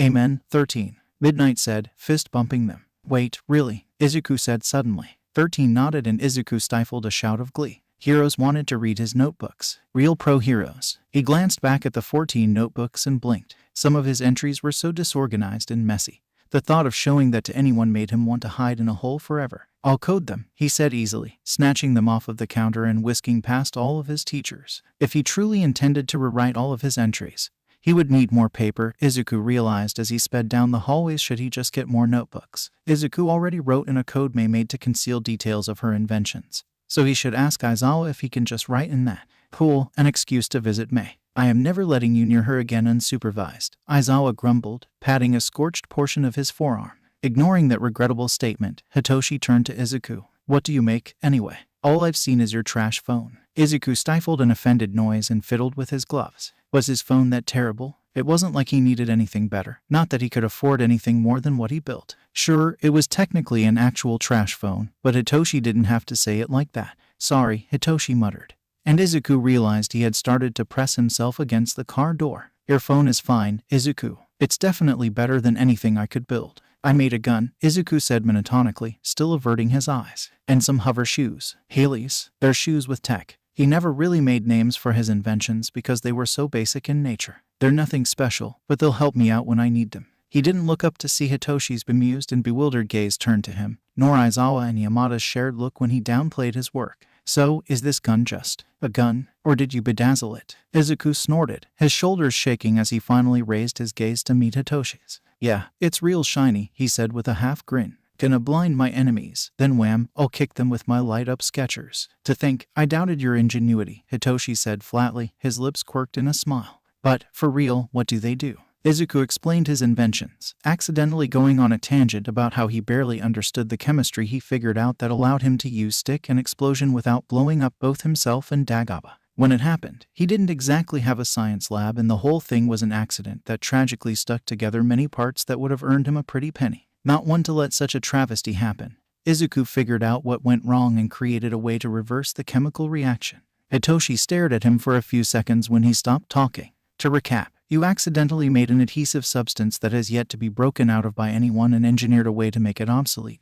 Also that you could sell scrap metal. Izuku stiffened at the amused tone of his voice. Be glad I did, or I never would have made it here. All of his companions paused at that. What do you mean? Aizawa asked daringly. Tuition's a steep thing to pay when you're your only source of income, Izuku stated quietly. The car was silent, the others paying him their full attention. Why do you think I got a trash phone? He said self-deprecatingly. Shit, I'm sorry, Hitoshi winced. I shouldn't have said that. To be fair, it is made of trash, so you're not wrong. Wait, really? Hitoshi asked incredulously. Actual trash. Izuku flashed him a grin. Straight from the beach, he said proudly. I also made a radio, which is my pride and joy. But what about your Nerf gun? Hitoshi asked. That glorified multi-pen doesn't play his radio show, Izuku said easily, gesturing at Yamada. Or anything, but you get it. Yamada gasped, twisting in the passenger seat to get a better look at Izuku. You listen to my show, he exclaimed. I do, Izuku confirmed. It's specifically why I made a fully functioning radio. Yamada's squeal of excitement put cracks in the windshield before Aizawa canceled his quirk. Where did they find this kid? He sleeps on a beach on occasion, knows just enough chemistry to not die, builds electronics out of trash, and has a tragic backstory. His eyes shine when he trailed off into a tangent about frequencies and rust, and he looked adorable. The change was so drastic from earlier in the day. His hands were moving animatedly, not shaking and gripped around his uniform like a vice, and Hitoshi found he preferred this much more to the panic. They arrived at the house in a flurry of movement, each of the cats coming to the entryway to greet them in their own ways. Tora, being the affectionate puddle of purrs that she was, ran up to them immediately and began rubbing against them, Akka trying to trip them into falling into the floor and into the other cats. Hana glanced over from the counter and then diverted her attention elsewhere with obvious distaste. Smoothie waltzed out from the hallway and actually tripped Izuku, forcing Hitoshi to hastily steady him. Mac and Cheese, however, kept their distance, peering out from the end of the hallway before slinking away. Izuku gasped and unslung his backpack from his shoulder, kneeling down to rifle through the yellow bag. The remaining cats swarmed him, and he made a delightful sound before pulling odd-looking headphones out of the bag with a quick ta-da. He fiddled with something on the sides and smiled. These are headphones for white noise, so don't worry about getting me any. Hitoshi glanced at his dad's, then back at Izuku, who gently nudged Smoothie to stop her from eating his backpack strap. I thought you were reviewing code. I can multitask, Izuku said defensively. Plus, with Mei already working, I didn't have to do too much to find the right materials. Are those also made of trash? Dad asked bluntly. Izuku's silence was very telling. It doesn't cost much to buy good headphones, Midoriya. Izuku looked away, then tapped the headphones again. Too late, I made them, so it'd be a waste to buy other ones, he argued. And everything I make is made from scrap metal other people threw away. It's free and a decent source of material.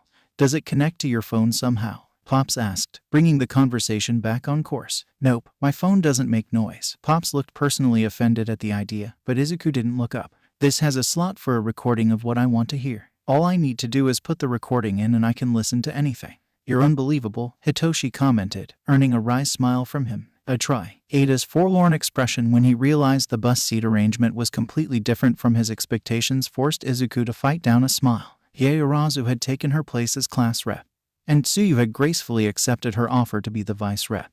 But they let Ida try to organize the class for them, even if the effort ended up being futile. Izuku ended up sitting between Kirishima and Tsuyu on one of the center-facing columns of seats. Uraraka consoled Ida across from them, biting down her own smile. Are you guys excited for anything in particular? Kirishima asked. Tsuyu nodded. There's a water zone somewhere inside, Ribbit. I'll get to show off in my element. Kirishima grinned. Alright, that'll be really cool, Asui. He complimented. His smile faltered slightly as he showed off his hand hardening. My quirk isn't that great to show off or do anything flashy with. Izuku perked up at the mention of quirks. I guess, but that doesn't mean it isn't useful, he said. Quirks don't make a hero and they definitely aren't everything. There are tons of heroes with flashy quirks and trash personalities. What, like Bakugo? Kaminari cut in, smiling widely when Bakugo began snarling and yelling. Not necessarily, Izuku apprised, dutifully ignoring the instinct to flinch when Bakugo turned his ire towards Izuku. He has a good head on his shoulders to back up his brute force. Shut up, Deku, Bakugo growled.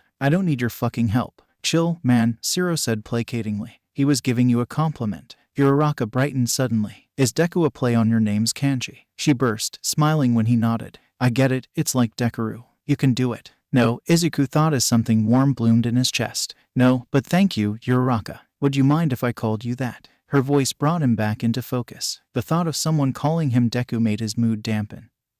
But this was Uraraka. She didn't want to use it to call him weak and useless. To her, the name was a drop of inspiration, not something that was used to tear him down for years. I don't mind, Izuku found himself saying. Yeah, Uraraka cheered. Nice to meet you, Deku. He stilled at the unexpected name, expecting to hear Deku, but didn't correct her. A pleasant feeling encompassed him for the rest of the ride. His classmates' voices filtering through his brain, some of them following Uraraka's lead when they wanted to get his attention and saying Deku. The absurdity of the events made him itch to laugh. Bakugo was being teased while people conversed easily with him when they wanted to. Things were so different, and Izuku couldn't have hoped for something better than this feeling of belonging. 13's speech resonated with Izuku on a deep level. Quirks, as useful and fantastic as they are, can deal a great amount of harm. Long faded scars from days that Bakugo felt especially wrathful twinged in reminder of what minimal quirk usage could do to someone. Then there was his mother, with a seemingly innocent quirk that could pull anything from a remote to another person's organ.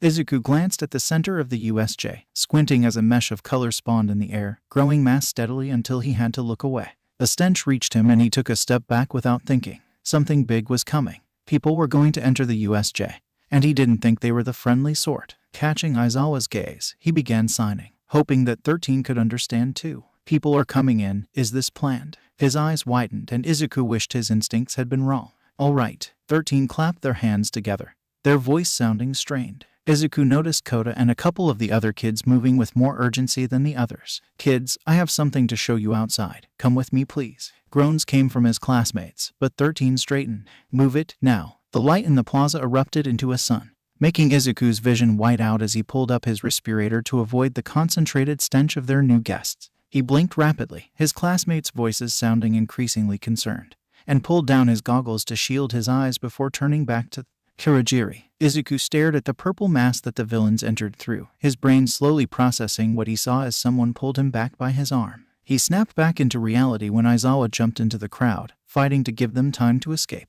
Kurogiri appeared in front of his classmates, in front of him, and said, "My name is Kurogiri and we are the League of Villains." The rest of his speech was lost. Izuku's brain kicking into overdrive, scrambling to ravage his memory for any weaknesses that the warper had. Aim for his metal collar, Izuku shouted, interrupting Kurogiri. Hitting him anywhere else won't work. Kurogiri's gaze narrowed on him, but he obviously didn't recognize him. Well, aren't you a troublesome golden egg? What a hassle, he groused. Without warning, the ground vanished beneath him. Shouta had to buy them time. He had to concentrate. These thugs weren't even that skilled, but there were so many of them. They rushed him sporadically, rarely giving him a moment to breathe. The minor upgrades to his goggles were everything to him right now. Brief bursts of mist allowing him to keep their quirks at bay for longer periods of time. In front of him, where the two other ringleaders still stood, another portal opened. Midoriya pushed himself to his feet, dazed from the fall, and tugged off his goggles. The villain with hands clutching his body stepped forward, and Shouta viciously threw the poorly skilled villains out of his way. Why was Midoriya here instead of with 13? Where was the rest of his class if Midoriya had been dropped down here? Protective rage made pummeling his way through the crowd of villains more of a haze. He glanced away from the fight to see the villain take off his face hand and see Midoriya's expression morph into pure disbelief. Strangely, his body relaxed, but Shouta didn't have time to ponder Midoriya's reactions when his reflexes were growing sluggish. His mind howled move, move, move, but his body struggled to respond to the commands. In the back of his head, Hizashi's voice replaced the flurry of thoughts barreling through his head. "You can do it, Shu," he said earnestly. "Fight." He was not All Might by any means. Shouta did not smile to provide comfort to anyone but his family. No, the feral grin he bared at the villains was a warning. Denki was so against being dropped into a lake. So against it. The shouts of his classmates let him know not to use his quirk. If he let loose while they were all submerged, they would all suffer the consequences. So when a shark-headed villain interrupted his panicking, he flailed in the water, useless, and he knew that he wouldn't be able to outswim his enemy. Lack of air blackened the edges of his vision, distant booms reaching his ears sluggishly through the freezing water. The shark man outstretched an arm, but someone intercepted him. Asui, thank Jesus. Her tongue wrapped around his middle, and before he knew it, he was being thrown into the air. He gasped, grateful for the air, only to realize he still had to fall. He braced to hit the ship he caught in his peripheral vision, but someone met him halfway and caught him in the air. Bakugo dropped him abruptly onto the deck from the bridal-style carry he caught Denki in. Yaoyorozu, Kota, Bakugo, and Kirishima all stood around him, soaking wet and shivering. A second later, Asui joined them. "I think that's everyone, Ribbit." Yaoyorozu handed out small towels for everyone. I don't think it'd be wise to use my quirk too much, but use these to dry off some of the water. We need to get out of here, Kirishima stated, turning his head to where he could see villains floating around. We're sitting ducks up here, and there's no telling how powerful their quirks are. These assholes obviously don't know ours though, Bakugo deducted. They put Frog and Dunce Face in the water zone. Man, you gotta stop calling me that. I agree, Neyarazu said. Kaminari can easily incapacitate them all if he fires off an attack with enough voltage. Perhaps Midoriya's warning has given us the advantage. Bakugo glared, then turned his scalding gaze on Denki. Fry M, Dunce Face. Make sure no to kill them, though, Asui piped in. I don't think you want that on your conscience. Yeah, no thanks, he said nervously. Okay, you can do this, he thought as he approached the edge of the boat. Just enough to incapacitate them. You can do this. Lightning crackled dangerously in his palms. Denki knew he was no good at long-distance shots that didn't let him use indiscriminate shock, but he could not throw himself back in without chancing himself getting attacked by all the villains, and he could not hurt his classmates by losing control and firing in all directions. You can do this. Denki's hands shot bolts of hot light into the water, their energy crackling around him. He stopped in the next second, cautiously looking out at their incapacitated foes. Okay, with that done, Kirishima glanced up at the window where the controls waited for them. Does anyone know how to drive a boat? She groaned as she stood, rain from the downpour zone hitting her hard. Ajiro, Takoyami, Todoroki, Minta, and Aoyama stood around her. Hagakure, that's you, right? Ajiro asked, looking over at where the rain collided with her body. Yeah, she confirmed, nodding even if they couldn't see it. Before anyone could say anything else, people villains. Her mind supplied came from the darkness, poised to attack. Unluckily for them, Todoroki froze them all in the next few seconds, cutting their assault short. I thought that after they said they were after All Might that these would be powerful soldiers, Todoroki said as he approached the twitching figures encased in ice. But these are all just thugs. They thought out how to isolate us and make sure we couldn't alert anyone. But I think Midoriya knew more than he should have about the warp guy. Ajiro glanced at the closest villain to him. Think we should ask them about their plan. Frost twirled in Todoroki's open palm, his breath coming out in visible puffs. Yes, he said simply. The grunts didn't hold out long. He smacked harshly into the ground, head bouncing off of the pavement, and his goggles went dark, rendering him blind. Pain hoarded his thoughts, but he managed to push off his goggles, the world lighting up in blazing colors. Crap, he was in the middle of the plaza. Why would Kurogiri send you here? A voice rasped close by. Does he want me to kill you? Are you a present? Izuku looked up, freezing when he met the man's visible eye through the fingers of a disembodied hand.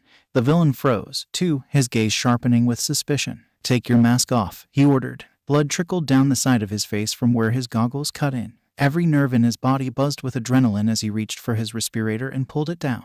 The visible vermilion eye widened as Izuku struggled not to gag on the rancid odor of so many people. Izuku, the villain stated with too much familiarity, sounding oddly surprised. Why are you attacking Yue? Izuku questioned, ignoring everything else. What's your motive? He had the gall to chuckle. We're here to kill All Might. His spine straightened at the declaration, mustering up as much false bravado as he could. I get that he's a bit of a bastard, but killing him seems like a bit much, he said, trying not to cough. And he's not even here, so if your beef is with him, why do any of us need to fight? Bastard. Handeman developed a dangerous edge of excitement in his tone. You have no idea how glad I am to hear you say that, Izuku. His eyelid twitched. Okay, enough with the, what the hell is that? Behind Handjob was a daunting, scarred figure with an exposed brain and bulging eyes. But Izuku wasn't focused on that. His eyes were glued to the way the auras fluctuated and flickered. No one had more than one color. No one's aura completely disappeared. You made that out of people, Izuku realized, staring up at the bird-beaked monstrosity that used to be people. Shit, you made that out of people. How did you know? The villain queried with apt intrigue. What do you know about my Nomu? Enough. He shook, taking a step back. What did you do to them? Bizarrely, the villain balked at his blatant horror, his stance shifting with discomfort as he glanced back at the Nomu. Izuku's hand trailed down to his gun, but the villain began turning back and he relaxed his arm again. The doctor made Nomu for sensei. I didn't know anything until a couple of weeks ago, he attempted to assure. Then, with trepidation, did Kurogiri know who you were? Is that why he sent you? Putting his weight onto the heels of his feet, Izuku fought the urge to bolt. Why would he know who I am? Izuku dared to ask. How do you know who I am? The chortle the villain made was soft, like he knew something Izuku didn't, and the sound made bells ring in his memories. Come on, Izuku, he encouraged, knowing Izuku was finally seeing something. You're my player too, remember? Izuku's world stilled. The villains around them didn't matter. His classmates, Aizawa, everything was shoved into a corner, the singular wine-red eye consuming his thoughts. Take the hand off of your face, Izuku ordered, needing to know. He listened without hesitation, the dismembered appendage resting in his hand instead of on his face. Unbidden, tears blurred his vision. Raki. His voice broke, too many emotions washing over him at once. Tamura's eyes, older and haunted in ways they weren't when they last saw each other, looked at him with warmth. Who else would I be? A wet bark of laughter broke from Izuku and, suddenly, he had to get closer. He had to make sure that his friend was real and not just some crazy illusion his brain conjured for him. Be real, he begged, taking a hesitant step forward. Please, please be. A stray chunk of the brick ground smacked him in the face, debris from the fight that Aizawa was still hauling himself through. Blood welled in the new cut in his face, a stinging sensation rushing to meet the high of energy that reminded him of everything Tamura made him forget about. You're wearing people's hands, Izuku muttered. Tamura's hopeful expression faltered. You're attacking my classmates and trying to kill my teachers. You've got some experiment with you. Raki, what are you doing? I'm doing something that has to be done, he said gravely. Don't you remember how they shunned you, Izuku? How society left you to rot? Like you did. Izuku snarled, disbelief rapidly turning into rage. The second I couldn't give you what you wanted from me, you put me right back where you found me. Tears burned behind his eyes, a sob threatening to crawl out of his throat. His outburst only served to distress him further. No, Izuku, I would never anger replace concern, his demeanor shifting. It wasn't my choice, and this is. Izuku gestured out at the chaos around them. Why are you here, Raki? To kill the symbol of peace. He repeated stoutly. Why? Izuku nagged insistently. Why do you want to kill him? Tamura ceased, a switch flipping inside of him. He makes people complacent. All of hero society is misleading. They say they'll save everyone. All Might says it, but they can't. People are left to die, Izuku. Kids like us are abandoned, and the citizens won't do a thing because they think a hero will take care of it. The like us slams into like a hammer because Izuku knows he is right. Plenty of people came into contact with him enough to realize that something was wrong. Teachers, counselors, other kids, they didn't take the time to ask him where his parents were. They left him alone for years. Bitsu gave him a chance, though. She let him into her life and into her family. Aizawa took immediate action when he found out Izuku was living by himself. Izuku was, by some miracle, getting his happy ending. Tamura was still hurting. No one had come to save him. He's not even here. Raki, Izuku said carefully. You should leave. He hated himself for suggesting it because his friend was right there. But his friend was different. His friend was committing a crime and planning to murder the symbol of peace. He bristled, hurt flashing across his exposed face before irritation took its place. He will be here, he insisted through gritted teeth. And when he arrives, Nomu will take care of him. Izuku reached for his gun, the motion calling Tamura's eyes to his hand. Raki, please, he whispered with a shaking voice, pleading. You could come back with us, Tamura offered, making his heart skip. We could be friends again. The offer should not have been appealing. Not when his teacher was fighting for his life to his right and his classmates were God knows where. Not when the Nomu towered over both of them and was a not-so-alive testament to the terrible things that occurred during his absence. But it was. Izuku's skin felt cold as he remembered the warmth he felt when he was curled against his side. He remembered the foreign sense of safety that surrounded him. Izuku met Tamura's eyes with unease churning in his gut. The past is not what Tamura is offering. Izuku unholstered his gun, flicked safety off, and shot before he could rethink the action. A villain with a heteromorphic quirk on the other side of the plaza was hit with explosion and abruptly launched away from Aizawa, who battled several people at a time. He turned the barrel on Tamura, knowing Stick would shoot out next. Izuku. Tamura regarded him warily. Leave. The gun trembled in his grip, his finger pressing down on the trigger. Stick spread across the Nomu's broad chest, the bright green severely unamusing when the auras surround the Nomu disappeared completely. They flickered back to life after several seconds dragged by, staying concentrated around the brain. Nomu, Tamura called. Incapacitate him. A punch landed in his gut, too fast to counter, and the blow sent Izuku flying. Distantly, he heard Aizawa shout in alarm. Something snapped in his chest when he landed, agony piercing through his muddled thoughts, deeming him incapacitated. The Nomu didn't come for him until Tamura said, grab him, spitting blood onto the pavement. Izuku stood on legs that would surely give out on him at any second and unsheathed the dagger at his hip and almost laughed because he could still hear Kurogiri's voice in his head, telling him to adjust his grip. Before his body could betray him, Izuku rushed the Nomu. The beast was slow, the order to grab not something as urgent as protecting Tamura, and it allowed Izuku to get in close. The Nomu grabbed him off the ground as instructed and practically crushed the air out of his lungs. Izuku wheezed and used the close proximity to test a theory and hope he got lucky. The Nomu screeched as Izuku's dagger dug into its exposed brain. People's auras were spread along the entire body but the Nomu's. The colors it emitted stayed at the head. At the brain, he resisted the bile rising in his throat and stabbed again. The colors disappeared completely with one final jab and they both collapsed. Izuku threw up, still trapped in the Nomu's hands. That used to be people. Some form of consciousness had stayed and Izuku had killed them. Tamura appeared above him and grabbed him by his arm, jerking him painfully from the Nomu's dead body. His hero costume slowly turned to ash under the touch of all of his fingers. You killed him, Tamura spat. He was meant for All Might and you killed him. An agonized sound ripped from his burning throat as Tamura's hand squeezed, the flesh of his arm flaking away. Abruptly, Tamura's quirk halted. Midoriya, Aizawa yelled, eyes glowing red. Your quirk. Oh, Izuku's officially a dumbass. Tamura froze as Izuku's quirk consumed him. Aizawa limped towards them, but Kurogiri came back at the worst possible moment. A warp opened under Aizawa. No. Tamura's quirk resumed without Aizawa there to stop it. Release Tamura, Izuku. Izuku spat at him, red staining his teeth. The next events happened much too fast for Izuku to comprehend in his addled state of mind, but he could never mistake the sound of Bakugo's explosions. Izuku dimly registered Kirishima's bright red hair. He frantically began prying Tamura's hand off of his shoulder, attempting to stop his injury from getting worse, but Izuku made a sloppy grab for his bare skin. He stifled wet coughs. I can keep Raku trapped, he insisted, reaching again. Kirishima shook his head. I'll get you out, okay, he said. You're Midoriya, you aren't looking so good. Don't let him touch you with 5 fingers, Izuku warned. Throw him far as you can. Kirishima bared a strained grin and tore Tamura away from him. He watched Kirishima vault him across the plaza and mustered up an impressed stare. Good job, Kiri, he slurred, legs finally giving up on him. Ochako stood with her friends clustered around her, the sirens of ambulances and police cars wailing above the dull ringing in her ears. Kirishima was still covered in blood, staring at the drying liquid with a distant look in his eyes. Tsuyu was beside her, wrapped in a blanket and damp from her drop in the shipwreck zone. The ones who hadn't been able to avoid the warper's portals were split up, half ending up in one zone, the rest ending up in another. All of her classmates were soaking wet from rain or being dunked in a lake. Aizawa had been found in the conflagration zone with several injuries and quirk exhaustion. 13 had been taped up by Zero before the heroes and ambulances arrived, but they were in bad shape. Ochako didn't know where Ida was. She thought of how he bolted out of the USJ when they distracted the warper and wondered if they kept him at the school just to be safe.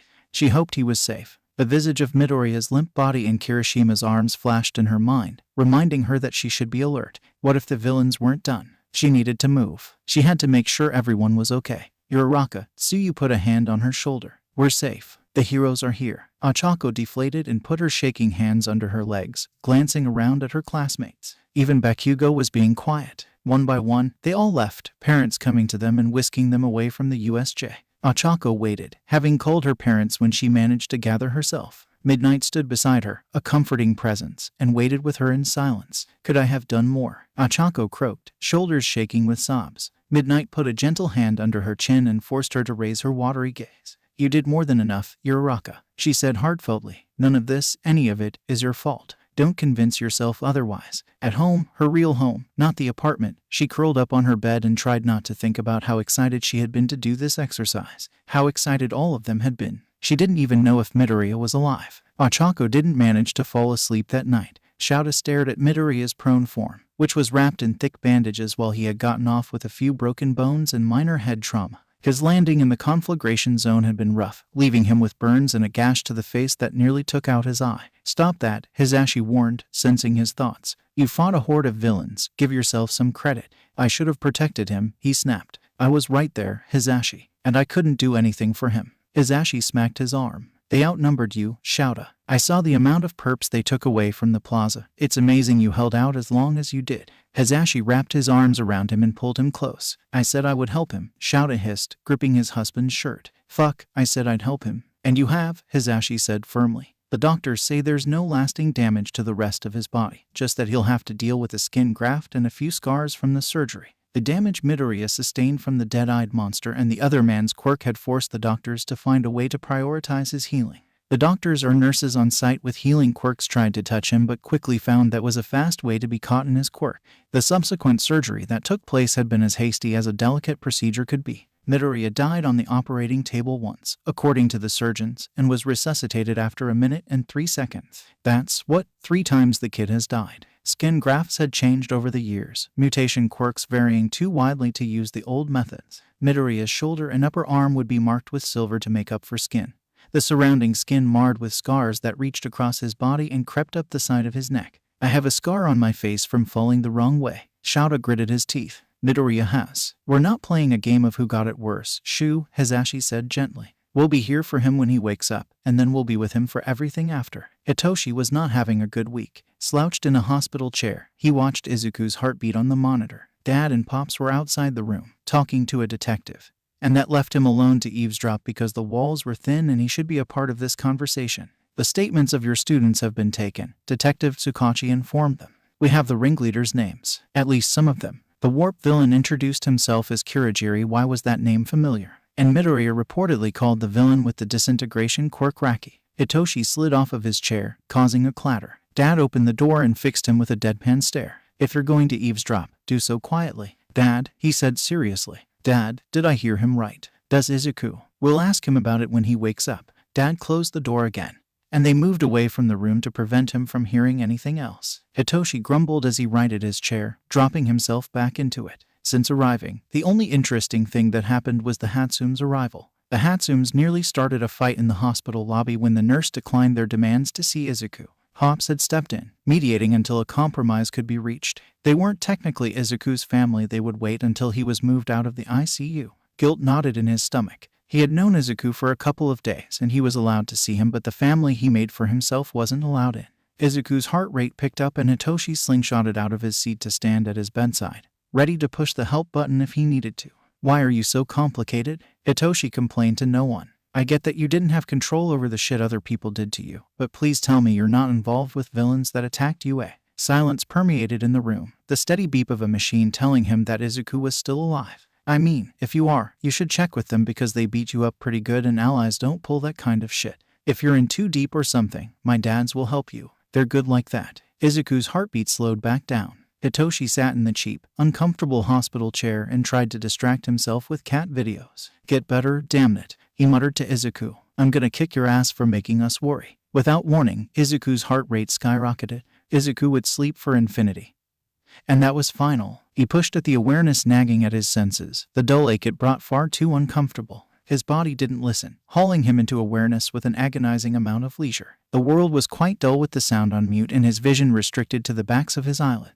The floating sensation faded as he became more aware of the gravity holding him down. Pain filtered into his senses and he imagined himself rolling his eyes. Of course he's in pain, cause why not? Making us worry. Hitoshi. If Hitoshi was with him then Yamada and Aizawa probably were, too. What was making them worry? Should Izuku be worried? The only thing that could make all of them worry was a real crisis, so, what? Did the cats do something heinous? Hana was always rude but Mac and Cheese were devious. Tora was flat out clumsy. And Smoothie had no regard for the people or things around her. 3 distinct auras flashed in his mind's eye, all huddled around one specific area. What was that? People's auras don't usually meld like that. His entire body tensed as pain seared through the nerves of his upper body. If he could, Izuku would have cried out, but nothing broke the silence that was rapidly becoming suffocating. As if in response to his panic, noise reached his ears, finally making it through the haze of sleep. He could hear people moving around him. Now he wanted to see them. Why couldn't he see them? A single person came to mind, memories crashing into him with the force of a freight train. Tamura. His eyes shot open and he wrenched his arms to his chest. Where was he? What did they do to him? Why was he hurting? Hands held him down and he let out a panicked shout. No, no, no, don't touch me. People were yelling. The hands moved away and he brought his mobile arm to his chest, squeezing his eyes shut. One of his arms was heavy and something was covering his face. Izuku froze. His head snapped down to examine his scarred arm, then slowly turned to look at his other arm. His right shoulder was stiff, covered with layers of bandages. Izuku began shaking. It's still there, he assured himself, glancing down at his exposed forearm. The thought did little to reassure him, old fear bubbling in his lungs. Midoriya. Izuku's gaze jerked up, finding a familiar face above. It's all right, you're safe. In an attempt to speak, he ended up wheezing and throwing himself into a coughing fit that raked up the dry inside of his throat. Aizawa handed him water and he was stopped from greedily consuming the whole cup with one gulp. Aizawa was wearing a plain black t-shirt and dark sweatpants, bandages covering certain areas and wrapping not nearly as thick as the ones on Izuku's right upper body. Are you okay? Was the first coherent sentence out of his mouth. Yamada, who sat at the end of his bed, huffed a laugh. Aizawa pinned him with an unreadable stare. Of course you would ask that first. He sighed wearily. Yes, Midoriya, I am fine. So is 1A. 13 was the only other person with serious injuries and they're going to make a full recovery. Sorry about freaking out. Izuku mumbled. The last time I woke up and couldn't move my arm. He wiggled his left hand in the air and dropped it awkwardly. You weren't sure you were safe. It was a natural response. Yamada soothed. He looked at the clock above the door. You've got some time to rest before the detective wants to see you to take your statement. He has to give a statement. That makes sense. Does that mean he would have to tell the detective everything? He thought back to the stone grip of the Nomu's hands crushing him as he killed it. Fuck, he killed people. Sure, they weren't exactly alive, but they were still there, somehow. Their consciousness remained alive inside of the Nomu's brain, and he stuck a knife in there. I need a B-bin, he choked out. A small tin garbage can was thrust into his space, and Izuku promptly vomited the sparse contents of his stomach. When the nausea settled down, he accepted another cup of water. Did they get away? Did Kurogiri escape? Did he take Tamura with him? Their auras reached outward, making Izuku flinch. And never mind. No, it's fine, Aizawa said flatly. We need to know if you have connections to them. Izuku shook his head, squeezing his eyes shut. I haven't seen either of them in years. I didn't know that they were villains. We're planning to attack UA. Kid, Aizawa called. It's okay. My name is Detective Tsukachi and I have a lie detection quirk. The detective introduced himself, a recorder sitting on the bed. I am here to take your statement regarding the events that occurred at the USJ. Izuku nodded, psyching himself up. The detective said more introductory things about his rights and that they could do this on a later date if he was too scrambled at the moment. Izuku just wanted to get this over with. But first, I have been informed that you knew the villains that attacked UA. Detective Tsukachi paused, flipping open a notepad. Could you explain your affiliation with the League of Villains? I was really young when I met them, 6, I think. He steeled his nerves and kept his gaze low. Aizawa was the only other person in the room with him and the detective. Aizawa was the only one he wanted to know right now. If he ended up hating him or thinking he wasn't safe to be around, at least Aizawa would be straight about it. My parents abandoned me pretty early on and I was kind of just wandering around when I came across Dagaba Beach.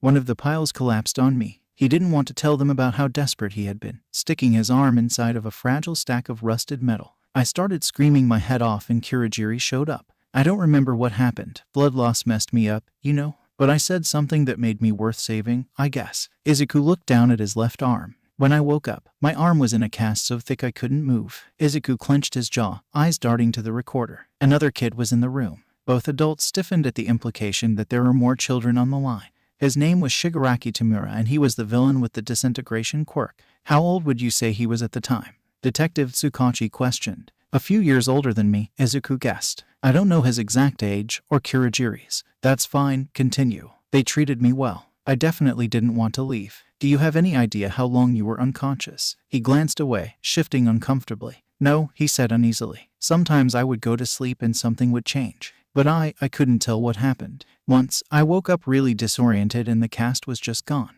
I was so excited at the time because I could finally move around and see that my arm was still there, but thinking back, I'm very unsettled. Do you know when they kidnapped you and when you got out? The words the detective used felt odd to describe his time with Tamura and Kurogiri. He ignored the squirming feeling in his chest. School ended recently. He tried to think of the weather when he woke up back on Dagaba. When they put me back, school was about to start again. They kept you for a summer, he clarified. And you were taken and returned at Dagaba Municipal Beach. Yes, sir. Izuku continued to illustrate details he picked up, glazing over the more personal time he spent being tutored by Kurogiri and playing with Tamura. They mentioned a sensei and a doctor, Izuku said. I never met or saw either of them, but the doctor must have been a good one to be able to repair my arm like this. Were they ever referred to as anything else around you? Kurogiri once called Sensei Master. But, no, I never heard their actual names. Detective Tsukachi tapped his notepad. You said they put you back. Not that you escaped. Why? This is going to sound bad, but if I had been given the choice, I would have stayed with them.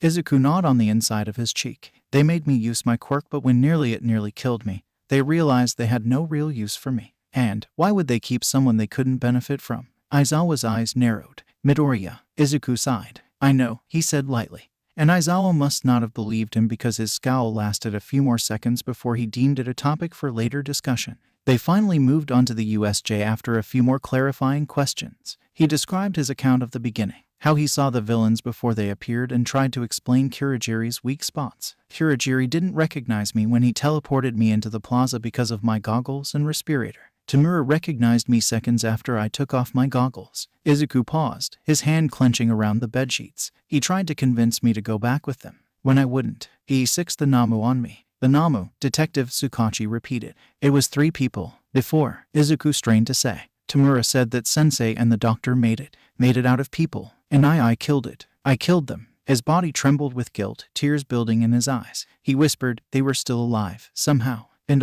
Midoriya, the Nomu attacked you. It nearly killed you. Aizawa leaned into his space, catching his gaze. You made a hard decision in a critical situation in order to survive. Were the people at all present? Tsukachi asked, earning a glare from Aizawa. Izuku shook his head, raking in a quivering breath. The Nomu was inanimate until Tamura made it do something. Their auras, they disappeared when the Nomu was told to do something. I've never seen auras do that before. They're not supposed to flicker or go away. Detective Tsukachi paused, hesitating to ask the next question. I apologize for this, but how did you kill the Nomu? The brain, Izuku gestured at his own head, keeping his eyes glued to the bedsheets. Their auras were collected around its head, so I used my dagger to go for the brain. Detective Tsukachi nodded and swiftly concluded the questioning.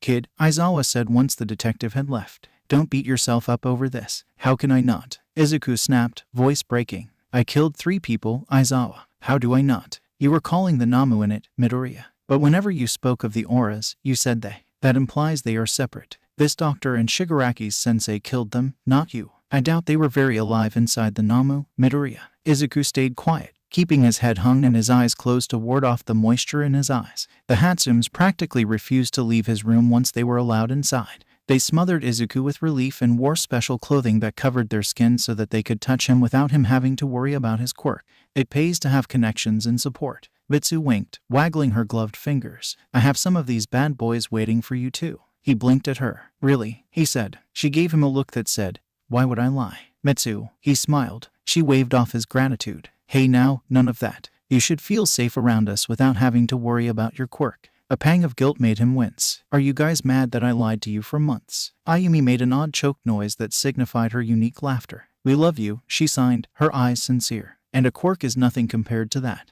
Do we wish we had known sooner so that we could give you proper coverage? Yes, Mitsu admitted. But we're here now, so we'll help. At Izuku's teary thank yous, Mitsu presented a large grin. Now, none of that, green bean. She chided, gently putting her hand onto his face and tilting his head up. Chin up, yeah. And how about you stay out of trouble for your thank you? Ayumi agreed wholeheartedly. I don't like having to fight with nurses to see you. You fought a nurse? Izuku asked, incredulous. They shook her head, looking annoyed. Almost. Mom almost started a brawl when we were told we weren't allowed to see you because we aren't family, she said with aggravated quotation gestures. Mike stepped in before anything could happen, Mitsu elaborated with a huff. Shame, Yumi could have totally had security called on us. Which is why it's a good thing I never got the chance, I suppose. Izuku just laughed, the knot in his chest loosening, and allowed himself to be comfortable. Just for now. No way. Izuku backed away from the 3 adults. I won't do it. Aizawa pinned him with an unimpressed glare. You agreed to train and get better with your quirk. He pointed at Ayumi and Mitsu.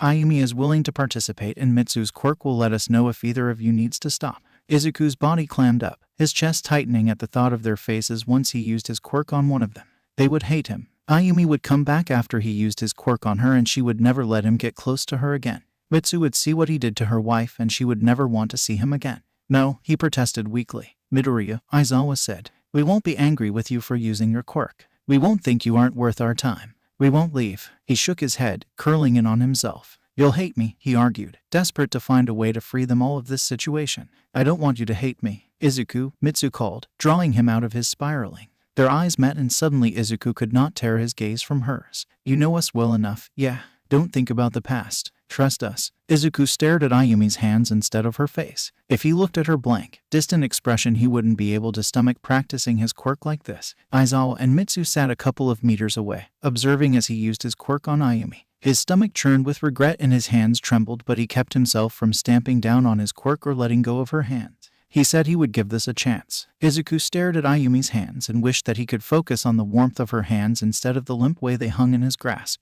Pain struck his temples and he gratefully praised Aizawa's rule, releasing her hands immediately. Aizawa said that he had to let go the moment he began feeling pain or they ran the risk of injuring him further. Recovery Girl cleared him for this, but only if they promised not to put strain on Izuku's body. The injuries that he sustained from the Nomu were concentrated in his abdomen, but Tamura's quirk had dealt his right arm and shoulder a considerable amount of damage. The graft itched terribly and the pain that sometimes struck him made him grit his teeth. If he tapped the bandages covering the silver patch in his body, he could not feel the contact beyond the sting of pain that agitating his wound granted him. His abdomen and shoulder were still wrapped with bandages, but, thankfully enough, his left arm was completely unimpaired by the events at the USJ. His right arm was in a sling and there were light wraps around his lower throat, where the extent of Tamura's quirk had reached. Maybe he should stop calling him Tamura. Ayumi stumbled back slightly, dazed. She steadied herself and took a deep breath. Her hands were shaking when she raised them to sign. I am okay. Izuku had a hard time believing her, observing the tense way she held herself. Ayumi snapped her fingers in his face. I am okay, she repeated, emphasizing each word. You did not hurt me. I still love you. Izuku's body lurched forward with the desire to be close, but he stomped on the instinct. No, he berated himself. Don't touch her. She took the choice from his hands, stepping forward and wrapping him in a gentle hug. Cautiously avoiding any exposed areas of skin, she held him. Izuku's head emptied of his anxiety, a serene sensation that was quickly overtaken by the surge of emotions that rapidly consumed him. He leaned against her and trembled with relief. Once they separated, Ayumi explained what her experience was like, coinciding with Aizawa's experience. Of course, she saw something different than Aizawa, but his quirk seemed to follow a general pattern. Put the person in a completely isolated void and then manifest that person's insecurities. They visited Mei in the support labs before Ayumi and Mitsu had to leave and go to work. Aizawa split off from them to go to the teacher's lounge to see Yamada. How was it? She asked enthusiastically. Are you okay? You look okay. Do you need more support gear? What kind do you need? Depending on how complicated it is, I can have it ready by. Mei, he interrupted. We're all okay, and I don't need new gear yet. Upon being asked, Ayumi regaled their training. At first, there was nothing, then a voice, my voice but distorted, started insulting me. A figure began to come into existence with me and formed this odd mirage me. I didn't look too good. Very dehydrated. Pointing at Mei and Izuku, she raised her eyebrows. Remember, kids, drink lots of water. Mei put a hand to her chest in shock. And lose my teenage dignity. She gasped dramatically. What sort of self-respecting teenager hydrates themselves? The kind that wants my special curry. You dare threaten my curry privileges? I'm your mother, of course I dare. All I'm hearing is that you don't want to buy those spices again. I don't. Ayumi deadpanned, throwing Mei off for a second. I have to fight someone in the store each time we go to get all the ingredients. Mitsu laughed boisterously. But the payoff is nice, ain't it? She elbowed her wife in the side. And I can get the spices and shit if people keep giving you trouble. Ayumi gave her wife an assessing side eye and shook her head. The chowhounds alone would bulldoze through you. The hell is a chowhound? She asked offendedly. Ayumi turned to Mei and Izuku and shook her head, as if to say, see what I mean. Izuku stepped into Wano without much thought, his mood still soaring from the Hatsume's antics, and was completely blindsided by the eruption of noise that came from his classmates. Midoriya, several of them shouted in chorus. Izuku jumped, up and away, panic replacing his previous ease. What? He asked in fright. What'd I do? Hiroshima and Uraraka were the first ones to reach him, vaulting past their classmates without a thought to eat his attempts to calm everyone down. Izuku hurriedly stepped out of range when Uraraka tried to grab his free arm and she froze. Suddenly taking in the bandages still wrapped around his body, and the sling holding his right arm. Sorry, she hastily apologized. I'm sorry, but you're okay, right? Izuku nodded. I am. Hiroshima's hands twitched at his sides, his arms tense, but he smiled brightly. Man, that's great. You had us all pretty worried. Ida finally cut in, making an effort to pull his classmates a couple of steps back. Please remember what Aizawa-sensei told us. Midoriya is still injured and has an aversion to touch, so please keep your distance. His words were true. Factual. They broke his heart. Well, what are you wearing? Kaminari pointed at his extra layer of clothes that peeked through his uniform and covered his hands. A precaution so I can't use my quirk. Izuku explained, only serving to confuse his classmates more. Is that healthy? Kirishima questioned. I can't turn my quirk off. Izuku held up his gloved hand, and it's triggered by physical contact. If I don't wear this, I would have to be constantly worried about trapping someone unintentionally. Yaoyorozu made a confused sound. But we've made contact before, Midoriya. Yeah, that, he said awkwardly. That's because I was making sure my quirk couldn't do anything. Wait, hold up. Jiru waved her earjacks in sync with her hands. So, you can't turn it off but you can stop it. How does that work? Yaoyorozu gasped, her eyes widening in disbelief. She shot to her feet, her concern palpable. Midoriya, did you? I did, he confessed, shifting on his feet uneasily. I am so lost, Shiro murmured. Izuku glanced away from them, ashamed to admit that his quirk was disgusting enough to warrant him stuffing it in a box, never to be used. I suppressed my quirk, Izuku muttered. In his seat, Todoroki stiffened. How would that even work? Jiru asked. Yaoyorozu sighed. Since most of you have mutation quirks, I suppose you aren't physically capable of doing this, but for people with emitter quirks, we don't have to use our quirks, right? Sometimes, when people think it is their only option and it is not, she emphasized, meeting Izuku's eyes, they will subconsciously or purposefully clamp down on their quirk. This will prevent it being used, but if it goes on for long enough, it will kill the Widler. Todoroki finished, causing a heavy silence to fall on the class. So, I need to wear this, Izuku continued, or I will fall back onto old habits very quickly. That's not a huge problem, right? Ashido queried worriedly. She turned to Kaminari desperately, grabbing his shoulders. People don't just do that and no one talks about it. I didn't know about this, Kaminari admitted, prying himself from her hold. It's not a common occurrence for people to want to cut themselves off from their quirk, Yaoyorozu assured. It's even less likely for someone to be able to keep the kind of focus it takes to suppress a quirk it takes to bring them to fatal condition. Izuku squirmed under their gazes. You haven't died, right, Mido? Ashido asked, half jokingly. Bakugo scowled and turned away from the commotion. When Izuku hesitated to answer, the class volume shot up again. Midoriya, Uraraka cried. Why didn't you have this stuff before? Shouldn't your parents take care of that stuff?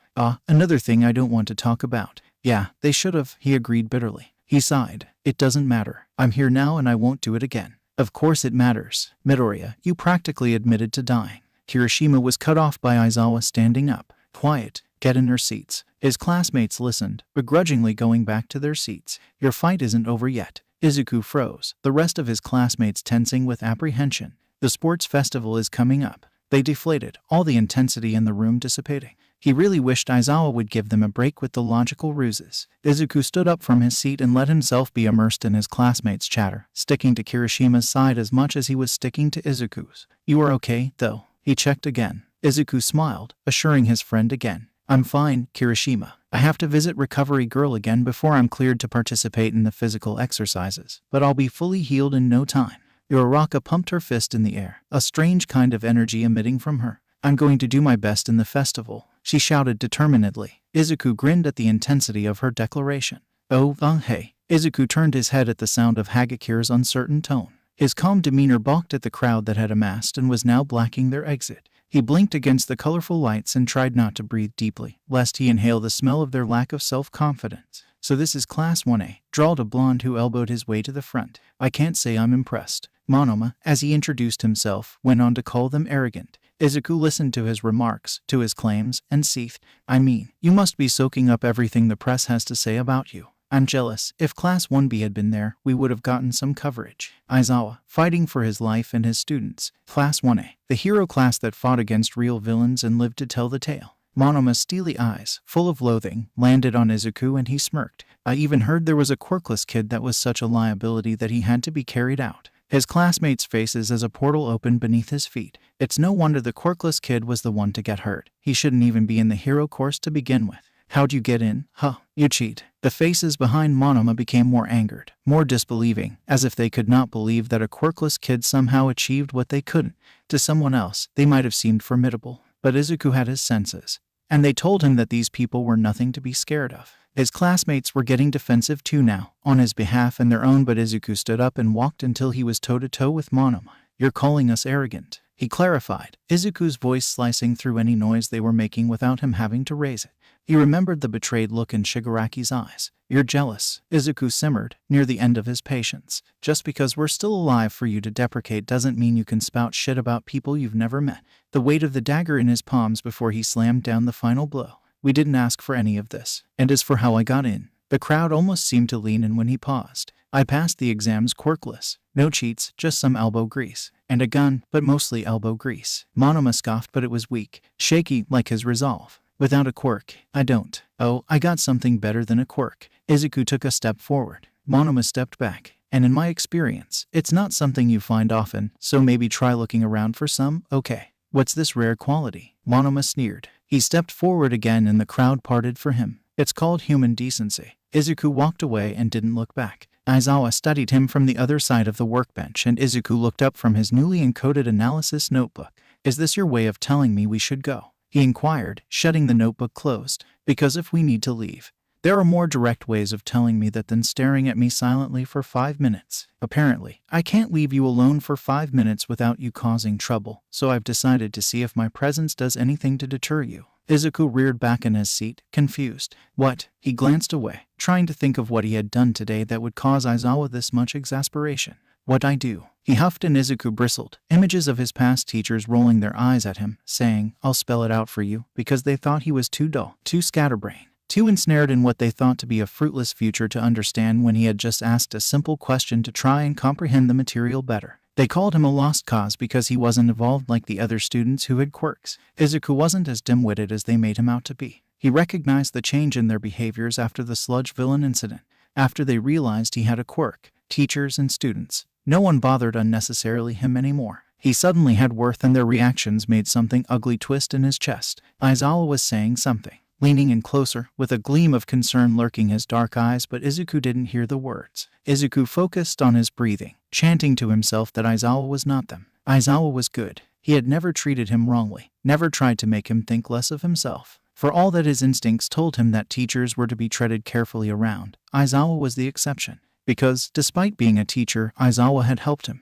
given him a home and supported his dream. So, he chanted quietly to himself, timing his breaths. Aizawa is safe, he told himself. I'm glad you think so, Aizawa murmured, making Izuku jolt into full awareness. Are you back with me? Izuku nodded, embarrassment burning his face red. Sorry, can you tell me what set you off? Aizawa's words felt prying, but Izuku knew answering would only help him in the long run. You're a teacher, he stated carefully, fiddling with his fingers. I've never had a teacher like you before, like any of you. It was true. Aizawa wasn't the only teacher that was different than he was accustomed to. Izuku steadied himself with a calming breath. They thought I was quirkless for a long time and that I was never allowed to be good at anything. I was too devolved to possibly get a high grade without cheating, too careful about not provoking my classmates and disrupting the class. Even once they realized I had a quirk, I wasn't enough. I wasn't the dirt beneath them anymore, but I wasn't worth their time either. So, my experience with teachers isn't good. Aizawa nodded, listening intently, and Izuku was so ashamed because how could he think that he was anything like them? Why was he so paranoid? And Midoriya, Aizawa called, his voice a low rumble. Stay with me. You're different, Izuku said once he gathered himself again. And that's new. I know you won't act like they did, but I can't stop thinking that you might. Izuku's voice fell away, his throat clogging with emotions and rendering him silent. Your expectations have been set, and years of experience have shown you that you were right to set them there. Now, you are in a new environment with new, unfamiliar people who defy those standards. Aizawa slowly pressed his hand down onto Izuku's shoulder, giving him time to stop him. When Izuku allowed the contact, he continued, You can't reset your instincts in a day, nor can you expect yourself to forget years of neglect overnight. But you're different, Izuku insisted desperately. You think I matter. You do, Aizawa said firmly. And that's the most I've ever gotten from a teacher. You shouldn't have to deal with me thinking you're like them, 'cause you're not. Midoriya, give yourself time, Aizawa ordered softly. I won't hold this against you, so take time to adjust. Realize that you are safe here and allow yourself some comfort. Okay, kid. Izuku nodded, not knowing what else he could do. Okay, I heard a certain someone decided to sass a mob today, Hitoshi commented as he slid onto the couch. You know, I heard about the gathering during homeroom, but I didn't think you would leave my classmates so gobsmacked. Izuku stared at him incredulously. Sassed? A mob? He asked. Hitoshi stopped short, an entirely new sort of amusement overcoming him. Oh God, you don't know, do you? He laughed, the sound entirely delightful, but the context made shift closer to Mac, who was positioned behind one of the throw pillows. According to my classmates, Monoma, whoever the fuck that is, walked away like a wounded puppy because the quirkless kid in Wanna called him an arrogant prick and told him to get a new personality. Izuku began shaking his head. I didn't say that, he shouted, startling the cats. I told him to be a decent human being. He was being really rude. Well, if he was talking shit, I guess you get a pass. A detail in Hitoshi's words caught his attention,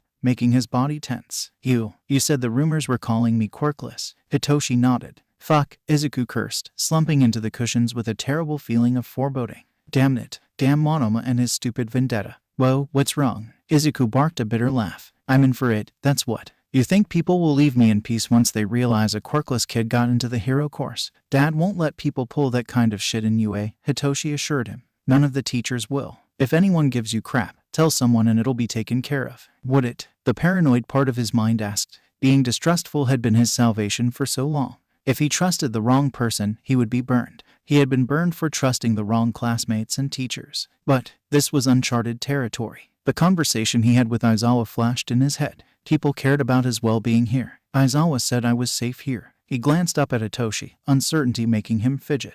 I want to trust him. I want him to be right. We can work with a little hope, Hitoshi grinned. Man, I can't wait for the festival. I'm gonna knock someone right out of their class. Big talk for someone who can't beat me in a spar, Izuku teased. Recovery Girl had reluctantly cleared him for the sports festival a few days ago after their final healing session, and once he found out Hitoshi had no plans for training, he couldn't let his friend go on like that. He was incredibly thankful to Aizawa, who erased his quirk and allowed Recovery Girl to heal him without harm coming to anyone. He guffawed, amused. I doubt half your classmates fight as well as you do. If anything, I'm talking small. Izuku blushed fiercely, feeling unbearably hot. Don't, you shouldn't, I'm not that good. Hitoshi only laughed as he retreated into his room. Crimson eyes, dark hair, dry skin, raspy voice, low laugh. When had Tamura dyed his hair? When, during those 8 years, had he become a villain? The why burned away any other stray thoughts. Why did he become a villain? Why did he want to kill All Might? Why was he a leader of the League of Villains? Why? Why did he hurt me? You killed him. Blood-colored eyes, light hair, irritated skin. The smile on his face freezing, twisting into something terrible. His fingers pressing into his shoulder, Izuku's skin flaking away, his mind focused on the pain of pain. Izuku's eyes shot open and he was faced with the darkness of his room. Cold sweat dampened his sheets and clothing. Slowly, Izuku rose and leaned forward on his knees. The urge to scream welled in his throat, a short, choked sound of anguish passing his lips before he bit his lip and tried not to hyperventilate. He needed to see Tamura. He needed to look him in the eyes and see what gave him that haunted stare. People changed. It was an irrefutable fact. But children don't become homicidal maniacs out of nowhere. Something made him into the man he was now. The only question was who? Kurogiri, Sensei, the doctor, someone else entirely. Now his friend was a killer. He tried to kill Aizawa and Izuku. He led an attack meaning to kill All Might, and when that didn't pan out, he went for the students as retribution. How the hell could he say that some part of him still held onto the memories of Raki? Of that clingy, stubborn boy who didn't exist anymore. Izuku wondered if this was what grief felt like. He mourned before, when he came to terms with the reality of his situation after Inko left. It took a long time for things to finally hit him. Sure, he knew she was gone, but she still kept him above water. She paid for the apartment and made sure he had the tools to survive. No contact, but he thought she was still around, in her own way. He tried to believe that she might come back, that maybe she might love him. It was a random day when everything settled. Halfway through his first year of middle school, he locked the door to the apartment and it smacked him in his face. The empty atmosphere, the barren home, the absence of a mother. 8 years was a long time to be alone. School kept him occupied. Bakugo kept him occupied. Hero analysis kept him occupied. Not enough to keep him from knowing, though. He could never distract himself from the blatant, ugly truth. He was alone. No one would care if he suddenly stopped showing up to school. No one would care if he disappeared. Izuku coped in his own ways. He fed the stray animals using the leftover money. He chased hero fights like a storm chaser pursues a hurricane. He studied subjects and wandered the streets, helping people whenever the opportunity arose. He had worn clothes and beaten sneakers, not caring enough to use anything he saved to purchase anything nicer. He didn't deserve anything better. And looking around at the room he was in now, he wondered if he deserved the Aizawa's kindness. Wouldn't they all be better off if he went back to Dagaba? They wouldn't miss him. Then there was the Nomu. Its lights, the flickering and the stench. To Izuku it exuded wrongness that he hated. It had been people once, but they were mashed into one terrifying monster. A monster that Izuku killed. Alone, he wouldn't have made it. Alone, he was nothing. Deku, Bakugo's voice growled in the silence. Ooh, it's from the kanji in your name, right? Izuku nodded at Uraraka, who smiled brightly. It sorta sounds like Deku, like, you can do it. You are very bright. I want to learn from you. You may not believe you belong in your position, Midoriya, but I assure you, you are more than worthy of it. Based on all the notes you take, I think we could all improve our techniques if you gave us pointers. Did he deserve their faith in him? All his life, he'd been told he was nothing and no one refuted it. No one helped him. So why were they all so trusting of him? Why did they place their faith in him, a worthless nobody? He didn't want to let them down. Deku, Uraraka called him. But what if he was just a Deku? In the end, Izuku threw Todoroki over his shoulder, yelping when frost shot up his wrist. Todoroki was quick to melt it, apologizing and looking slightly embarrassed. You're definitely doing better, Izuku spoke once they stopped for water. You learn quick, and you're far more adept than you let on. He blushed, averting his eyes. See, come on, let's try your quirk. With a nod, Izuku waved to Cementos, who gave them the go-ahead. Izuku sat down, cross-legged across from Todoroki, notebook in hand. Silently, he created frost over his right forearm. Then, hesitating, he let flames rise from his left side. They wanted to see if he could produce ice on his left side, but for now, Izuku wanted to observe his quirk while it was activated. Your body's homeostasis is fascinating, he muttered, jotting down notes as the boy across from him repeatedly frosted his arm. Using both sides balances you out, but would you freeze if you only used ice? Burn with only fire. And what about the creation itself? Flames are somewhat self-explanatory. The minor ignition taking place at your command, possibly taking in the needed elements to ignite. But your ice, is hydration an issue for you if you use it too much? Does it take vapor from the air or from you or both? I don't doubt fire's also dehydrating. Midoriya, head snapping up, Izuku turned bright red. Sorry, I didn't mean to ramble. Brown it in concentration. Todoroki glared at the fire licking at his skin. I do require more water when I use my quirk, but her ice mainly utilizes the surrounding vapors. His fire is particularly draining, though. You keep saying that. Saying what? His fire, her ice. He tilted his head. Are you talking about your parents? I know. Inchai abruptly, his mouth clicked shut. He paled as Todoroki's eyes went wide. Kai. Throwing a glance at where Cementos now hid behind his ungraded papers on his cement table, Izuku laughed nervously, clearing his throat.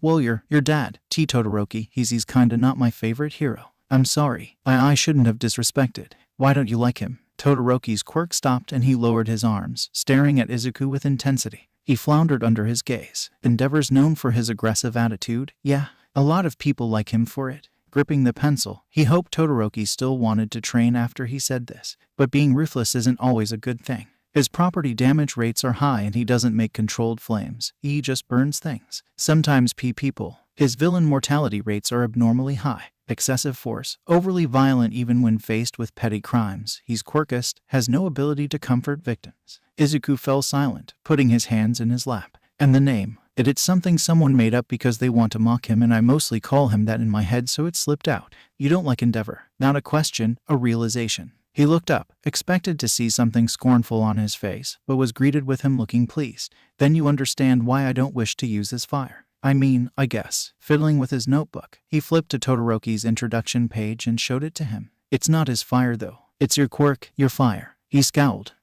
Is your quirk hell flame? No, that's right. Your quirk is half cold, half hot. It's your fire, your ice. I don't care what kind of power your parents have.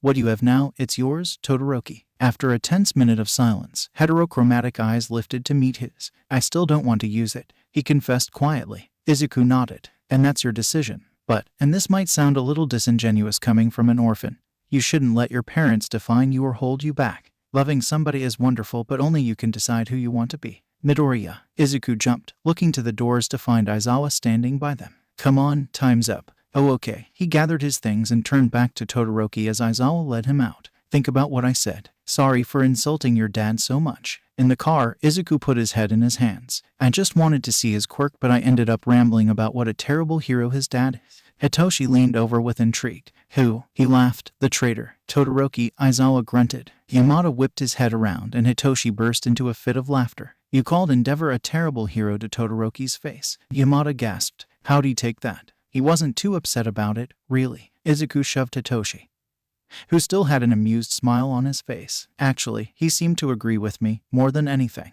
Aizawa and Yamada stiffened but didn't say anything. Word spreading about his quirkless status was both amusing and nostalgic. In the worst way possible, he would like to add. On one hand, he baffled people and that was fantastic. On the other hand, though, the day had already been pretty crappy. People shoulder-checked him, sneered at him, whispered in the hallways like he couldn't hear them. But he held out hope that no one would go farther than that. Hitoshi stuck to his side like glue, glaring the other students down, and the rest of his classmates weren't the types to let people mistreat him. It made him giddy, reminding him that things were different at UA compared to Aldera, and maybe. Izuku lurched forward, his body colliding with the stairs. His shoulder throbbed when he stood and the sharp pain in his head almost didn't let him hear the laughter of whoever pushed him. His ankle pulsed painfully, but he limped to his destination, determined not to let some asshole ruin a part of the day he enjoyed. The few students he passed on his way gave him bewildered glances, but he could care less. He entered the gym, waving to Todoroki, who froze upon seeing him. Todoroki rushed over, concern painting a frown on his usually impassive face. What happened to you? He asked icily. Why did you come here instead of to Recovery Girl? Izuku bristled, leaning heavily on his uninjured leg. I wasn't going to just not show up. Todoroki scowled. You're hurt. We can't train. Without warning, he swept Izuku's legs out from under him and caught him. Lifting him and ignoring Izuku's protests, he started walking back to the main building.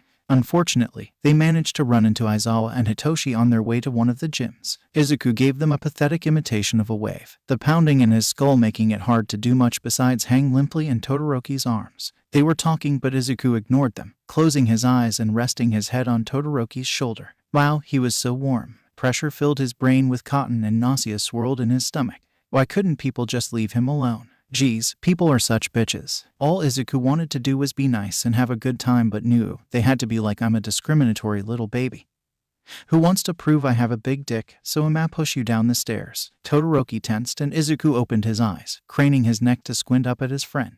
Wasamata Wichu, he slurred, deciding to ignore the fact that his friend was blurry as hell. Todoroki said something that he didn't understand and Izuku squinted harder. Suddenly, Todoroki was trying to move away from him. Izuku's hands shot out in fright, grabbing onto his retracting arms. No, stay, please, what did he do wrong? Something soft pressed into the back of his exposed neck and Izuku hurled himself away from it, a screech tearing out of his throat. His body collided with Todoroki's and then he was being held down. Panic surged, overtaking everything else in his mind, and he thrashed, attempting to free himself. The soft thing came back and the pain, pressure, panic, everything receded until he was left with nothing but exhaustion.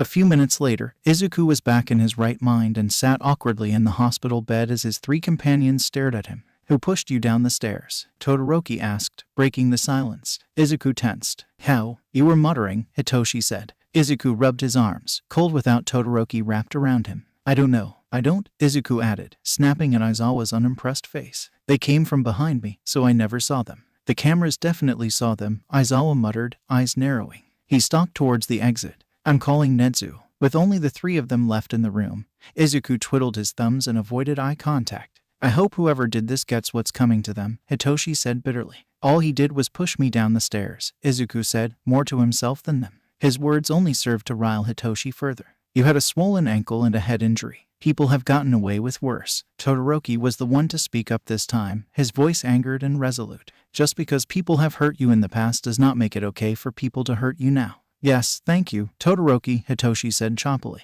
And I told you, Izuku, you won't let people get away with this sort of shit. It hit Izuku then that people were looking after him. People that weren't the Hatsumes. People that, by all means, don't need to help him. Oh, was all he could say, tears building in his eyes. In the locker room, his underclothes saved him from having to reveal his new scars as he changed. Sliding into the uniform, he looked down at the clothes with a small smile. Izuku made it. Here he was, at UA, competing in the sports festival. The class walked into the waiting room, chatter breaking out. Midoriya. Todoroki took a place at Izuku's side, unintentionally shielding him from the rest of their classmates. Objectively, I'm stronger than you. In return, Izuku offered an amused raise of his eyebrow. I'm pretty sure half the people in this room are objectively stronger than me with their quirks taken into account.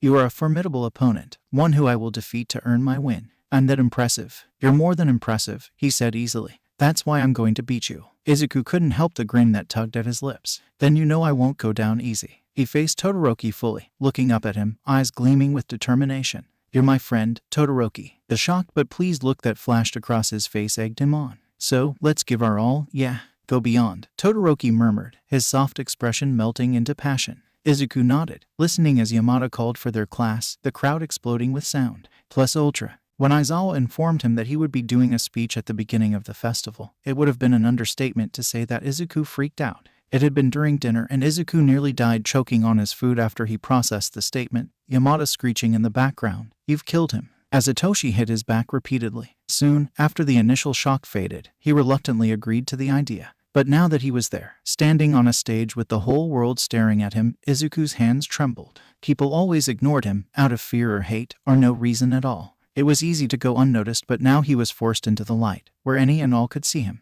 Privately, he wondered if his mother and father were watching. Secretly, he wondered if Shigaraki was watching. Publicly, he looked out to the audience and spoke, his voice quieting the crowd's volume as he spoke. I know you're all entertained by what you've been told about Class 1, but don't disregard the other students and their efforts that earned them a place at UA. Every student here is fighting to win and we all have a chance to.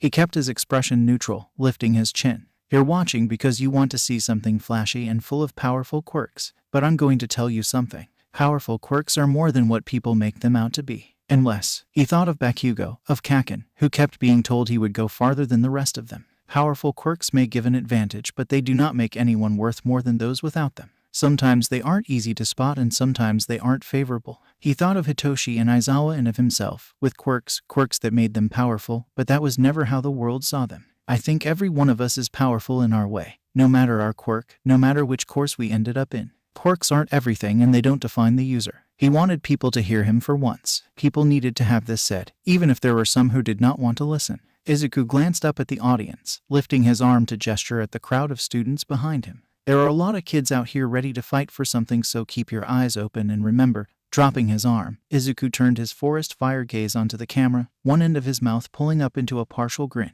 Appearances are deceiving. No one spoke as he walked back to the gathered students. They parted for him, giving him a path directly to where his friends awaited. They grinned like the world was burning and he lit the first match, pride radiating off of her. Hitoshi smirked a lazy, calm thing, a signal of approval, a promise to prove Izuku's point. Kirishima and Uraraka waved, smiling brightly and giving him thumbs up. Tsuyu's face displayed a small smile. Yaoyorozu had an odd grin, goofy almost as she stared at him. Ida gaped, his jaw hanging. Todoroki stood off to the side, but they caught each other's gaze and the dual-haired boy nodded.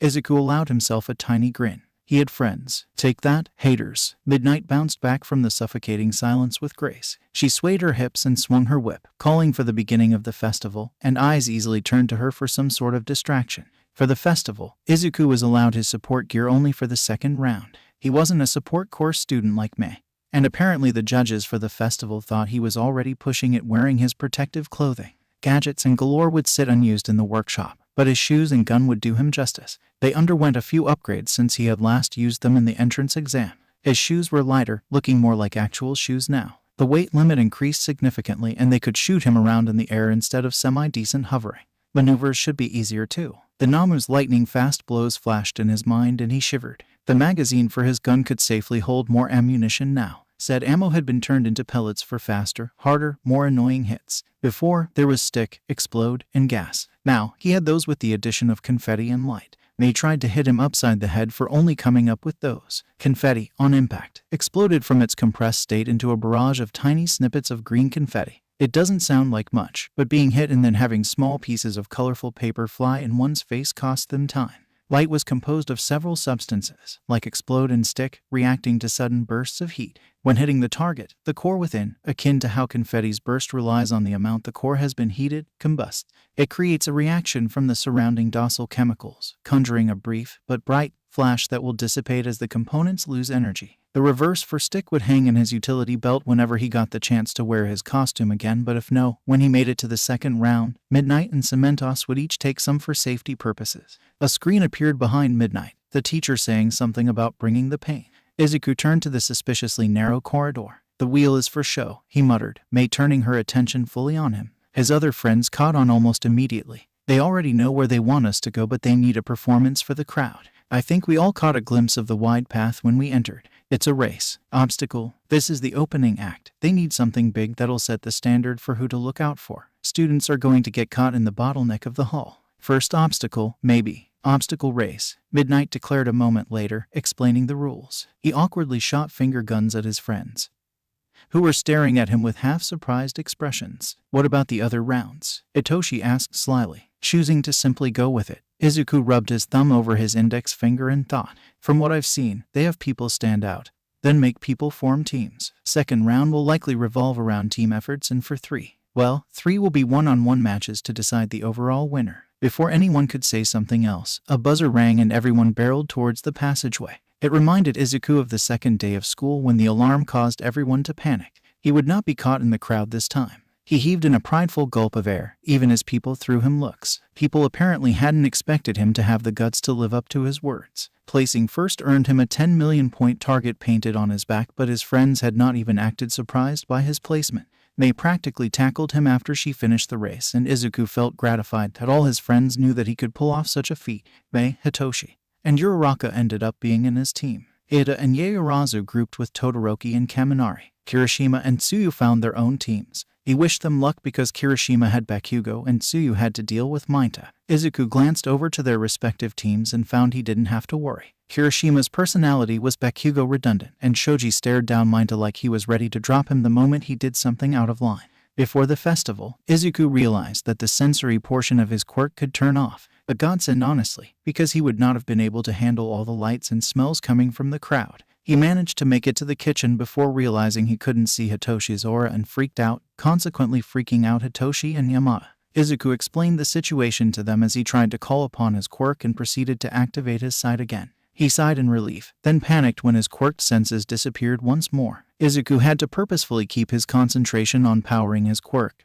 and it messed with his head. It had been startling and slightly worrying because Izuku had been trying not to bottle up his quirk, so doing it unintentionally scared him. Eventually, pain built up in the same way it always did when he used his quirk, and Aizawa took him to UAS quirk specialist after his nose started bleeding. The specialist explained the process as settling. His quirk was making up for lost development when he was younger and settling now that Izuku had given it time to grow and develop.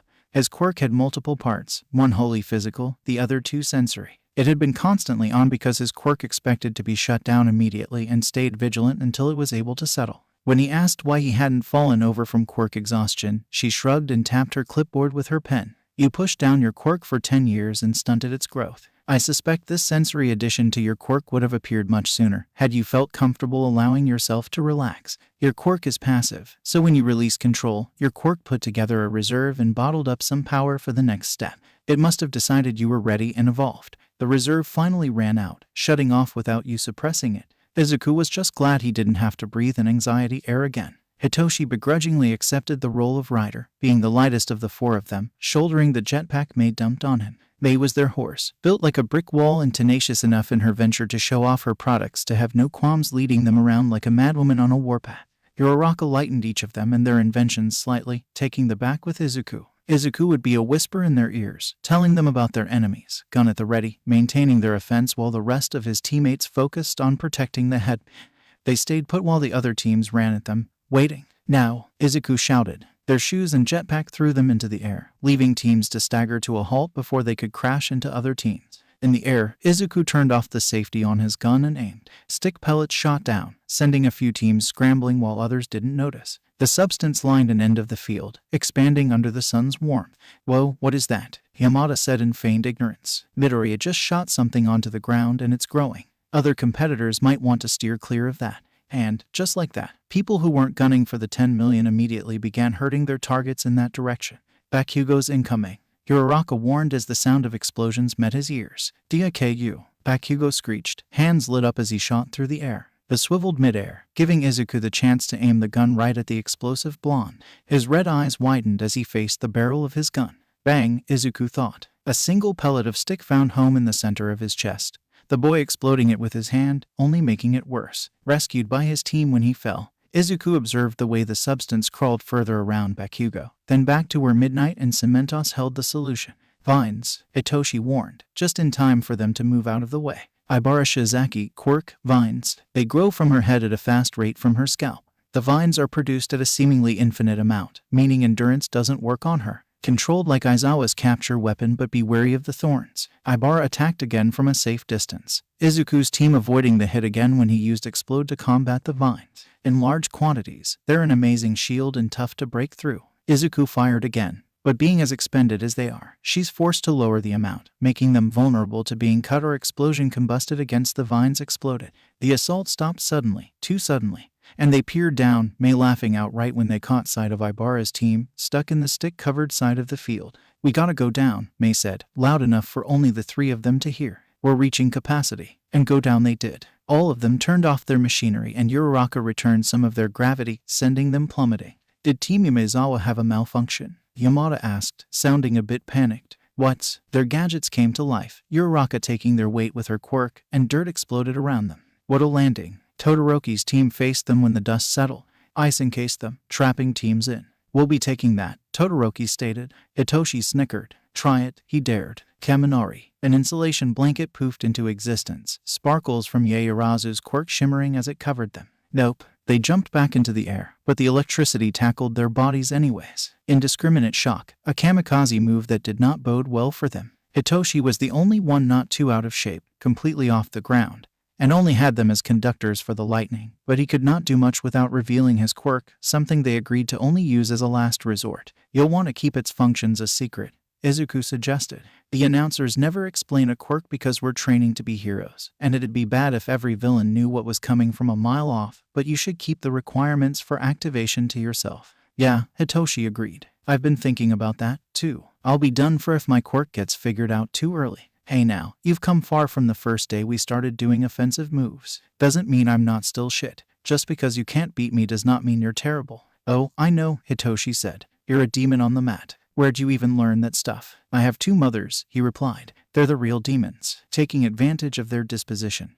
Their headband was snatched, Ada pulling a power move out of nowhere. Their time constraint was running to its end. If they were going to win, they had to do it soon. Now, Ada and Kaminari are both pretty useless, Izuku informed his team. Todoroki won't use his left side. Yaoyorozu's got this right, but avoiding her won't be a trouble. Let's kick his ass, Uraraka intoned enthusiastically. With 2 teammates slowing them down, an ice wall at their backs, and a vulnerable side, it didn't take much to chase them into a corner, even with the aftershocks of Kaminari's quirk hindering them. Yamada announced the 10-second countdown and they raced forward. Todoroki lifted his arm to defend against Hitoshi's grab, foregoing the use of his fire, passing him on his left side. Izuku shot his arm with the last of stick and Hitoshi's hand shot out to take the headband. His eyes met with Todoroki's as they continued to barrel past them. Stick puffed and grew across his arm as Izuku's team crashed into the ice. And we have our winners. The euphoria of their victory vanished when he caught a glimpse of Todoroki. The boy was glaring at Izuku in a way he hadn't since the battle training. "Oi, what's his deal?" Hitoshi grumbled, coming to stand beside him. Glaring back because he knew Izuku wouldn't, he said, "Come on, Izuku, you don't have to deal with any sore losers." But he wanted to. Todoroki. He agreed that the 2 of them were friends. Did he jeopardize that? But they promised to give their all. Why would he fault him for? Stick puffed and grew across his arm. Stick only expanded in response to heat, after prying him out of Mei and Hitoshi's skeptical hands. He stood with Todoroki in the tunnel. The silence weighed heavily on him as his maybe friend scowled at him. The cold radiating off of him suddenly reminded him of his old apartment, Todoroki's frigid gaze pinning him down. He looked away, unable to keep this staring contest going, and pressed himself into the wall. Todoroki. I was overwhelmed. Izuku clamped his mouth shut. "You made me break a promise I made to myself a long time ago." Izuku glanced at his left arm, the discoloration in his skin from the bruise where Stick first hit him and the green food dye. Todoroki had such an advantage at his disposal, yet he only used it once it was too late. "You exploited my left side repeatedly. You shot me." He lifted his arm to stare at the mess of color. "You're an analyst, Midoriya. You knew how to beat me. And your aura." Looking up again, there was something curious in his gaze. "I've never seen you look like that before." "Okay." This was becoming incredibly confusing. "Todoroki, what do you mean?" "You overwhelmed me. I could see it in your eyes. I could feel the power you held." His head tilted like he was trying to figure something out. "At first glance, you don't look powerful. In fact, you look quite average. But that's what you said, isn't it? Appearances are deceiving."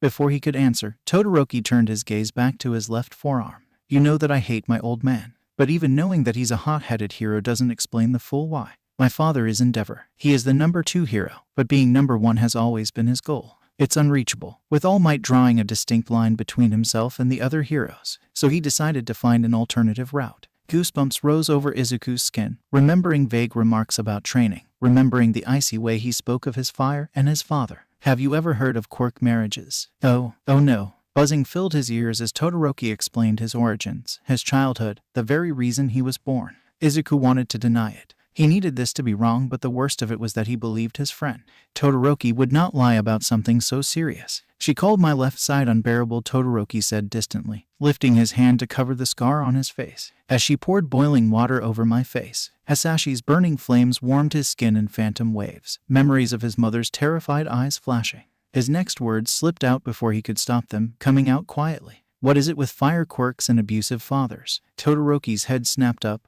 wide-eyed. "I thought you said." "I am an orphan," Izuku confirmed. I wasn't always." There was no answer for a moment, just the 2 of them looking into the other's eyes and finding understanding. Finally, Todoroki spoke.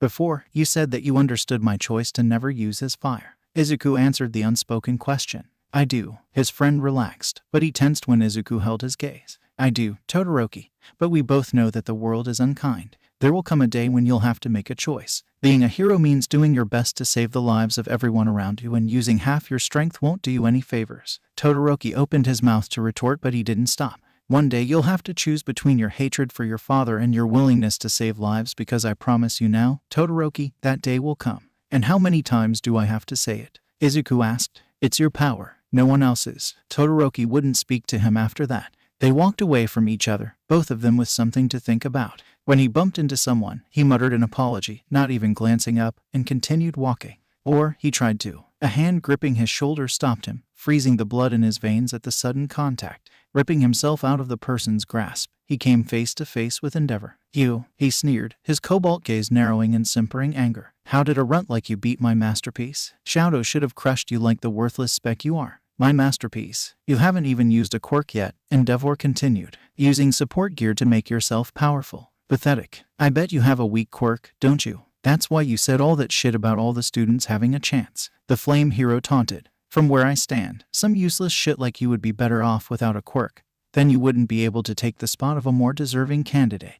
It was close now, close enough for his fire facial hair to heat Izuku's face uncomfortably. My Shadow will have no trouble putting you in your place, whether or not he decides to use my fire. And Izuku, absolutely disregarding any sense of self-worth, laughed. It was more of a light chortle, one that was distinctively on edge with nerves, but it was definitely in sound that both of them were surprised by. Not one to lose his momentum, he took advantage of Endeavor's bafflement. It's his fire, Izuku growled uncharacteristically. His, you got that. Having said his piece, Izuku walked around the corner as calmly as he could manage. Then the next, and the next. He walked until he reached the waiting room for the first match. His match, against a boy named TetsuTetsu. The second the door closed, Izuku's hands started shaking, his chest tightening. The competition already forced him into touching people. His self-worth was already a fragile, degraded thing. Then there was Todoroki, his friend, his sparring mate. To find out he had gone through so much, was still going through so much, Izuku slid down against the nearest wall. Meeting the bastard himself had not been an event Izuku accounted for at all. Mind still whirring, comprehending the past Todoroki revealed. The unknown hand itself on his shoulder nearly sent him over the edge. Looking up to see Todoroki's abuser, blue eyes ironically icy as he glared, did not help matters. Hearing him talk, Izuku would have fun getting that out of his head. Runt, worthless, shit, useless, speck, pathetic, undeserving. It wasn't like Endeavor had been original in his insults. But the heat, God, his skin itched with the faded burns, the lasting warmth that never gave him comfort. Izuku's memory had always been one to retain and never let go. This wasn't always the best thing. Not when he could remember, so clearly, what Hisashi's scowl looked like as smoke drifted carelessly out of his snarling mouth. Not when his mother's fear translated into his own. Not when his words reminded him so strongly of what his mother said to him during the months after his quirks manifested before she left him. You'd be better off without that horrible quirk. Yeah, because he was treated so much better when people thought he was quirkless. Come on, stupid brain, give me serotonin or something, Izuku requested futilely, pulling his knees up to his chest, attempting to control his breathing. Faint, but there, something happened outside of the safety of his arms wrapped over his head. He elected to ignore it, focusing solely on regulating his strained breathing. Izuku could stave off a panic attack. He could do it. He couldn't be stuck in here. Think happy thoughts, he practically begged, ransacking his brain for anything to calm him down. Inko's warm embrace. Her smile, Inko's rough hands as she shoved him away. Her face pinched in a glare. Tamura's dry laugh, their friendship. Shigaraki staring at him with betrayal, ordering the Nomu to hurt him. All right, why the hell were those two the first who came to mind? Those were the worst people he had a relationship with by far. Kaken's arm slung around his narrow shoulders, his fist raised in the air, proclaiming that they would be the best hero duo. Bakugo's hand burning his skin. Mouth pulled into a dangerous grin, daring Izuku to ever think about becoming a hero. Not him, either. Mei's eyes lighting up as he exploded the first prototype for explosion. Ayumi crying, so surprised and happy, when he turned up the second time at the Hatsume residence and could hold a conversation with her without Mei or Mitsu playing translator. Mitsu cackling when he showed her the blueprints for his support shoes, fire burning in her golden gaze. Uraraka's shout of excitement when he entered 1A's classroom, her willingness to be his friend. Meeting Aizawa for the first time, holding an actual conversation with Eraserhead. Coming out of his trance, Aizawa trapped by his quirk, a pounding headache. Stop it. Yamada rambling about their cats to calm him down, humming softly when he cooked, then belting out lyrics when his favorite parts came along. Hitoshi cooing at the cats, his easy smirk as he commented dryly on Hana's antics. His not-so-subtle death glare directed at anybody who acted rudely to him before and especially after people started thinking he was quirkless. The complete acceptance he was faced with when he explained his quirk. You're never getting rid of me now, Hitoshi sniffed after explaining his own quirk. You know that, right? Something warm bloomed in his chest and he found himself awake. Back in the waiting room, Yamada's muffled voice alerted him to the fact that his match was about to start. Shit, Izuku huffed, winded, standing on his end of the field. He barely made it in time for his introduction. And now TetsuTetsu grinned from his end, cracking his knuckles. You know, you're pretty smart, for a quirkless kid, TetsuTetsu said backhandedly. But that brain of yours won't help you here. Izuku almost laughed at the absurdity of that statement. It would help him very much, thank you. He was hyped from the adrenaline coursing through his system, mind picking apart his opponent's quirk with practiced thought. The buzzer sounded and they both shot forward. TetsuTetsu, TetsuTetsu, quirk, steal. Izuku dodged the boy's attempted hits with ease. It's the same as Kirishima's, in essence. Smooth, shiny metal glinted in the sunlight as Izuku kept drawing him in only to back away.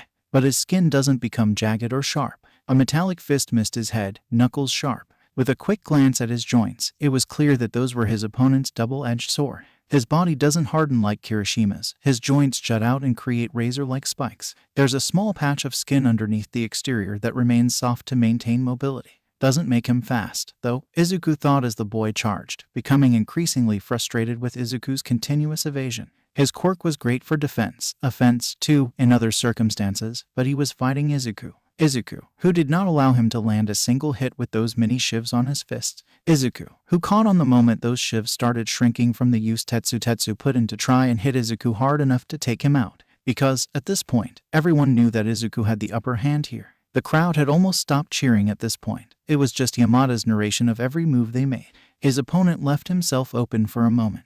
Those sharp edges short enough for that patch of skin to be visible without a crane of his head. It was enough. His hand met flesh and TetsuTetsu faltered, exhausted from the energy he expended during his attempted assault, his own quirk still active and slowing him down. It was entirely too easy for Izuku to go after those vulnerable patches of skin. After Izuku hit his knee, it was over. TetsuTetsu fell onto his knees and Izuku pushed him down. Midnight counted down, then declared Izuku the winner. The crowd was cheering for him, he realized. This was not uneasy silence but cheering. He offered his hand to TetsuTetsu, who took it, giving him a narrow-eyed once-over. That was so manly, he huffed, letting his skin turn back to normal. How did you move that fast, man? Izuku thought back to the many times he dodged one of Mei's inventions gone ballistic. The number of times he narrowly jumped out of the way of a collapsing trash pile at Dagaba or saved Mei from one. Practice, he shrugged. He needed Mei, or Hitoshi. The moment he was alone, he crashed. Everything rushed back to put him through hell. He should have known that he got off too easily. Finding Mei would be best. She experienced enough of his attacks to know how to calm him down and comfort him. Hitoshi could use his quirk and he knew how to keep Izuku focused on something other than whatever the hell his head wanted him to. But the hallways were empty, silent, save for his harsh breaths and stumbling steps. Then he crashed into Ida. Fucking perfect. His knees buckled and he let himself fall. The match had taken a lot out of him, too, and it was catching up with him. Midoriya, HN, he whimpered. Everything felt raw and exposed and he didn't want anyone to see him like this. Midoriya, aye. He knelt down in front of Izuku, hands hovering like he wanted to do something but knew not to touch him. Focus on breathing. Follow me. In, 1, 2, 3. Out, 1, 2, 3. They continued on like that. Izuku failing to catch his breath and Ida reassuring him until Izuku took one of Ida's shaking hands with his own and dropped his head against the wall. Ida looked down, surprised, and Izuku offered him a grateful squeeze when they met eyes. Are you all right? Ida stammered nervously. Izuku nodded, his throat feeling clogged. He lifted his hands. Do you know sign? Yes, Ida responded immediately. It was an elective at my middle school. Would it be okay for me to take you somewhere? Ida glanced around the empty hallway. I don't feel comfortable simply leaving you here. Isn't your match soon? He nodded sharply. Yes, but if I could just ensure you some form of shelter. I'll call someone, Izuku signed, his hands becoming heavier by the second. Go to your match. He won the staring contest Ida started and the boy pursed his lips. I've seen your phone. Do you even have it with you? A quick pat of his pockets revealed that. No, he did not have his phone. Here, Ida handed him his phone, unlocked and ready for use. When they're on the phone, he'll leave. Izuku dialed the number. It rang for a moment. He put the phone on speaker. Who is this? Ida jolted at Aizawa's grumpy voice. Izuku gestured with the phone and he startled again. S-sensei, he shouted. Ida, Aizawa said, deadpan, not even questioning how he knew his number. You called. Say something. Glancing back to the sign for confirmation.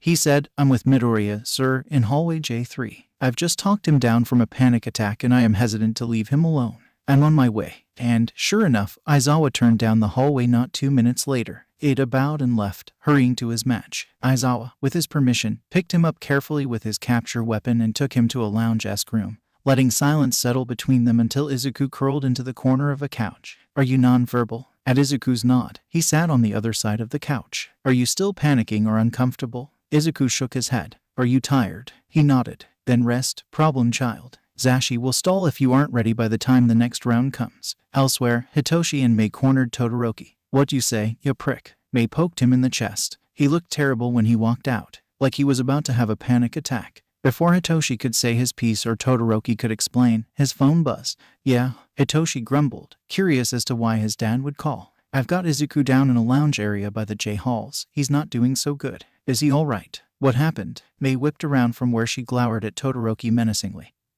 her golden eyes zooming in on him. Speaker, Mei commanded. Put it on speaker. Is Mei the only other person around? They glanced at Todoroki. We've got the candy cane boy here, too. Todoroki. Both of them almost laughed at how easily his monotone voice said it. I don't know what happened. He's nonverbal, and when Ida found him, he had been in the middle of a panic attack. Sobered by his words, the mood dropped. Ida, Hitoshi questioned, thinking of his brash and loud attitude. Handled the situation surprisingly well, Shouta said approvingly. He's done research. Hitoshi pushed down a smile. Good to know Mr. Robot could learn from his mistakes. Lounge by the J halls, you said. Yes. Mei was already dragging him down the hall. On the way, he informed Shouta. Tamura shifted in his chair, an electronic hue glowing softly in the dark room. The clothes Izuku wore, the ones that blocked his quirk, almost covered the scar that crawled up his neck. They hid both of his arms entirely, but Tamura knew that both of them were marred with scar tissue. One scar that led Izuku to him, and the other that drove him away. One that you gave him. He scratched his neck, appreciating the sting, and watched Izuku walk onto the platform for his speech. He grinned at the proclamation that Izuku made the highest score in the entrance exam. The slight shake of his hand stopped when he opened his mouth. The spark of hope that ignited at the USJ was fanned as he spoke, reviving the dying embers he thought he snuffed out. He chuckled as Izuku gave the audience a smirk, truth ringing with every syllable, and walked away from the microphone, leaving them all stunned. Envy curled in his gut when the camera panned to Izuku reaching a group of brats as they greeted him, all of them looking proud. Why can't that be me? He's my friend. In the first round, Izuku didn't get much screen time until the last portion, which made Tamura see. Why weren't they paying more attention to him? He could care less about two powerhouses with vendettas. Where was Izuku? Flying through the air on a piece of metal, apparently. Present Mike screamed about last-minute snatches and turnarounds as Izuku surpassed the other two easily. Tamura laughed when he used them to propel himself again. Pride swelled in his chest as the camera showed Izuku, out of breath, with the beginnings of a smile forming on his face. He won. Of course, he won, his brain chided. This is Izuku. Izuku who always told him to never give up on a level. Izuku who never failed to cheer him up. Izuku, who comforted him and brought life to his unchanging schedule in the days he was present. Izuku, who touched him with kindness radiating off of him, the only loving human contact he could remember. Izuku's face contorted in agony, a stifled shriek piercing through the air as his shoulder disintegrated. In the second round, Tamura gripped the edge of the desk at the sight of Izuku teaming up with a few other brats who were entirely too familiar with him. The purple-haired one said something and Izuku laughed, lighting up the world. During the match, a blonde boy flew towards him, malice written on his face, and Tamura watched, satisfaction and mirth coursing through him as Izuku's team pivoted in the air, letting him shoot the boy down. Vines came at them next, which they destroyed and outmaneuvered. Next was Endeavor's kid, who stole the headband only to have it redeemed in the last moments. Intermission hit and Tamura sat back in his chair. Sensei, he said thoughtfully, an idea forming in his head. A screen lit up, static hissing in the quiet room. Yes, Tamura. Is Izuku useful now? Sensei paused. Izuku, he pondered, something amused drifting in his distorted tone. He certainly could be. Tenya faced Yaoyorozu on the field, determined to win. Did you see Midoriya? Her question startled him, her voice masked to the audience by Kayama-sensei and Yamada-sensei. It made sense, though, with how their friend hurried out looking less than put together. Her worry was only further gratified by his concerning encounter with Midoriya barely a few minutes ago. He nodded. Aizawa-sensei is with him. That only served to confuse her, evident in the way her brows furrowed. But there was no time to talk further on the subject. Kayama-sensei signaled the beginning of their match and Tenya shot forward, fast. But it had nothing on the recipro burst he revealed in the last round. Yaoyorozu was too intelligent, too quick to be immediately pushed out, and as such using it would lead to a loss before a minute could pass. As suspected, his opponent blocked his first attack, showcasing the same quick wits as she did in the previous round. Briefly, he thought that maybe he was being too brutal with his onslaught, that maybe Yaoyorozu. She slammed a metal shield into his shin as he aimed a kick, pain exploding on impact, and banished all thoughts that his opponent was anything other than a strong, clever young woman who could absolutely trounce him if he didn't give his all. With a burst of energy, he kicked, and into their flurry of exchanged blows and parries, something abruptly slammed into his chest, knocking the breath out of his chest. Body slamming into the ground, he scrambled for purchase, only to be pinned and put into a triangle hold. Yield, she commanded, tightening her thighs around his arm painfully. Refusing, he commanded power to his legs and bridged his hips, sending them both sprawling, and broke out of her grip. Recipro burst. Tenya flew forward, slamming into his winded opponent, and pushed her out of the boundaries. His engine sputtered and coughed exhaust, stalling and leaving him weak on his feet. Yaoyorozu fell back, inertia and gravity forcing her backward, an expression of shock painting her features. His brain filtered her immodesty.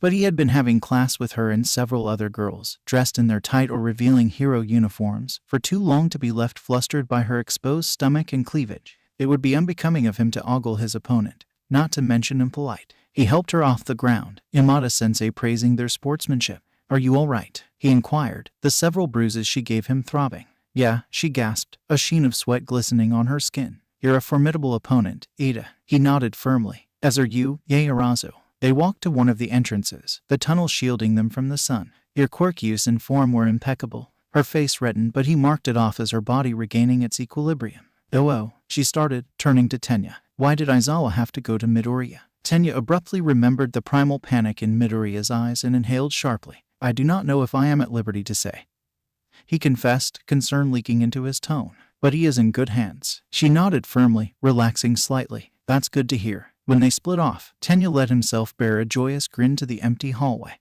Hopefully, Midoriya would be well enough to continue for his match against him. He couldn't wait to tell Tensei. Izuku leaned into Hitoshi's chest, his head resting comfortably on top of his nest of curls, as Mei rambled excitedly about the improvements her babies could have, now that she's seen them in action, holding his hand all the while. Todoroki sat across from Izuku and Hitoshi, diagonal to Mei, and listened. Aizawa kept to himself in his sleeping bag, having stayed even after their arrival. "I'm being used as a sales advertisement," Hitoshi said flatly. "I have it all planned out." "I'm so touched." He sighed into his hair, grumbling. "Izuku, she's going to murder me on live television." "Nope. When I'm done, you'll get to move on without any fuss from me." Hitoshi raised an eyebrow. "So, what? I'm just getting a free pass." She grinned, awfully devilish. "I get to advertise and you don't have to reveal your quirk to anyone." He made a noise of surprise, then huffed. "Fine, I guess." It was incredibly nice, Izuku decided, to hold someone's hand. Mei held his hand tightly, using her other to gesture wildly. Hitoshi was wrapped around him, his head a comfortable weight. His hair was enough of a buffer to keep Hitoshi safe, and Izuku relished in the soft warmth he radiated. Nothing like their fire. "Zuzu," Mei waved her hand in front of his face. "Still there?" Instead of replying with a nod or signing something, Izuku spoke for the first time since they arrived, croaking out, "I ran into Endeavor B before my match." Todoroki went still, his twitching expression of blankness portraying his disdain. Aizawa rolled over to face them all. Mei and Hitoshi remained around him, waiting for him to continue. "What did he do?" Todoroki asked with deceiving evenness. Izuku's quirk tugged at his senses, stripping the boy of the cover that could fool the rest of them. He grabbed my shoulder and I would have been fine. Honestly, but he. Aizawa sat upright, looking ridiculous with only his head and hair poking out of the sleeping bag. "Take your time," he soothed. "You are safe." "The heat," Izuku said, pressing further into Hitoshi, who pressed back. "And everything he said, it was so much like he shivered." "Like him." See, this was why he stayed away from assholes with fire quirks. Assholes and fire seemed to be God's favorite combo to chuck at Izuku and Todoroki. The mix had not been something Izuku had been subjected to in a long time. Bakugo's quirk, while fire-like, is nothing like his father's. Izuku couldn't exactly have flashbacks about what he remembered, the details were too fuzzy. But his brain never failed to conjure a feeling, a reaction, one embedded in him since his mother and father became hostile towards each other. Mei prodded. Aizawa inhaled sharply, drawing their attention. "What is it?" Hitoshi asked, his arms tightening around Izuku. "Izuku," Aizawa began. "May I say something?" He nodded, his throat clogging up. "Okay, signal if you want me to stop or if I have this wrong." He glanced at each of them, leveling them with a glare. "I feel as though this should go unsaid, but I will say it if you do not know. None of this leaves the room," Todoroki finished. "Todoroki, you are the only one in the room who does not know who Izuku is staying with. He stays with Mike, Hitoshi. And he glanced down at Izuku to check on him. This is because we recently discovered that he has been living alone for the past several years. Both of his biological parents are completely off the grid and haven't been seen anywhere. We still have their records, though, so we know who they were on paper. Kobayashi Hisashi had a quirk that allowed him to breathe fire. We admittedly don't know much about their relationship, only that they split at different times. Though from what Izuku is saying, their relationship was clearly not the most functional. And when any got in your face, Mei trailed off. The conclusion settled in the silence heavily. Izuku sunk into Hitoshi and squeezed Mei's hand. Todoroki's hands were curled into fists. Aizawa sat with an impassive expression. My match is starting soon, Todoroki intoned, leaving the room without another word. Shadow curled and uncurled his fists as he walked down the halls. It would have been right after their talk, right after Shadow brought up distressing memories and spilled his own. Of course, his thoughts snarled. Why wouldn't he go after the one friend I have? The universe has been too kind lately, allowing me this much happiness. Because he had been happy, smitten with this newfound camaraderie between himself and Midoriya. He would tell his father that UA offered supplementary training, the kind that was brutally efficient, and he would allow him to stay back to train. Training with Midoriya put him on edge at first, especially when the boy insisted that he practice some minor control with his fire. But it was hard not to sink into the boy's comforting aura. Gradually, Shadow reached a point where he could hold a small amount of flames along his arm without feeling trapped. With Midoriya, Shadow found the practice freeing. He remained persistent on the matter of being able to switch the sides of how he can use his quirk. Using fire, no matter how much time he spent with Midoriya unknowingly undoing his trauma, was out of the question. Fire consumed. Destroyed. It hurt everyone around it. What is it with fire quirks and abusive fathers? Now this. His father tainting yet another aspect of his life, unwittingly triggering the other boy's trauma. Shadow, his mind mimicked bitterly. How dare he say things, do things that made Midoriya as fearful as he was. What do you want? He bit out. You're acting disgraceful. When he paused, Shadow kept his mask of indifference and walked forward. If you would have just used your left side, you would have had an overwhelming victory in both rounds. Stop this childish rebellion. You have a duty to surpass All Might. At his words, a conversation he had with Midoriya came to mind. It was nondescript for him, most likely, but his statement seared itself into Shadow's mind. I knew it. Knew what? Shadow questioned, intrigued by Midoriya's vibrating excitement. All he had done was create a wall of ice. You're perfect for rescue work, Midoriya exclaimed, blindsiding him completely. Just imagine all the good you could do if your precision improved even a little, he beamed, babbling slightly. Before he could go off on a tangent, Shadow managed to cut him off. What do you mean? My quirk is battle-oriented. Midoriya let out something between a scoff and a laugh. And, so what if you have overwhelming potential in combat? That doesn't mean you aren't suited to rescue work. The world needs good rescue heroes, Todoroki, and if you have an interest in being one, I think the industry would suit you. It left him with a multitude of things to ponder, most of which led to revelations that Midoriya was right. If he chose to apply himself sufficiently, his power could be used for great rescues. You're different from your siblings, the bastard continued. You are my greatest masterpiece, and I won't stand for you losing to some quirkless runt who doesn't know his place. Not when you have my fire at your disposal. I don't need your fire, Shadow all but growled. I'll show you that I can win with only Mom's quirk. It's yours. Midoriya's voice rebelled viciously. He ignored it, controlled fury whirling inside of him, resonating in his quirk, and stepped onto the field. Ashido grinned across from him, determined despite what she knew of him. Give me a good match, Todoroki, she demanded cheekily. I want to see if all those training sessions with Mido have paid off. Begin, Midnight shouted, slashing her whip through the air. Ashido barreled forward, hands already dripping with acid, and he released his iron grip on his quirk and sent a glacier her way. The action sent frost crawling up his skin, his left side surging under his control to adjust and help stabilize him. Ashido broke from the ice, a laugh of nerves and glory escaping her as she shot forward once more. Her body glistened with acid, the ice behind her steaming. Oh, and would you look at that? Present Mike howled. Even after that devastating move, Ashido is still in the running.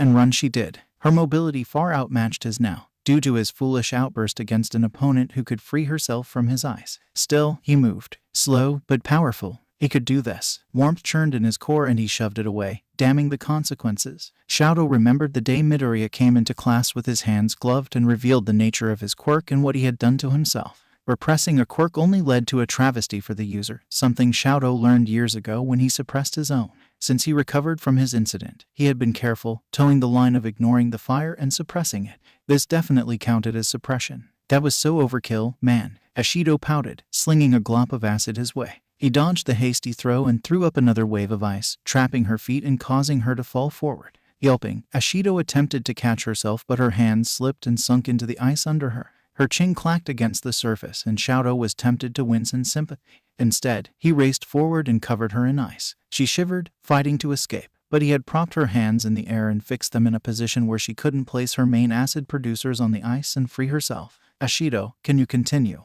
And no, Ashido hissed, her exposed forearms shining with acid too thin to aid in an escape. Sorry, he muttered, pressing his left hand to the ice and allowing warmth to flood him. I was mad. Ashido scoffed, good-natured and melancholy. Well, no one can tell me I didn't put up a good fight. You fought admirably. I feel bad for Shiro. Honestly, she chuckled. He won't have acid to break out of your ice. You seem sure he's going to win his fight. Against Aoyama. He blinked. He hadn't known who Shiro was fighting. No offense, but that boy could use some rearranged priorities when it comes to fighting. I suppose. All right, Midnight said once Ashido stood. Clear out so we can clean up for the next match. Ochako glanced at Kirishima as Shiro and Aoyama were introduced. We should head down, huh? She said. Yeah, we should. They walked in silence until they reached a point down the hall that led them to their respective waiting rooms. You're my friend, she said suddenly. But I won't go easy on you, so don't you dare go easy on me. I would never, he declared, grinning. It would be pretty unmanly of me to hold back. You aren't fragile. Those words carried her to the field, her nerves becoming nerve, the icy grip around her heart thawing, igniting.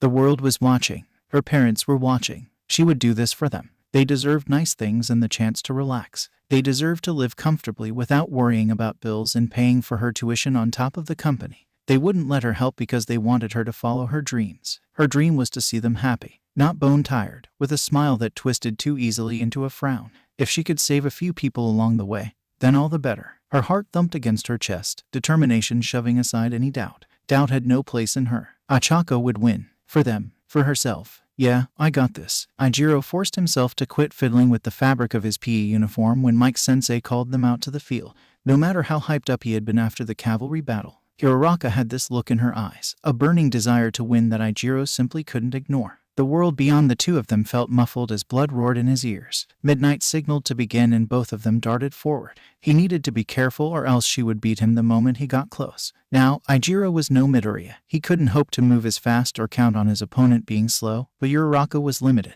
He could make his entire body a weapon, but she had to get him with 5 fingers. Ijiro threw himself out of her range to avoid being turned into a human balloon. Looks like said 5 fingers would be hell to avoid. He grinned, ready for the challenge. Charging, he managed to land a hit on her shoulder before she whipped around, fingers splayed and reaching. They avoided each other, parrying and twisting out of range, but the crowd thundered above them each time one of them dared to make a move on the other. They were both close-ranged and Ijiro was tempted to wince when he hit her soft body, but she didn't give him time to rethink, keeping him on his toes with every pivot and grab for victory. She gasped in pain when he landed a hit to her shoulder blade. He had been making his blows land on her back, staying away from her front as best as he could manage. His uniform had been caught in her zero gravity and released several times now. His knuckles hurt from slamming into the ground after she tried to land a blow when she fell. His breath hitched as something kicked into his eyes and fingers closed around his wrists. Before he could even finish thinking of a curse, Ijiro was tossed out of the ring, inertia carrying him into a wall. He dropped at the press of Uraraka's glowing fingertips and panted on his side. Kirishima is out of bounds. Uraraka wins. Fumikage batted away Dark Shadow in the waiting room. They were about to battle a formidable opponent, and this was no time for distractions. He needed to focus, remain serene. He had to remain in control. Fumi, come on. Dark Shadow pleaded. Aren't you tired of being nice? Fumikage gave him a flat look. Don't you just want to go apeshit? Do not quote such words to me, he said in annoyance. Your use of expletives does not garner my compliance. I doubt that permitting you to rampage would even grant us the victory, considering our adversary. So Vine Girl makes fines, doesn't mean we aren't going to win. You cannot simply bat her across the field. She is too poised to allow such an assault to be her demise. PSH, Fumi, I think I can get through some vines just fine. He rolled his eyes in exasperation. Vegetation does not concern me. But her range is far greater than ours, Dark Shadow. One way or another, this match will end far more quickly than the previous if we do not come up with a suitable defense. Total annihilation. With what strategy, he stressed. She has an army of vines at her behest that are resistant to blunt strikes and are warded off by our own weakness. If we wish to win, then we must. And for our next round. Plan. Fumikage finished miserably. Denki fidgeted as he awaited the beginning of his match. The image of Takoyami being wrapped in vines and thrown out of the ring made him wish for a happy death because he would certainly not be receiving one. Bakugo was quick. Denki just had to be quicker. Yeah, right. On the field, Bakugo glared murderously and he put on his best grin. Midnight slashed her whip. Indiscriminate. Die. Nothing. Finding out Izuku's life was even more of a train wreck was decidedly not fun. Finding out that he had some kind of repressed PTSD that Endeavor forced to the surface was even more not fun. You know what was fun, though? Watching Mei rant about all the babies Izuku and her could make together that would invent that would make bank and show him that, hell yeah, anyone can be successful, powerful, Quirk or not, until Izuku giggled. Something even better was watching his dad be pulled into a group hug after a disgustingly sappy declaration from Mei. Hitoshi winced at the brutal display of power as it played on the TV of the waiting room. Bakugo decimated Kaminari before he could finish the move. A burst of electricity visibly exploded from him, charging the air as he passed out. His guaranteed win would lead him right into the hands of that demon, but if Hitoshi could make him speak, then the match was his. Hitoshi had a chance here to win. It would not be wasted. Izuku did not, in fact, know how this would play out. Ada stood across from him, looking content with the thumbs up he gave in response to Ada's concerned gaze, and Izuku surveyed him carefully. Ada was, without a doubt, faster than him, stronger, too, but he felt that dwelling on his many disadvantages for too long would only lead to his immediate loss. Jitters plagued him from the recent exposure of his past. Though Todoroki came back after his match, radiating crisp air, and sat with them again, he hadn't said another word.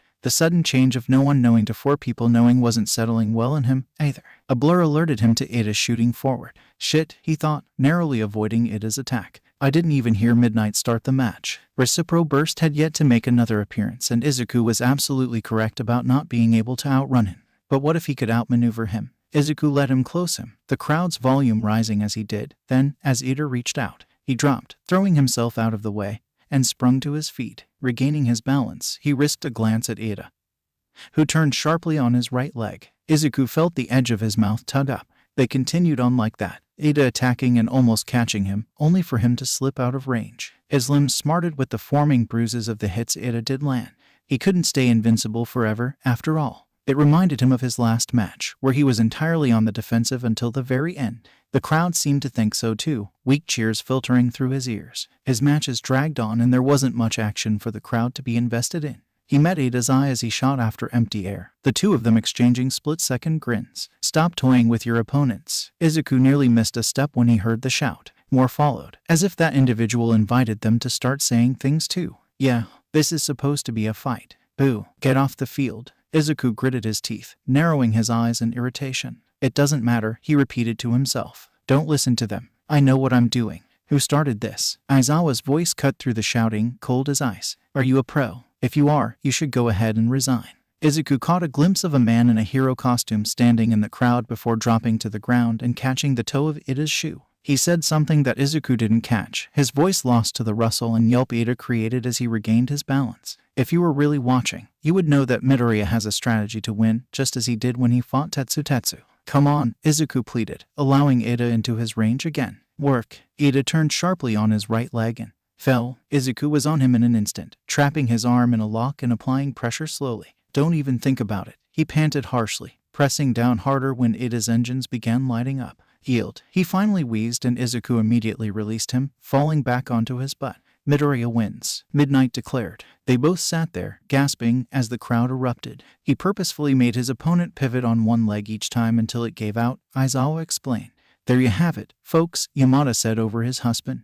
Midoriya, the strategist. Is that? Ida huffed. Is that true? Offering a sheepish smile, he nodded. I didn't have time to come up with anything else. No, it was exceptional. He looked away, shoulders sagging. I simply wished I had been able to last longer. Ida stood on shaky legs and offered Izuku his hand. Taking it, he joined Ida on his feet. I wasn't messing around, by the way, he said softly. I took this seriously. I know, Midoriya. Mitsu squealed, a shout escaping her. Yumi, look. She pointed at the screen. He's being ruthless, just like we taught him. Our children are very skilled. Ayumi smiled, revealing her sharper than normal teeth. They both scowled when the crowd turned against their green bean. Those assholes. I can't believe they'd boo him. Ayumi leaned back into their couch, tapping her finger on the popcorn bowl before raising it to sign. They have no sight for battle, obviously, if they see our Clover's actions as toying with his opponent. Shouta spoke, his voice even and irritated. And they both promised to make him a gift or two. The camera focused on a pro standing with a clenched jaw. That kid is just messing with his opponents.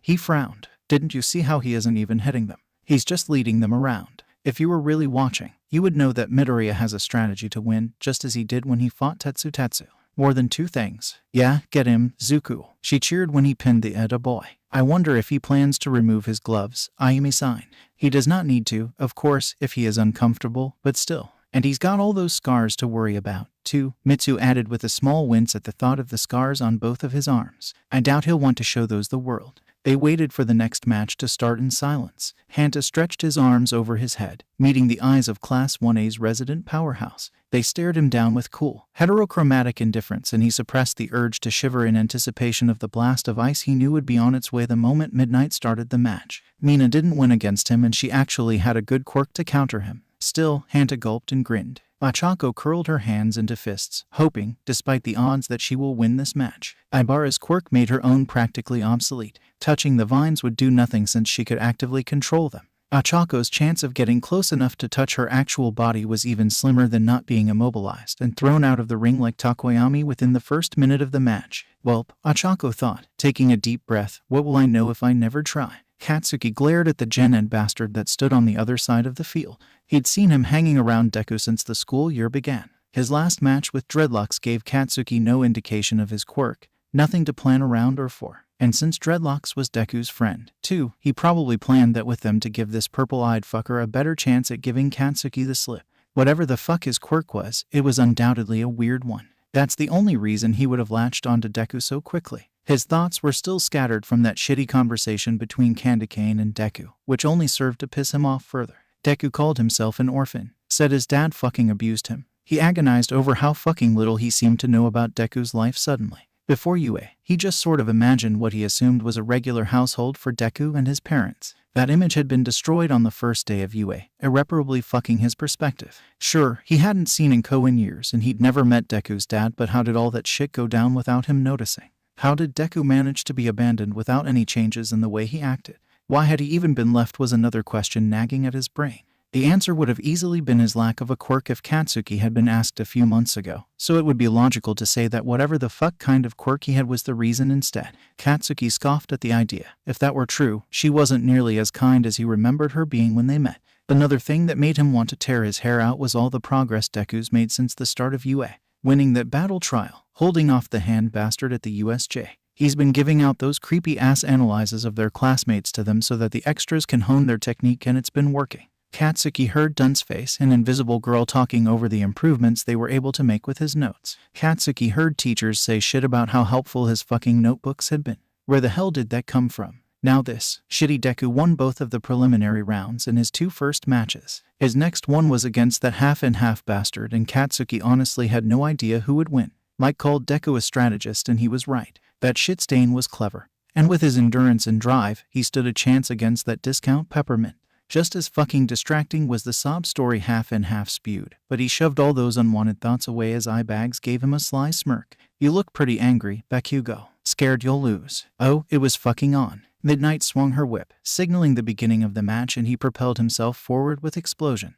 His hands crackled, a feral grin splitting his face as Katsuki readied himself to lunge. I'll show you scared. Everything in his immediate awareness fell away, muffled by a thick fog. Turn around and walk out of bounds, commanded a voice. It was the only thing he could hear, the only thing he could make sense of. His body moved of its own accord until he stepped over the boundary line. Katsuki blinked and his awareness was given back to him on that bastard's whim. He growled through his gritted teeth, trying to find his balance after having his autonomy stripped away from him. He was right. This was why he cozied up to Deku. Freaks, the both of them. But more so, he gritted his teeth because he lost. He was Bakugo Katsuki, and he lost. Izuku stared at his bare palms, the long support gloves laid out on the table of the waiting room. His left hand had slightly crooked fingers, and small lacerations marred the skin noticeably, only partially covered by the uniform. Disfigured scarring stood out against his freckled arm but didn't look out of place, considering the other arm. He put the gloves back on. Izuku would not be able to be Todoroki like he had TetsuTetsu, and he was a long-range fighter who now had a reputation for encasing his opponents in blocks of ice. But Izuku saw it, even if others might not. Todoroki was slower, walking off the field. He wasn't using his fire to balance himself. He cursed the flaming incarnate of trash that was Todoroki's sperm donor and stepped into the sun again. The crowd cheered for him, and he could hear their pity, their anticipation. His audience didn't like to watch his fights, and Todoroki was the epitome of what they wanted a hero to be. Strong, with a powerful quirk to throw around. Not to mention he was the number 2 hero's son. Izuku was clever, with no quirk in sight, and unheard of until now. They wanted to see him crushed under the heel of his opponent. They wanted him to eat his words. Izuku refused. Folks, who knows how this is gonna play out? we have Todoroki of Class 1A, who has repeatedly frozen his foes in glaciers. Aandmidoriya, who has drawn out his fights and dominated each round. Who will win, the powerhouse or the enigma? After managing to avoid the initial trap by a hair, Izuku somehow found himself close enough to throw a jab into the left side of Todoroki's face. They were both being held back by the effort that sapped their energy in their previous rounds. But Izuku had the edge. Todoroki's left side was vulnerable. It wouldn't matter that they knew each other's moves by now, from all the sparring, if he couldn't uphold a proper defense. All he needed to do was stay close. If he managed that, he could keep Todoroki on the defensive and hammer his left side. The cold air that surrounded them made his lungs constrict. It was hard enough, with all the ice he had to avoid slipping in and getting trapped in, but he wouldn't be able to keep this up for much longer. Izuku was freezing, and so was Todoroki. "What are you doing?" he yelled out, watching his friend's right side freeze over. "Warm yourself up. You won't be able to win to be a hero," Todoroki growled, sending another sheet of ice at him. "If I have to use that bastard's fire to do either." Izuku shoved him with a sharp jab, glaring. "God, Todoroki, haven't you been listening? And what if," he shuddered, breath puffing out visibly, "what if I scare you?" "Fire it, how can I? Your fire could never frighten me," Izuku stated confidently, pausing his assault to meet his eyes. "Because it's yours, and I'll never be afraid of you." His eyes widened, breath coming out in ragged bursts.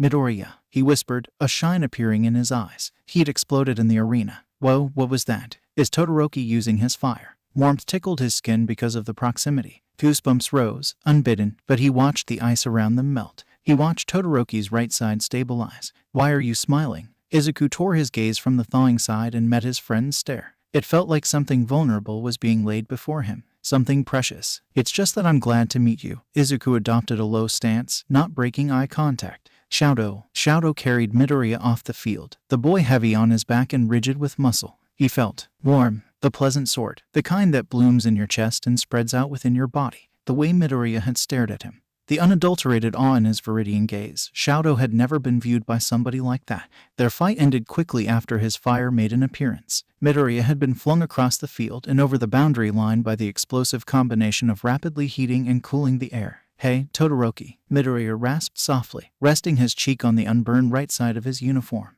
"If I crossed a line, calling you as Shouto, as sorry." He huffed, several places on his left side aching with each step. "You didn't," Shouto said truthfully. I wouldn't mind if you kept calling me that." With a glance, he watched Midoriya's face turn pink. "Oh." Before Shouto could backtrack, he pressed his face into his shoulder. "Then, call me Izuku." He stopped at the exit door for a moment, their eyes locked and expressions open. "Izuku," he tested, the name a whisper in the empty hallway. The exit door opened, revealing Endeavor. "I'm glad to see that you have gotten over your childish rebellion." His eyes slid to Izuku, smug with displaced pride. What was it about not needing a powerful quirk to win? Shouto didn't wait any longer before sidestepping his father and walking out the door. Izuku chuckled lightly against the fabric of his uniform. "Do not. How did you even get down here? This is a student and faculty only area." "I am not a member of faculty or a student." "You should go." "Shouto, that is my name, but I don't know why you're still here. Should I call a teacher to escort you out?" Taking the hint, Endeavor glared at the two of them before stalking down the opposite end of the hallway.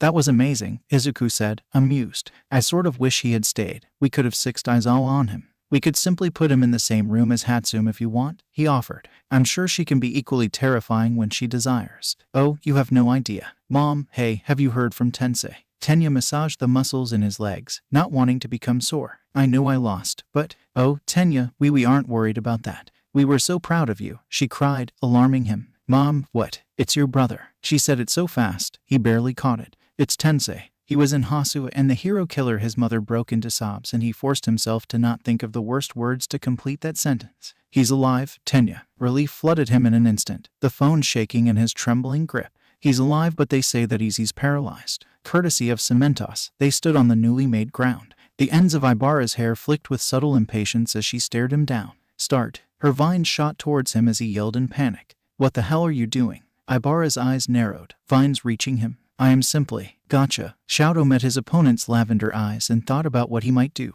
This friend of Izuku's had won every single match without having to move. Yamezawa's quirk remained a mystery, but he had an inkling to what activated it. Their match began and for once, he didn't open with a huge ice move. "Are you sure you're good to do this match?" Yamezawa asked. "Izuku beat you up pretty badly." Making an easy decision, Shouto said, "I know what I'm doing." A fog descended over his consciousness and Shoto smiled internally. Looks like he guessed right. Hitoshi smiled unabashedly as All Might put the first place medal over his head. He felt lightheaded with glee and full of gratification. He had done it. Holy hell, Hitoshi won the sports festival. UA would have to transfer him into the hero course. Ibara stood on the third-place podium. Her mouth pinched but her stance relaxed when she donned the third-place medal. Todoroki stoically accepted his silver medal, seeming content with second place. When he won, Pops went ballistic over the intercoms, congratulating his victory without restraint. He could barely believe it until they had him stand on the platform and it rose to display him to the crowd. First place. First fucking place. Hitoshi didn't have the words. They would be going over to the Hatsumes tomorrow to celebrate, apparently. But in the house, with his family and their cats, they all cried. Pops was a blubbering mess, Dad quietly proud but vocal, his soft rumble praising his hard work.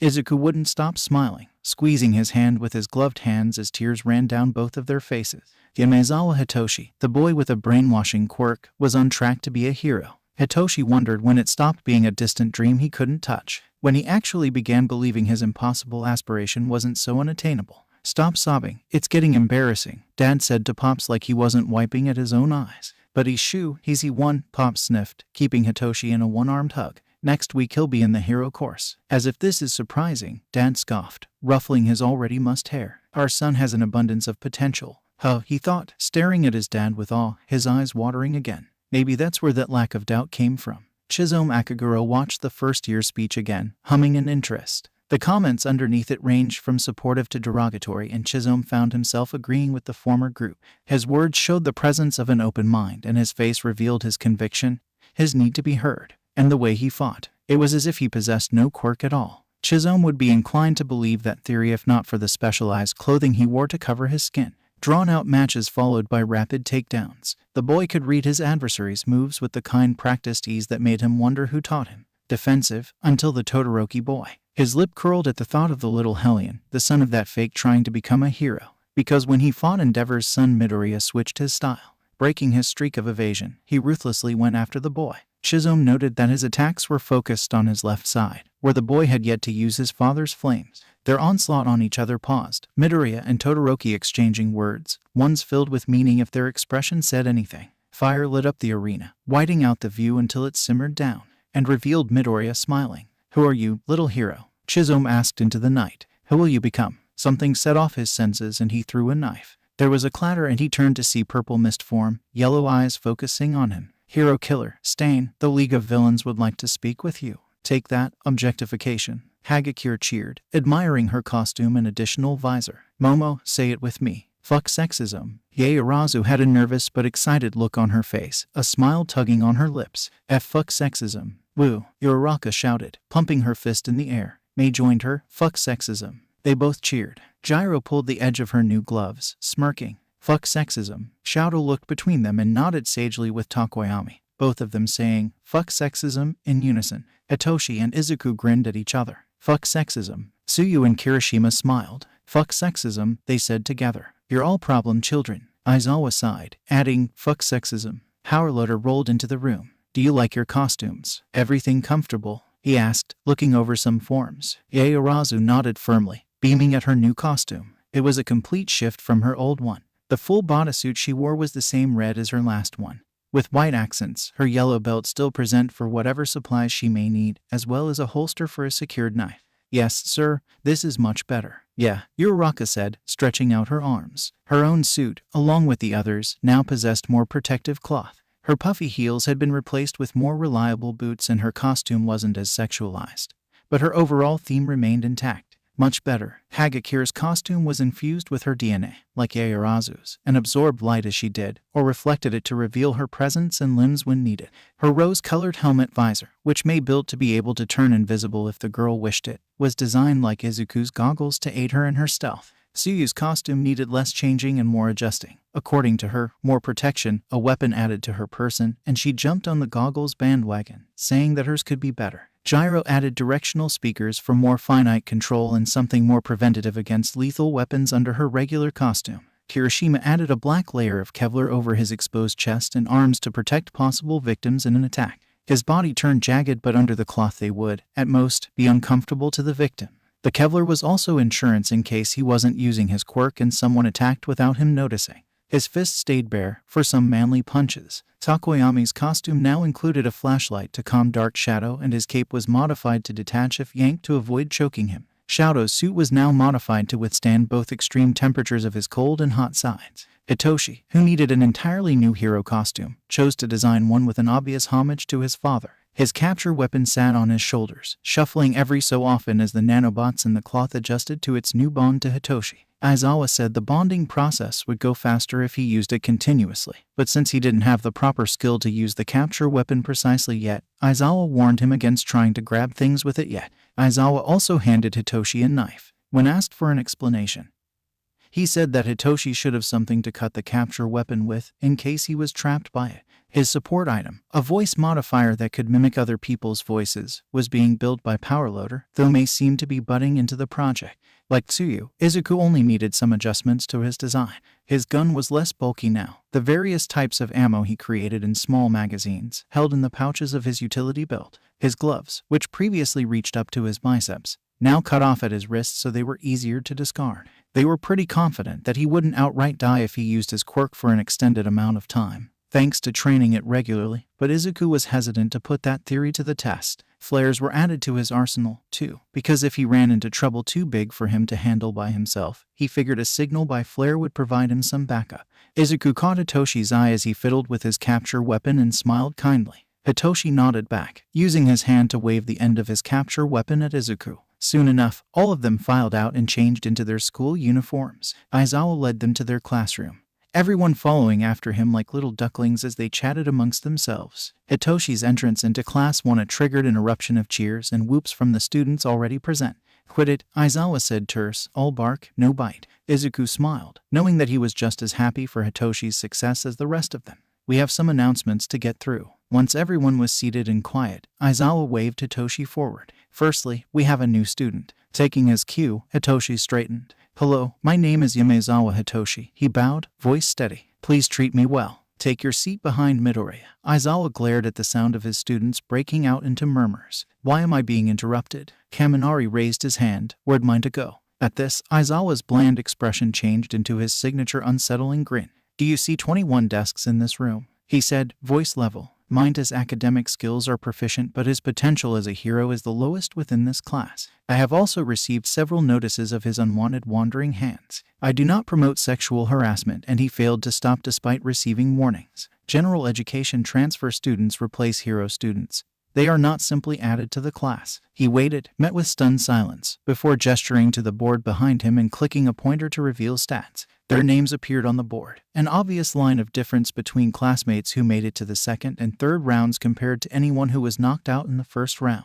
As you can see, he pointed at Todoroki's significantly larger number, then at Ida and Bakugo's names, which were directly under his. The internship offers do not line up with the winners of the bracket. Why are Mido and Yumezawa so low? Kirishima frowned. Yumezawa won the festival and Mido got by without even using a quirk. Exactly. The eyes of his classmates turned to Izuku, who stared at the board with disdain. Heroes aren't going to offer me an internship because they don't know my quirk, and I probably scared them off with my speech. I didn't get many offers because my quirk isn't that appealing to most. Hitoshi shrugged. People are biased. Uraraka's nose wrinkled in displeasure. Well, that's just plain rude, then. Yes, Aizawa agreed easily. But we aren't here to dwell on fairness or what should be done. Your offers will be given out at the end of class. Before then, you will be deciding something that is going to impact the future of your hero career. Midnight burst into the room, grinning with wide, excited eyes. Hero names. You'll be picking your hero names. Izuku blinked. He had kind of forgotten about those. He thought of the evenings he wrote names on the corners of his notebook pages, the letters crammed into corners or given their own pages. His ears burned, wondering if his teachers saw some of them when they had inspected his notebooks. In the oldest ones, surely they had seen the scrawled small might or mighty man. As he aged, though, he stopped giving a hero name much thought. None of the ones he came up with when he was younger would make much sense for him to use now. Deku popped into his head, but Izuku wanted to keep that spot of light to himself. Derived from Deku, which was derogatory and connected to years of bad memories. Deku was given to him by a friend.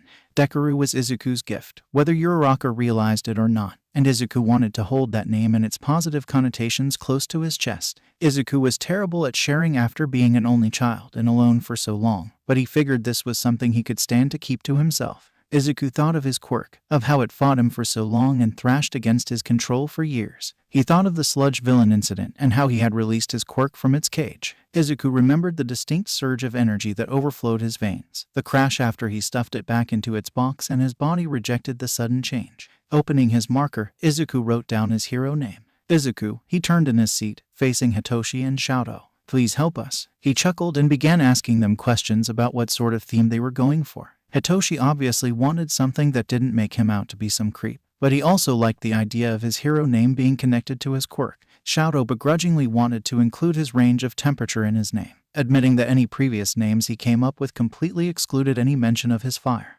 Aoyama was nuts, Izuku realized, watching as he presented a whole-ass sentence to the class. Midnight was even worse, Izuku decided, listening to her give him minor edits. Their classmates rose and presented their own names, some accepted by Midnight, others shot down. King Explosion Murder nearly had Izuku in stitches, but Izuku didn't want to die at that moment, so he simply sat stiffly and ignored Bakugo's shouts. Honestly, he chose that when they were children. Hadn't he come up with anything else? Evidently not, Izuku thought, watching Bakugo stomp back to his seat without procuring another name. Pyrrhus, Shoto said evenly, holding up his board. Midnight agreed vehemently, which Shoto nodded at with his usual lack of enthusiasm.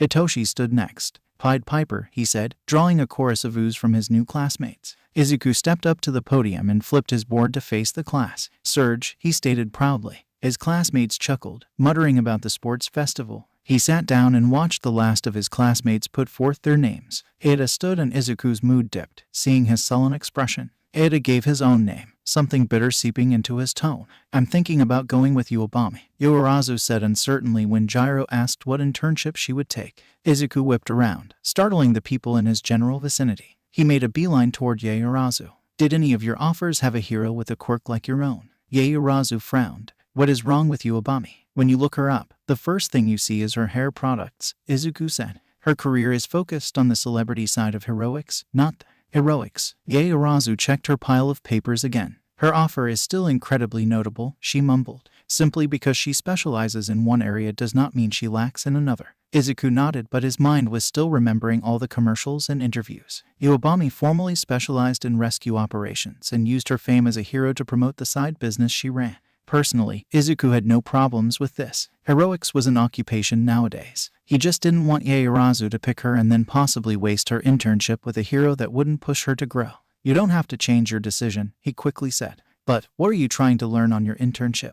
If Iwabami's the hero that has a skill you want to learn, then just forget I ever said anything. But if she doesn't, I'm sure someone else on that list gave you another incredibly notable offer. Hey, Midoriya, Kirishima called, mirth practically dripping from his tone. Bakugo's taking an internship with Best Jeanist. What do you think? Bakugo's responding glare could have withered a cactus. Why the fuck would I care about Deku's? Not the most compatible, he answered, shrugging. Immediately, that burning scowl snapped to him. What you say, shitty Deku? He growled, standing up from his seat. Think I'm too weak to intern with a top pro? Izuku met his gaze head-on, familiar with his attempts at intimidation. Best Jeanist is concerned with poise and finesse. His work as a hero earned him a top ranking, but he believes in composure and self-discipline.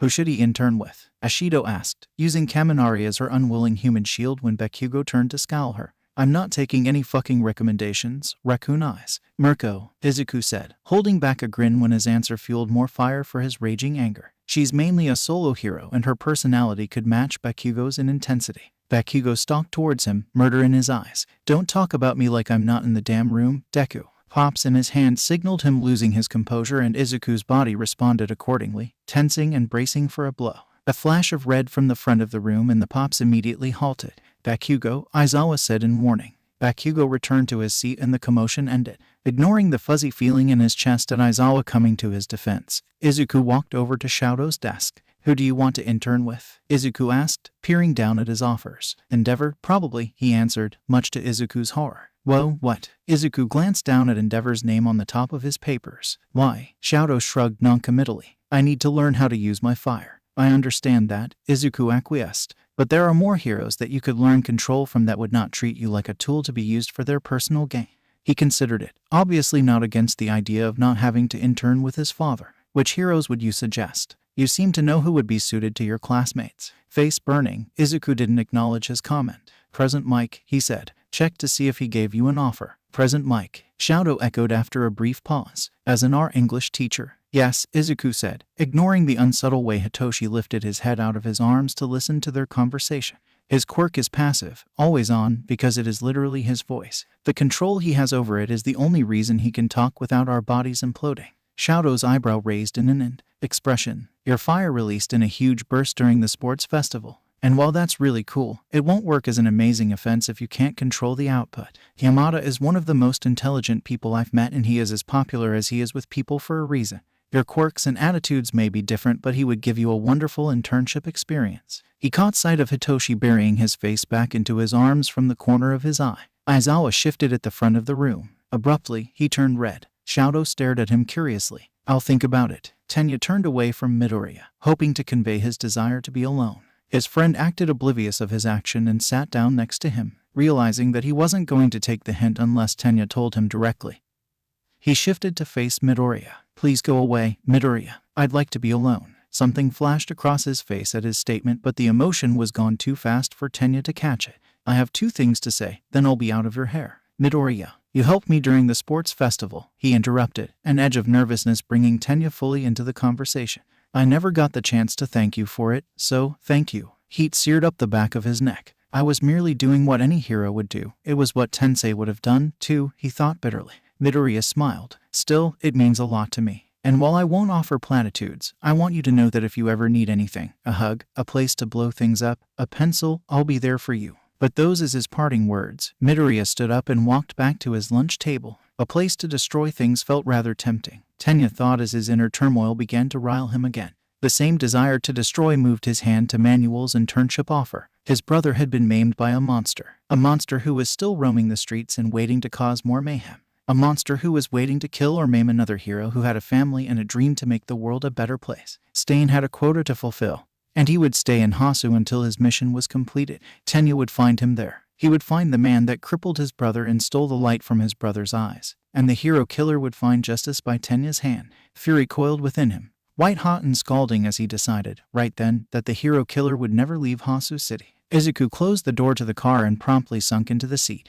Yamada put the keys into the ignition and started humming a calming melody over the hum of the car. How is Dr. Hiroki? Yamada asked. If he's not a good fit, or you don't think talking with someone is working, tell us, okay. Dr. Hiroki was nice, Izuku answered, tugging on his seatbelt. His quirk allows him to do photosynthesis. Wow, that seems useful, Yamada commented, intrigued. Is his skin green? Izuku hummed the affirmative, chewing his lip before saying, we talked about my name, mostly. He was surprised when I told him I wanted Hatsume to be part of my name as well. That makes sense. As far as he knows, Shouta and I are your only guardians. He declined to mention why they were his only guardians. Izuku would have lived with the Hatsumes, in the guest bedroom that was practically his, if not for the overarching shadows of his past. Izuku knew that he was seen as a target for the League, and that was why he was with the Yamezawas. His mom said that they would take him in if it was safe, that when the League was not a problem he could move in with them if he wanted to. It's what he dreamed of for a while, moving in with the Hatsumes, having a real home and people to come home to. He always thought that he would find that with them, but now he was living with the Yamezawas and he had everything he dreamed of with them instead. It felt like he was betraying them somehow. He spent months with them, found family in them, and then he moved in with a family he had no connections to a few days prior. He had people who made breakfast for him, who learned his routines and boundaries and comforts. He had a family that he was learning the routines and boundaries and comforts of, and it wasn't them. Worse, he practically dumped himself into the Yamezawa's lives. At least the Hatsumes had something prepared for him. This family had to deal with him taking up space in their house and the threat of villains breaking into their house to steal him. They were spending money on therapy for him. A few months ago, he would have turned them down without hesitation. Then again, a few months ago, he was concerned with how to clean the truck pieces he'd been avoiding taking apart and finding a way to lower the knockback force his gun created so that he wouldn't throw out his shoulder every time he fired his gun. Izuku was beginning to think of the Yamezawas as family. Well, he'd been thinking of them as family since the aftermath of the USJ, honestly. He practically called Hitoshi his brother to Dr. Hiroki, who repeatedly referred to Aizawa and Yamada as his guardians. And every time, that word chafed irritably in his mind. He wanted to correct him. He almost did at one point. Parents, Izuku nearly said. They are my parents. In short, he had latched onto this family very quickly. So quickly that he remembered what Mitsu told him about moving in after all the commotion stopped and worried about disappointing her. At first, he hadn't known why, but the reason became apparent as he thought over his emotions, staring at the ceiling of his room. Izuku didn't want to leave. He wanted to keep living with the Aizawas. The realization only solidified the next morning. When they were all eating breakfast together, Yamato was singing an upbeat song. Leaning against Aizawa and resting his head on Aizawa's shoulder as he prepared their breakfast, Hitoshi finished setting up the table and caught Izuku's eye. He imitated gagging, and Izuku stifled a laugh, watching Hitoshi's face morph into a bright smile. Izuku knew, right then, that leaving them wasn't really an option for him anymore. It sounded like he was complaining, but Izuku had to fight off a smile for the rest of the hour. It's not that he loves the Hatsumes any less, but Izuku's always had a large heart and plenty of love that he could never give to anyone. Now his family had grown and Izuku could receive love, too. Did you happen to mention Hitoshi and Mei's bickering over what combination of our names you would use? Yamada snickered, making Izuku smile at the reminder of their argument. Having 3 names to combine and 2 competitive siblings left room for a lot of bickering over which name was best. Izuku nodded. He said they sounded like good siblings, he said quietly. Yamada straightened and glanced at Izuku with shining eyes. That's so sweet, kiddo. Seeing him, mushy and sincere, Izuku knew that he would take good care of Shoto if he chose to intern with him. He certainly wasn't lacking when it came to taking care of Izuku or Hitoshi. Were the cats. Do you know what? Izuku's mouth shut with a sharp click. He cleared his throat. Do you know what Aizawa is making for dinner? Yamada, living up to Izuku's statement of most intelligent, caught on and flashed him a toothy grin. Definitely your favorite food. Are you Midoriya? Izuku shrieked and Mei chucked her screwdriver at the wall where the voice came from. The wall did not have a door. Both of them turned to see a face poking out of the wall. Mei's screwdriver was impaling his face. The person just laughed and shifted so that their face didn't have a screwdriver inside of it, completely unharmed. Said screwdriver stayed in the wall. What the fuck? They whispered in unison. Hi, I'm Mirio, the disembodied face introduced. Mei tossed a bolt at him half-heartedly, both of them watching as it went through him and then dropped to the ground with a small clang. Mirio didn't twitch. Sorry about the scare, but I'm supposed to find Midoriya Izuku. He didn't look too sorry, not with the smile stuck in what looked like a permanent position on his face. Right, Mei said skeptically. Why are you looking for me? Izuku asked, glancing to the side to make sure his gun was within reach. Izuku was pretty sure this guy was just a student, but caution had to be exercised when your childhood friend could pop in at any moment to nab you. Give me a minute, I'll come in. He couldn't have just done that in the first place, Mei muttered after he disappeared through the wall. Mirio walked in and Izuku shared a glance with Mei. This was not the physique I pictured for your face, Izuku confessed, craning his head to meet Mirio's eyes as he stopped in front of Izuku's workstation. When he continued staring at him, Izuku cleared his throat. You were told to find me. Mirio nodded sharply. Sir would like you to intern with him, if you haven't already turned in your forms. He blinked, adding, Sir Nighteye. That is. The wrench in Izuku's hand made a loud bang as his hands abruptly dropped to the table. His attention was fully shifted to Mirio, abandoning his goggles as he stared at Mirio. Sir, his voice cracked, hoarse and unbelieving. Mei snickered as she watched him flounder. Sir Nighteye, as in the man whose quirk was unknown, the man who worked investigations and walked the line of being a limelight and underground hero. The only person aside from David Shield to ever be All Might's sidekick. Mirio seemed as amused at his reaction as Mei, though he was more subtle about it. Yup, Mirio confirmed cheerfully. Sir would like to see what he can teach you, and since I'm not going to his agency this time, he'll want someone around. Izuku had been planning on interning with Aizawa and Hitoshi, but oh shit, he was going to scream. Sir fucking Nighteye sent an intern to poach him. Him, Izuku. He wondered how he caught Sir Nightae's attention. What had he done that made him send an actual person to tell him to pick his internship? Izuku told Mirio he would accept Sir Nightae's offer. Hitoshi grumbled about being ditched and dying at Aizawa's wicked, ruthless hands alone, opposed to having Izuku suffer with him, but there were no other complaints. Mirio ended up asking him to meet up before their internship started for some consulting about his quirk. Breaking his mask of a constant smile, he acted more skittish than Izuku had seen him during their entire interaction as he told Izuku that his quirk had taken on a new aspect that he couldn't control yet. Izuku nodded along, curious about what sort of new facet Mirio could have discovered in permeation. Inside the gym Mirio reserved, Izuku watched Mirio demonstrate his original abilities, scribbling down notes as he watched Mirio swing his arm through a punching bag. I've always been able to do that, but this, he showed Izuku a ball, which promptly dropped through Mirio's hand and through the floor. I've never been able to do that before. So, your quirk evolved to more than just self-permeation, Izuku muttered. Does it only work on inanimate objects or people, too? Is it like your self-permeation, where you can make only part of it intangible, or does it have to be the whole object? Could you use it indirectly? If you touch the floor, could you make me fall through it? Do you need to be in physical contact with whatever it is you're permeating?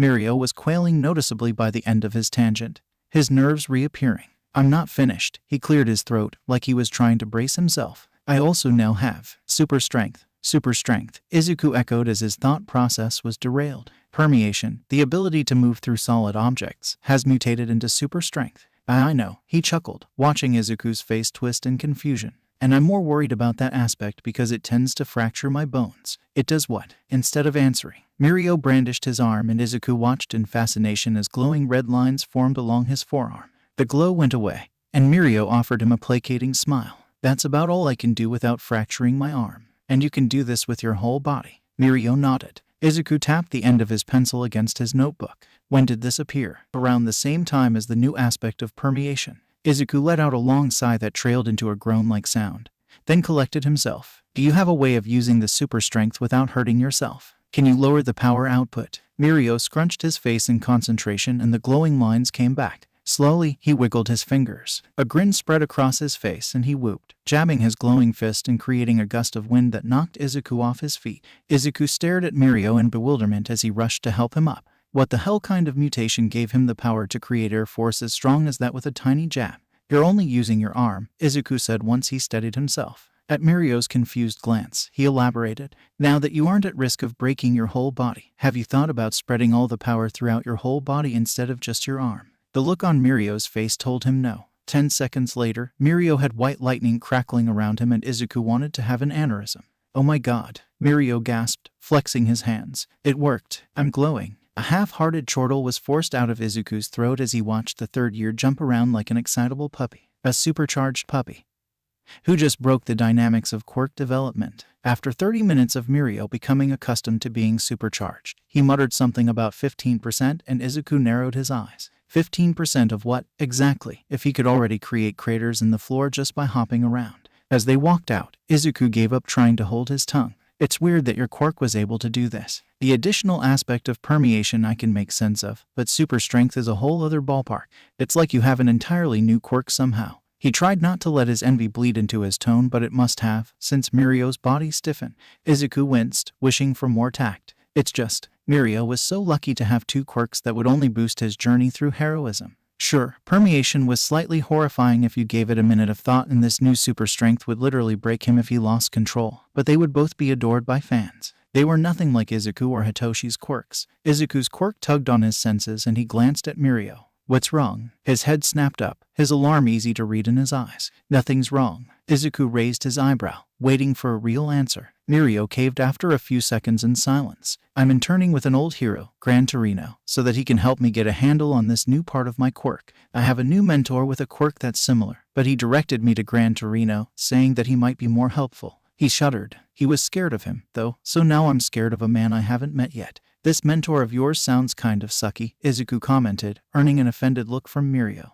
Look, from what you've told me, he met you, said he could help, then handed you off to some grouchy old man. He's not sucky, Mirio sputtered. I mean, even if he hadn't ever heard of a bone-breaking quirk, shouldn't this man have at least given you a way to not hurt yourself? He told me to go to you, Mirio shouted, silencing Izuku in an instant. He told me that while he might not know what to do, that you had a head for analysis and that you could probably help me more than him. So, don't call him a bad mentor. Izuku agreed easily enough. Hey, Izuku said, breaking the silence and raising his hand for a high five. Welcome to the Detrimental Quirk Club. If you're dead before I get back, I get your 9-cat hoodie, Izuku told Hitoshi. Touch my hoodie and you'll be the dead one, he threatened, flicking Izuku's nose. Batting his hand away, Izuku gave him a wry smile. At least you have a base to build on. A base doesn't help me when Dad plans to murder me through an intensive training regimen. Izuku's movements faltered as he met Hitoshi's eyes, asking for permission. Hitoshi clicked his tongue in mild annoyance and pulled him into a tight hug. Izuku shuddered in his arms, pressing his face into Hitoshi's shoulder. Short, Hitoshi snorted. Beanpole, Izuku retorted. Broccoli head, troll droll wannabe. I heard you almost called him Dad, Hitoshi said, making Izuku choke and turn pink. Say it to his face. I want to see if his reaction is better than Mitsu's when you call her mom. You're being mean, Izuku muttered into his shoulder. You just called me a troll doll wannabe. Yamada's voice called for Izuku to bring his things to the door so they could leave for the train station.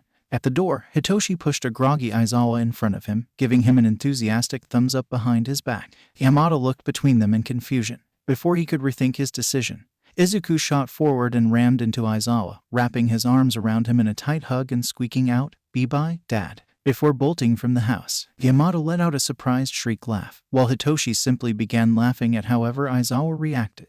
The ride to the train station began with Izuku's nervous energy bouncing everywhere. He liked it, Yamato said with a grin, so don't worry about anything like that. When they arrived, Izuku hugged him goodbye, too. "Bye, Pops," he whispered into his leather jacket. He held him tighter. "See ya, little listener." The first day of his internship went well enough until he met Sir Nighteye. The train ride had been okay, aside from the stiffness of sitting for hours. Bubble Girl and Centipter gave him a tour before dropping him off at Sir Nightae's office. A sudden sense of foreboding befell him, his muscles tensing at the change in atmosphere. "Come in," a stern voice commanded. Izuku stepped cautiously into the room and took a second to take in the sheer amount of All Might merchandise in the room. Posters, globes, action figures, they were present and shining like they had only been taken out of their boxes a minute ago. Crap, was that poster from the Bronze Age? No, the design of his costume was all off. Even his pose was weird, like he was supposed to be popping out of the background. "Oh my god," Izuku screamed internally. "That's the limited edition Silver Age." Izuku cleared his throat and forcibly turned his head away from the poster that was worth more than his entire life saving. "Hello," he bowed, thankful that his voice was steady. I know who you are," Sir Nighteye said, eyeing him like he was some sort of stain marring the beauty of his office. Izuku's hope dwindled at the contempt in his eyes, his hackles rising as he straightened to meet Sir Nighteye's cold gaze.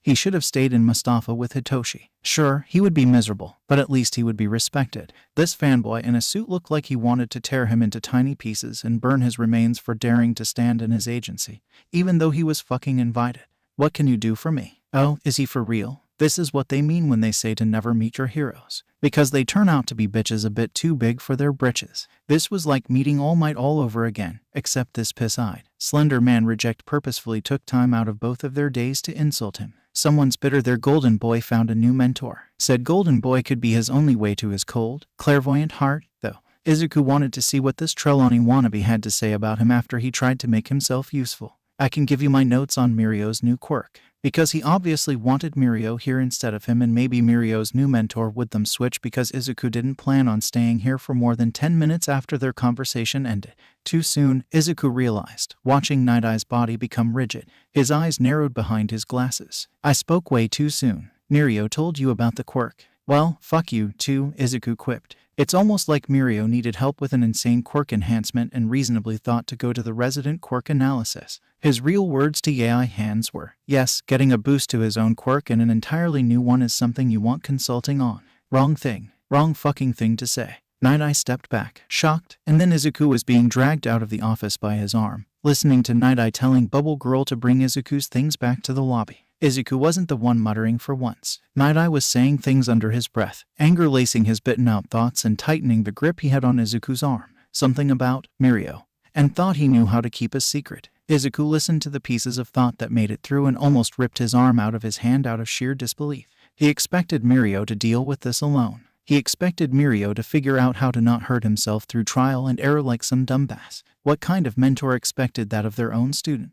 Oh, and Midoriya. Izuku's head snapped up, meeting Night-Eye's cold glare with a scowl of his own. If you breathe a word of what you know to anyone, your hero career ends then and there. And on that pleasant note, they left the agency. The silence of the train ride was not something Izuku was inclined to break. The pure shock radiating off of Night-Eye unnerved Izuku. Why was it so important no one knew about Mirio's quirk development? Was it because of how the appearance of super strength defied what scientists came up with for the rules of quirks? Quirk science was a joke. Like all aspects of science, if it can't be proven, there's discourse. So, what if this causes some more? If anything, this only served to fuel the popular theory of quirk singularity. A nonsensical strength quirk that was powerful enough to fracture, and probably shatter, someone's bones when used recklessly. It was flashy enough for people to like it though, with sparkling red lines and glowing lighting streaking across Mirio's body. 15%, Mirio said as he powered up. But that measly percent knocked Izuku off his feet and the punch wasn't even thrown in his direction. That kind of strength, the kind that created winds and could potentially level a building, Izuku had only ever seen it in. Izuku blinked. He had only ever seen All Might use the kind of strength Mirio had. Without much concentrated thought on what he was searching for, Izuku pulled out his rickety phone and searched for quirks like Mirio's. Dual quirks, sudden developments, quirks with multiple, seemingly unconnected, facets. Then he read the articles, the statements. He made sense of the science and scrolled through the pages until he stopped dead at the sight of one photo. It was attached to a small local news segment, unassuming and likely wouldn't be looked at twice by anyone else. A young girl with black hair strung into a high ponytail grinned at him. A boy with off-white hair stood grouchily beside her, looking away from the camera. Shimura, local student, discovers a new side to her quirk. Said side was an extreme boost to her quirk, float, and a sudden strength. Her strength was nothing super, not enough to warrant being called anything but a good training regimen. But Izuku could feel himself getting close to something. He looked up the girl's name, unsurprised to find her hero name, and followed her through her career. Nothing out of the ordinary. She was a great hero with a few more notable fights and rescues to her name. She frequently worked with another hero, Gran Torino, the same boy from the earlier photo. He dug deeper. The unpleasant thought of curiosity killed the cat running through his head, some instinct telling him to turn away before it was too late. The next photo he saw made his heart stutter. Too late. Shimura, in her hero costume, held up a young boy by the scruff of his middle school uniform.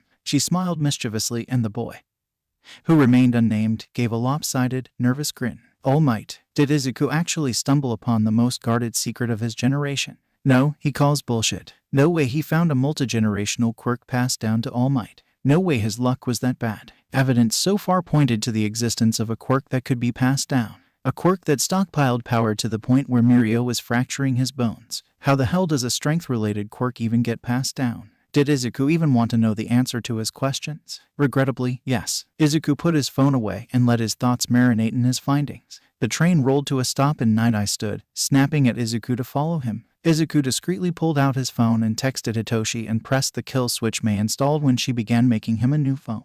She said that it was so she could get rid of his phone quickly, and the kill switch was serving its purpose. For extra demolition, Izuku broke it in half and crushed his phone beneath his feet, mourning the upgrades he had given it.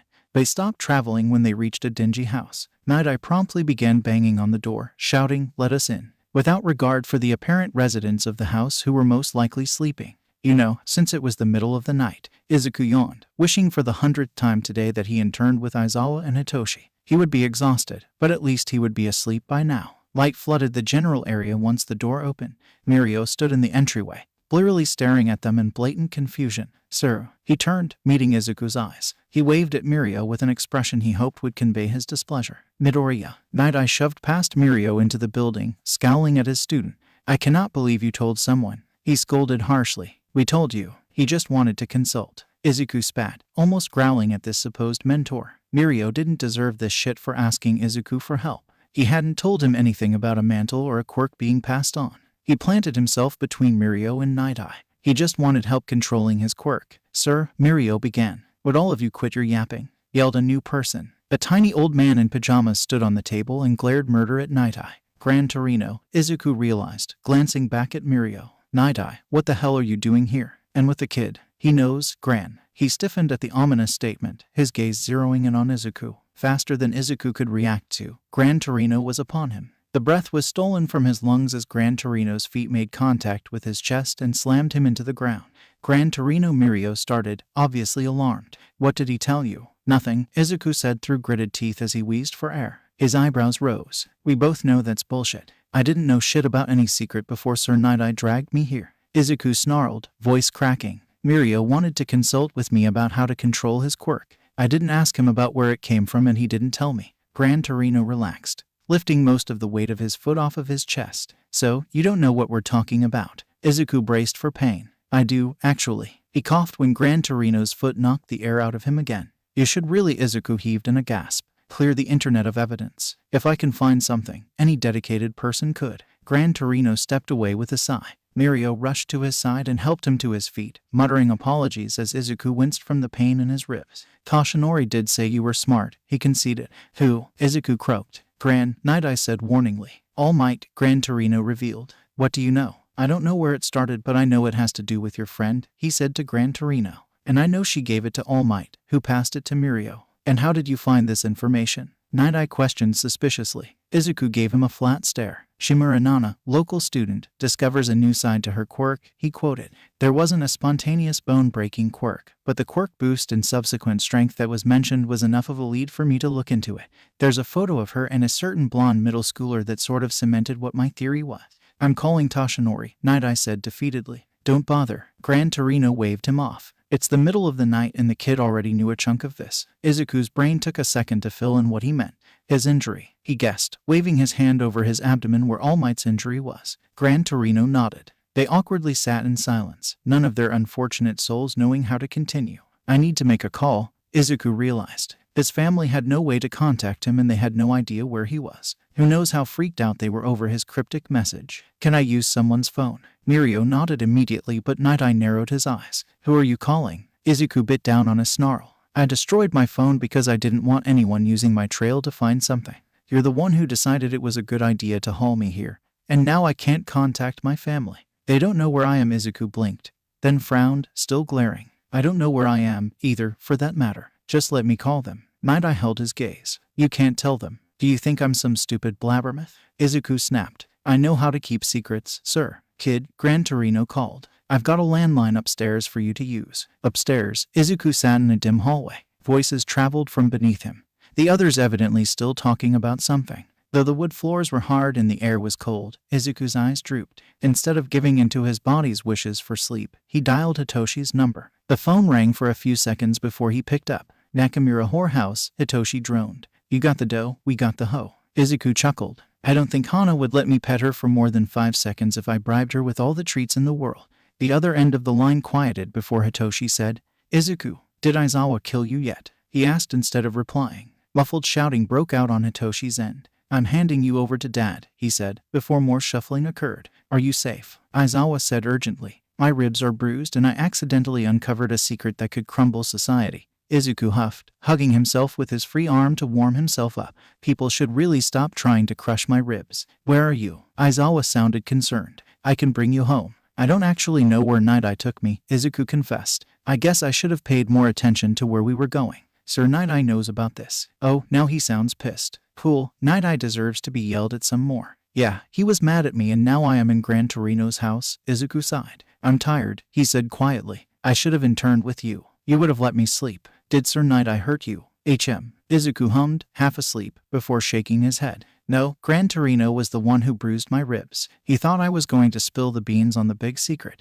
I'll ask again. And you better give me a straight answer, Aizawa said. Are you safe? I think so, Izuku said. Mirio and Gran Torino seem to trust me, so I don't think they will let Nighteye be nasty to me anymore. They better not, he grumbled. Can you hand the phone to one of the adults, Izuku? I need to have some words with them. The landline's cord only stretches a few feet, and I don't really want to see Nighteye glare at me anymore today. Izuku played with the cord and chuckled darkly. Man, it's true when they say don't meet your heroes. First All Might, now this. All Might. Well, I met him after nearly being murdered and taken as someone's sock puppet, uncovered a different, but slightly related secret, and had my dreams crushed. He clicked his tongue in annoyance. Then again, that day was a shitshow of horrendous luck and terrible decisions on all fronts. A sock puppet. He called me a meatsuit when he tried to kill me, but same difference. Izuku shrugged, shivering at the reminder of sludge forcing itself down his throat. When was this? Aizawa said. A year or so before the entrance exam. 10 months, maybe. After I used my quirk and, died, I lost most of my awareness. Silence reigned on the other end of the line. That sounds like one hell of a day, Hitoshi said, breaking the silence. How are you, alive, though? Kaken resuscitated me. Izuku bit his lip, a sour feeling flooding him at his inadvertent slip-up. He was prone to being loose-lipped when he was tired, and calling Bakugo Kaken was one of the slip-ups that hadn't happened in a while. Who? Aizawa asked. Never mind, Izuku said, forcibly changing the subject. I don't think they will allow me to leave, so you don't need to come to get me. They can't force you to stay, Aizawa growled. Say the word and we're there. He yawned, letting his head knock against the wall softly. I think I'll be okay, he murmured. I should probably build a new phone soon. Just let us buy you one, Hitoshi said, almost pleading. Expensive, Izuku said as an argument, his hold on the phone becoming loose, knees to his chest. Izuku listened to their voices. Are you tired? Hitoshi asked. He hummed without opening his eyes. Night, they both said. Mirai considered himself a logical man. It was rational to aid Toshinori in his search for a successor. He found Mirio, a boy who could carry Toshinori's power with the metal to become another symbol of peace. With a bit of training, of course. When the boy was ready, he suggested him to his estranged friend, reaching out for the first time in years to give him the perfect vessel for one for all. Toshinori turned him down. He made a noise of disagreement, saying that he found the boy. All he needed to do was find him and offer the power. Mirai didn't listen to the rest, pinching the bridge of his nose in exasperation. Did he really intend to spend any more time searching for someone he didn't have the slightest clue about? When he offered someone amazing on a silver platter, it infuriated him to no end that Toshinori wanted to make this decision based on a heat-of-the-moment feeling. Gran Torino only made him seethe more, his resolve to make his old student find the boy enabling him. This cultivated power that had been passed on generation after generation needed somebody who could handle it, somebody who could handle the title of number one. How could such an important role be given out to a child that friend had only known for a few brief minutes? Could neither of them see the foolishness in that? For months, those bitter feelings stewed, swirling like a cyclone, until Toshinori contacted him. He asked after Mirio. Before he knew it, One for All was in the hands of Mirio, transferred. Gran Torino made his position on the matter blatantly clear, but after the sports festival, he said he would help Mirio train with One for All. When the quirk settled and Mirio began fracturing his bones, Toshinori sent him to a first year at UA, one Midoriya Izuku, the analyst, if he recalled correctly. His notebooks made a splash in the hero community. Also, his mind reminded him amusedly.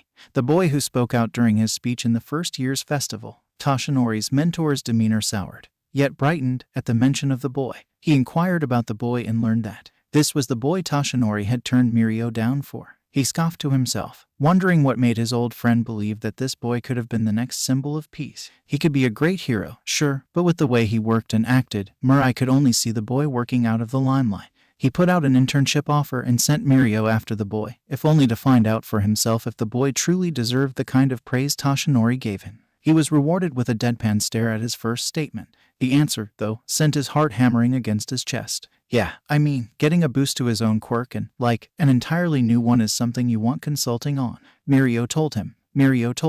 It ran through his head on repeat throughout their ride to Gran Torino's house. Was this because Toshinori said that he should go to the boy for consulting? Mirai thought that Mirio possessed enough sense to come up with a cover story, not spill the whole damn secret. And the boy, Midoriya, spoke so casually about One for All. It infuriated Mirai to think of all the things Toshinori relayed to him about the student. His prowess in his studies, his practical thinking during hero training. He believed his student to be humble. He said that the boy shunned away from the barest compliment when people caught him off guard. Mirai couldn't believe any of them. He banged on Gran Torino's door, a half-asleep Mirio asking him what was wrong. Yes, because what could possibly be wrong? Apparently, he should have given his student more credit. He should have waited and listened before making assumptions on both of them. Now Midoriya actually knew about One for All and he had been the one to reveal it. That night, he lay on a couch that could not fit the lengths of his legs and could not sleep. When Midoriya wandered into the kitchen, groggy with sleep, he had done a great deal of thinking. Mirai had seen his file, had read up on the ongoing search and investigation of his parents after he knew his identity. The boy survived, alone, for 8 years in a tiny apartment with no one else to turn to until a couple of heroes had taken him in. Perhaps Mirai's deduction of his character was too biased by his resentfulness. Mirio looked especially distressed after Midoriya left to call his family. The heroes, because he apparently destroyed his phone to avoid anyone tracing his digital steps. His student eyed Midoriya's chest, no doubt noting the rasping he took on after Gran Torino pinned him to the ground. He avoided his eyes when he explained, and that hurt more than he prepared for. He tracked the way Midoriya's hand rubbed tenderly at his chest, wincing at the pressure, and something regretful curled in his stomach. The moment he shifted on the couch, Midoriya whipped around to face him, alarm clear in his wide eyes. When they landed on him, his expressful eyes blinked before draining of everything, becoming blank. The mask, the thing in his gut churned at the sight. They sat together at the table in silence. Mirai resisted the urge to twitch at the awkwardness as Midoriya intertwined his fingers and slowly raised his gaze to Mirai's. You look like you want to say something, Midoriya murmured. I won't tell anyone about the quirk, if that's what's got you thinking so hard. Was he truly so easy to read? While that is appreciated, I was actually attempting to figure out how to apologize to you. He stilled, his gaze flashing with something that disappeared so fast, Mirai barely caught it. Something hopeful. He waited for him to continue, expectant. When I offered you an internship, I had already made up my mind about you. I interrupted what should have been your learning experience and dragged you here. He thought of their rushed exit, the bag he grabbed. To avoid spending another few hours wasted on trains, we might as well stay here. But while we are, I'd like to actually teach you some things about the less advertised aspects of hero work, such as, his facade of tonelessness melted before his eyes, opening into an expression that reminded him strikingly of Toshinori when the conversations between them had been lighter. It was a look Mirio wore, too, even now. Mirai unzipped his backpack, pulling out a thick binder. Paperwork. Sorahiko sighed deeply after he situated Nighteye on a couch that was much too small for him. more than ready to hit the hay. He walked back into the upstairs room to check on Midoriya. The boy had fallen asleep curled against the wall, the phone hanging from its wire by his head. The bags under the kid's eyes darkened under the lack of light in the room, his face far more youthful than it was when he was awake. With the shit this brat pulled in the sports festival, paired with Toshinori's confession, he had almost sent off a second internship offer. He possessed the physical attributes of a hero and he lived up to his own words. Something Sorahiko respected. In the end, he never sent out the email. He was an old hero, retired. And there was no point in sending out an invite that would simply be overlooked. Nighteye showing up in the middle of the night hollering at his doorstep was infuriating enough. But when he brought the kid in, the one that Toshinori spoke of with melancholy tones and a self-deprecating edge, and revealed one for all, Sorahiko had been down to throw hands with that impatient, assuming prick. Sorahiko didn't hesitate to tell Toshinori that no matter what Nighteye thought, one for all was more than just some quirk. It was Nana's. The mantle Toshinori intended to pass to him was only as big as Mirio would make it for himself, but Nighteye and his fanboy-obsessed self pushed, saying that this kid was the best vessel for one for all. A vessel. When his old student confessed to his search for the boy with the odd quirk, the boy who he thought could be the next symbol of peace, Sorahiko stood and said that he should keep searching, because giving one for all to someone had to be a decision driven by feeling. It was not some job that you could apply for. Toshinori could never choose someone based off of how they were on paper. Then, something happened and he agreed to meet with Mirio after the sports festival. The smug expression on Night-Eye's face made Sorahiko wish he could bash his face in.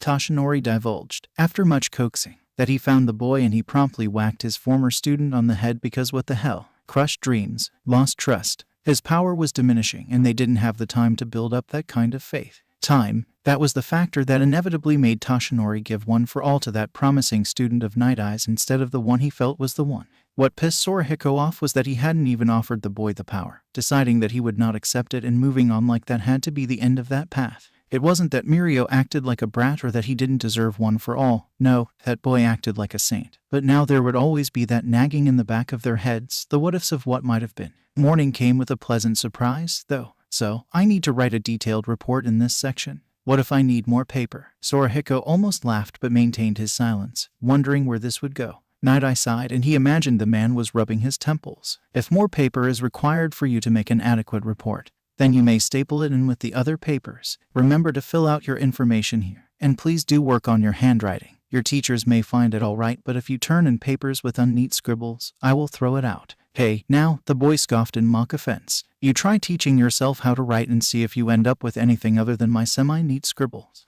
There was a pause from Nighteye, likely processing Midoriya's statement the same way Sorahiko did. You taught yourself how to write. What were your parents and educators doing? Being neglectful, Midoriya piped nonchalantly. Another pause. A tap on his table. This is where another signature goes. We'll have to work on that, too, though it is better than your regular writing. I used to sell scrap metal and reusable parts, so I hope my signature's decent. Otherwise my moms have been lying to me. I thought you said you were staying with Eraserhead and Present Mike. Oh, they're my dad's, too. Sorahiko heard Nighteye shift in his seat and sigh in exasperation. Is everything you say going to lead to a whole other group of questions? Yes, Midoriya answered without hesitation. He walked into the room, not bothering to hide his amusement. I see you two have made up. Nighteye looked tempted to break his usual composure to slump in his chair. How long have the two of you been awake? About 2 hours, Nighteye replied. Sorahiko's budding hope withered slightly. He narrowed his eyes at Nighteye. You only let him sleep for 3 hours. For some reason, the man looked just as miffed as he was. Midoriya came down all on his own. Gran, I thought we might as well do something useful. Midoriya flashed them both a bright, nervous smile. It's hard for me to sleep here. I've never had to use the train system on my own or for as long as we did, and I've never been outside of Musutafu, either. Nighteye had the grace to look contrite. Again, I apologize for my behavior. This was supposed to be your internship and my assumptions have uprooted you. Maybe I can help Mirio out some more while we're here, Midoriya offered, putting his forefinger and thumb to his chin. I did choose your agency to focus on more papery things anyways, since I don't plan on going limelight. Will you tell anyone about Mirio's quirk? He asked suddenly. No, sir, the kid replied immediately. Sorahiko hummed in approval. No hesitation. The kid looked honest. I'll get Mirio. Don't give him ways to destroy my house. Achako flipped her phone closed and sighed. Waiting sucked. She thought that the hero she chose would have been all over her case to be moving around or training, but so far, all she had done was sit in a lounge without any instructions. Maybe she should text Ida to try and talk with him again. He had been closed off lately, not that she could blame him, but she wanted him to know that if he needed to, she was available to talk. Just the thought of something like that happening to her parents sent shivers down her spine. Medical bills would be hell, surely, but Ida wouldn't have to worry about anything like that, thankfully. In you go, newbie. Startled by the sudden influx of noise, Ochako whipped her head around in time to watch Mirko shove Bakugo into the room and slam the door. He turned back without taking notice of her to pound at the door in a familiar display of aggression.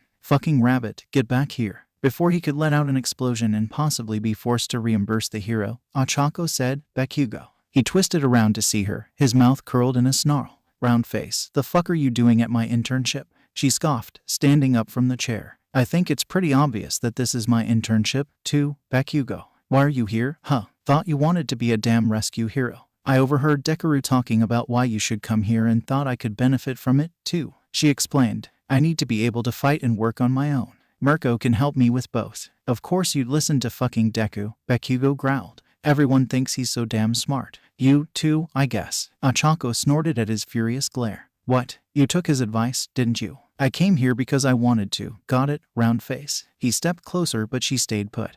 Not one to fall for his intimidation. Deku's got no fucking part in my decision. The door flew open, both of them dropping into fighting stances, and Mirko stepped in. Now that you two have been acquainted, we can start training. Her feral grin made Ochako think that maybe she should have just gone with Gunhead, like she originally wanted to. Get changed, be on the mats in 3 minutes. Future Ochako would reap the benefits of their first day with Mirko, but present Ochako was nauseous and kneeling by the toilet, regretting her life. At least Bakugo had been taken down a notch, his personality somehow a recipe for the perfect kind of chaotic relationship between himself and Mirko. They had been put against each other to spar several times, and each of them were won by Bakugo, much to her chagrin. Mirko didn't seem overly concerned about it, though, so Ochako would simply work harder. Plus ultra, right. She collapsed back onto the chair in the lounge when she stopped dry heaving, content to stare at the ceiling while thinking about the day's events. What could she do better? Bakugo's quirk obviously held the superiority in this situation. His quirk was combat-oriented and so was he. Should Ochako be more aggressive? You need to be faster, Bakugo muttered from the opposite side of the room.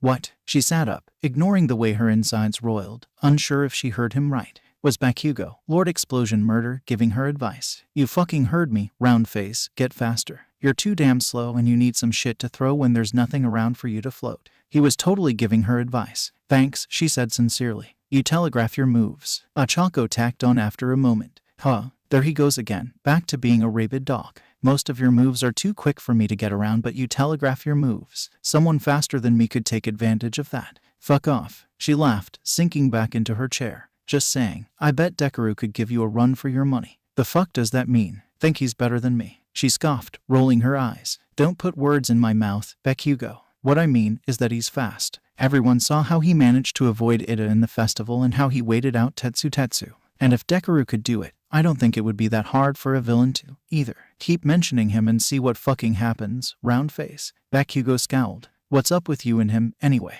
She inquired, completely disregarding his petulant warning. What's your beef? When Bakugo didn't immediately tell her off, she knew she must have hit a nerve. None of your damn business, he finally muttered. He's my friend, so if you have a problem with him, it is my business. You don't know shit. He snarled loudly, standing from his seat to glare at her. Just shut up. Time for bed, kits. Mirko interrupted enthusiastically. Her toothy grin didn't falter at the clear animosity filling the room. When neither of them moved after a couple of seconds, Mirko grabbed Ochako off of her seat, holding her in a bridal carry. I said move, she hollered, charging at Bakugo. Ochako was abruptly switched to dangling from one of her arms. Bakugo fighting against Mirko when she inevitably caught him. Both of them were dumped into one room unceremoniously.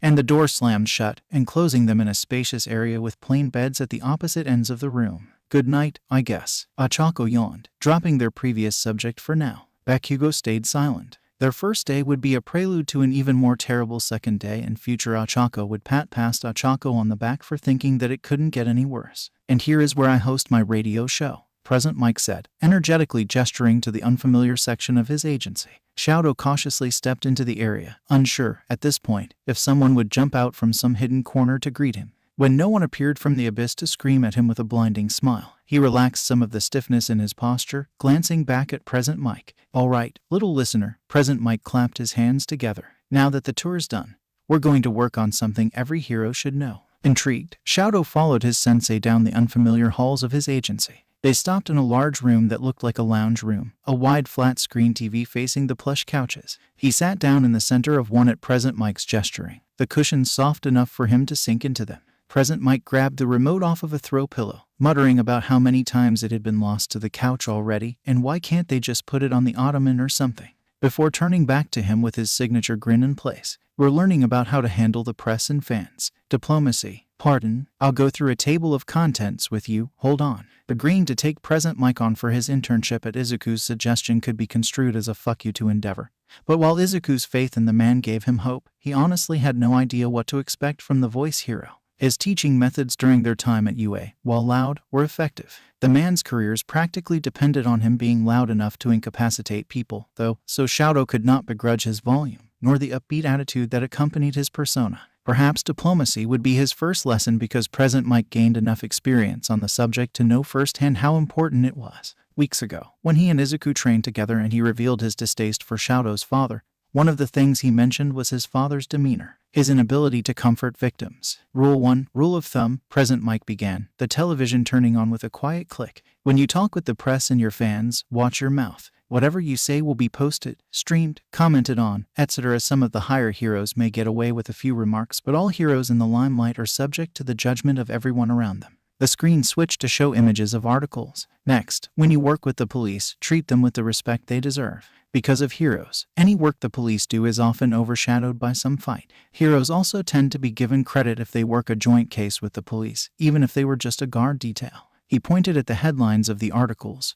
then read aloud a few excerpts. "They're only mentioned briefly," Shadow noted. He nodded, the screen switching again. "This brings us to the last bullet point, working with other heroes." He showed pictures of duos and matches made in the field to better fight the villain. Most of the time, you work with whoever's in the area. That means, while you may have to think on your feet for a while, you will probably find a rhythm with your co-workers. Credit is usually split when more than one hero is involved, but none of us have a real say in what the press prints. The pictures changed, showing more articles, the headlines praising only a singular hero. When this happens, work relationships may become strained because in the limelight, our popularity determines our pay. Credit is a necessity and all of us know it. The more well-known we are, the more pay we are likely to receive. Is that why you work 3 jobs? Present Mike looked at him quizzically. "Kid, if I worked 3 jobs for the money, I'd be crazy. I became a hero because I wanted to save people. I became a radio show host because I wanted to play music and interact with my fans. I am a teacher because I love being able to teach you guys. If any of those didn't make me happy, I would have dropped them." Shadow thought about his father. He couldn't think of a single time that the man appeared happy, truly happy, with himself or anyone around him. Would he be content to work as a hero? He thought of Izuku during their match, a smile etched onto his features even as he shivered from the temperatures. He thought of his mother, who encouraged him to be the kind of hero he wanted to be. Shadow thought of his siblings and of himself, all of them young and afraid. They desperately needed a hero, a real one, to save them. Yet, no one came. Years ago, Shadow vowed to never use his fire, fearing that it could only harm. Izuku suppressed his own quirk because of how he feared others would view it. Aizawa hid himself behind snark and sarcasm. But Shadow saw it in him, too. Shadow wanted to be a hero for them, for the kids who were afraid that no hero would ever save them. He ached to help those who had given up hope, those who feared, so that he could show them that there was light at the end of the tunnel. He needed to show them because his worldview changed so drastically, so rapidly, when Izuku showed him how bright the world could be. "Why do you keep punching?" Mirio faltered, allowing Gran Torino to land a kick to his ribs. When he landed, he ceased attacking, letting Mirio cough. "What?" he asked. Izuku looked at Nighteye, who nodded and stood away from an older, solved case they had been practicing on. "It's like you just got one for all over again. You obviously know what to do with your first quirk, but you aren't acting like one for all is your own. It shows in how you're fighting." Gran Torino glanced at him with pleasant surprise. "Go on. All Might fights mainly with punches, and because he gave you a quirk, you're trying to mess with your own fighting style. You have full cal, but you aren't using your entire body to fight." Mirio looked at them quizzically. "This is All Might's quirk, isn't it? Shouldn't I try to fight like him?" "Fighting like him would have broken all your bones," Nighteye said dryly. "You've already discovered and practiced your own way. Changing that would only succeed in making you hesitate in a fight. And it's not All Might's quirk," Izuku said firmly, reminding himself of a certain dual quirk user in a different situation. "Not anymore, anyway. He gave it to you. It's your quirk. You're just full of gratifying observations, aren't you?" Gran Torino jumped onto the table to ruffle his hair. He turned to Nighteye. "How's that case going?" He's made a few mistakes, but he knows how to handle a situation. Izuku beamed at the praise. His observational skills are as adept as his journals make them out to be. At the mention of his journals, Izuku's face turned an astounding shade of red. Oh, geez, I forgot about those, he whined, covering his face with his hands. What journals? Gran Torino questioned, glancing between Nightaye's slight smile and Mirio's proud grin. Midoriya, my amazing Kohai. Izuku keened quietly in mortification when Mirio clapped his hand over his shoulder. Has written several journals about a multitude of heroes. They've been passed around in the hero community. Oh, Mirio lit up brighter, if that was possible. And he does analysis for students at UA if they ask him to. At that, Izuku peeked out of his hands. I do. You didn't know me for 2 minutes before you agreed to help me out, he recalled. I told my friends about it, too, so you might be asked to help some other students when the week is over. The chance of learning about new quirks made his face return to a slightly normal color. Really, they want me to analyze their quirks, he exulted, elation overcoming his embarrassment. Mirio paused, taking in the raw expression of hope Izuku displayed. He smiled. Yeah, Gran Torino bonked him on the head, jerking him from the mutterfist he had almost dissolved into. All right, both you can talk later. Mirio. Izuku sat back down as the two of them launched at each other again. His analysis of the other students outside of his own class was limited because he never got the chance to see them in action. The sports festival would have allowed him a chance to see them, but with the changes to his suit and Mirio's appearance, he hadn't had the time to watch the other 2 years' performances. It made him melancholy to realize that because his life had been turned around so much that his main past coping mechanism needed to be put aside for other things. But this, UA students coming to him for analysis and listening, not thinking he was creepy or stalking them because he wanted to help them and they were asking for his thoughts. When was the last time before Mirio that he sat down and scrutinized something new? You enjoy analysis that much? Jolting, Izuku's head whipped up to face Nighteye. Was I mumbling? A semblance of a smile crossed Nightaye's face as he passed the case papers back in front of Izuku. Yes, sorry. Pink rose to his ears. He leaned closer to the table to see the reports. And, yeah, it's been a hobby of mine since I could write. Keep that enthusiasm, Nighteye told him. Now, if you'll look here, tell me what this officer did wrong on his report. Tamura leaned against the wall, his shoulder throbbing painfully. Sensei, he growled. Let me have more Nomu. Let me show that hero killer prick that he was wrong to turn us down. His words were as sharp as his blades, used expertly, and they cut into him as agonizingly as the wound in his shoulder. You have no conviction. He put his fingers to a glass, watching it fall apart as his fury muddled his mind. I'll show him the League of Villains has plenty of conviction. Okay, sadly the chapter is over. And if you enjoyed the video, just leave a like and subscribe with post notification, so when the next chapter is ready, you will be notified. Okay, see you in the next video. Bye.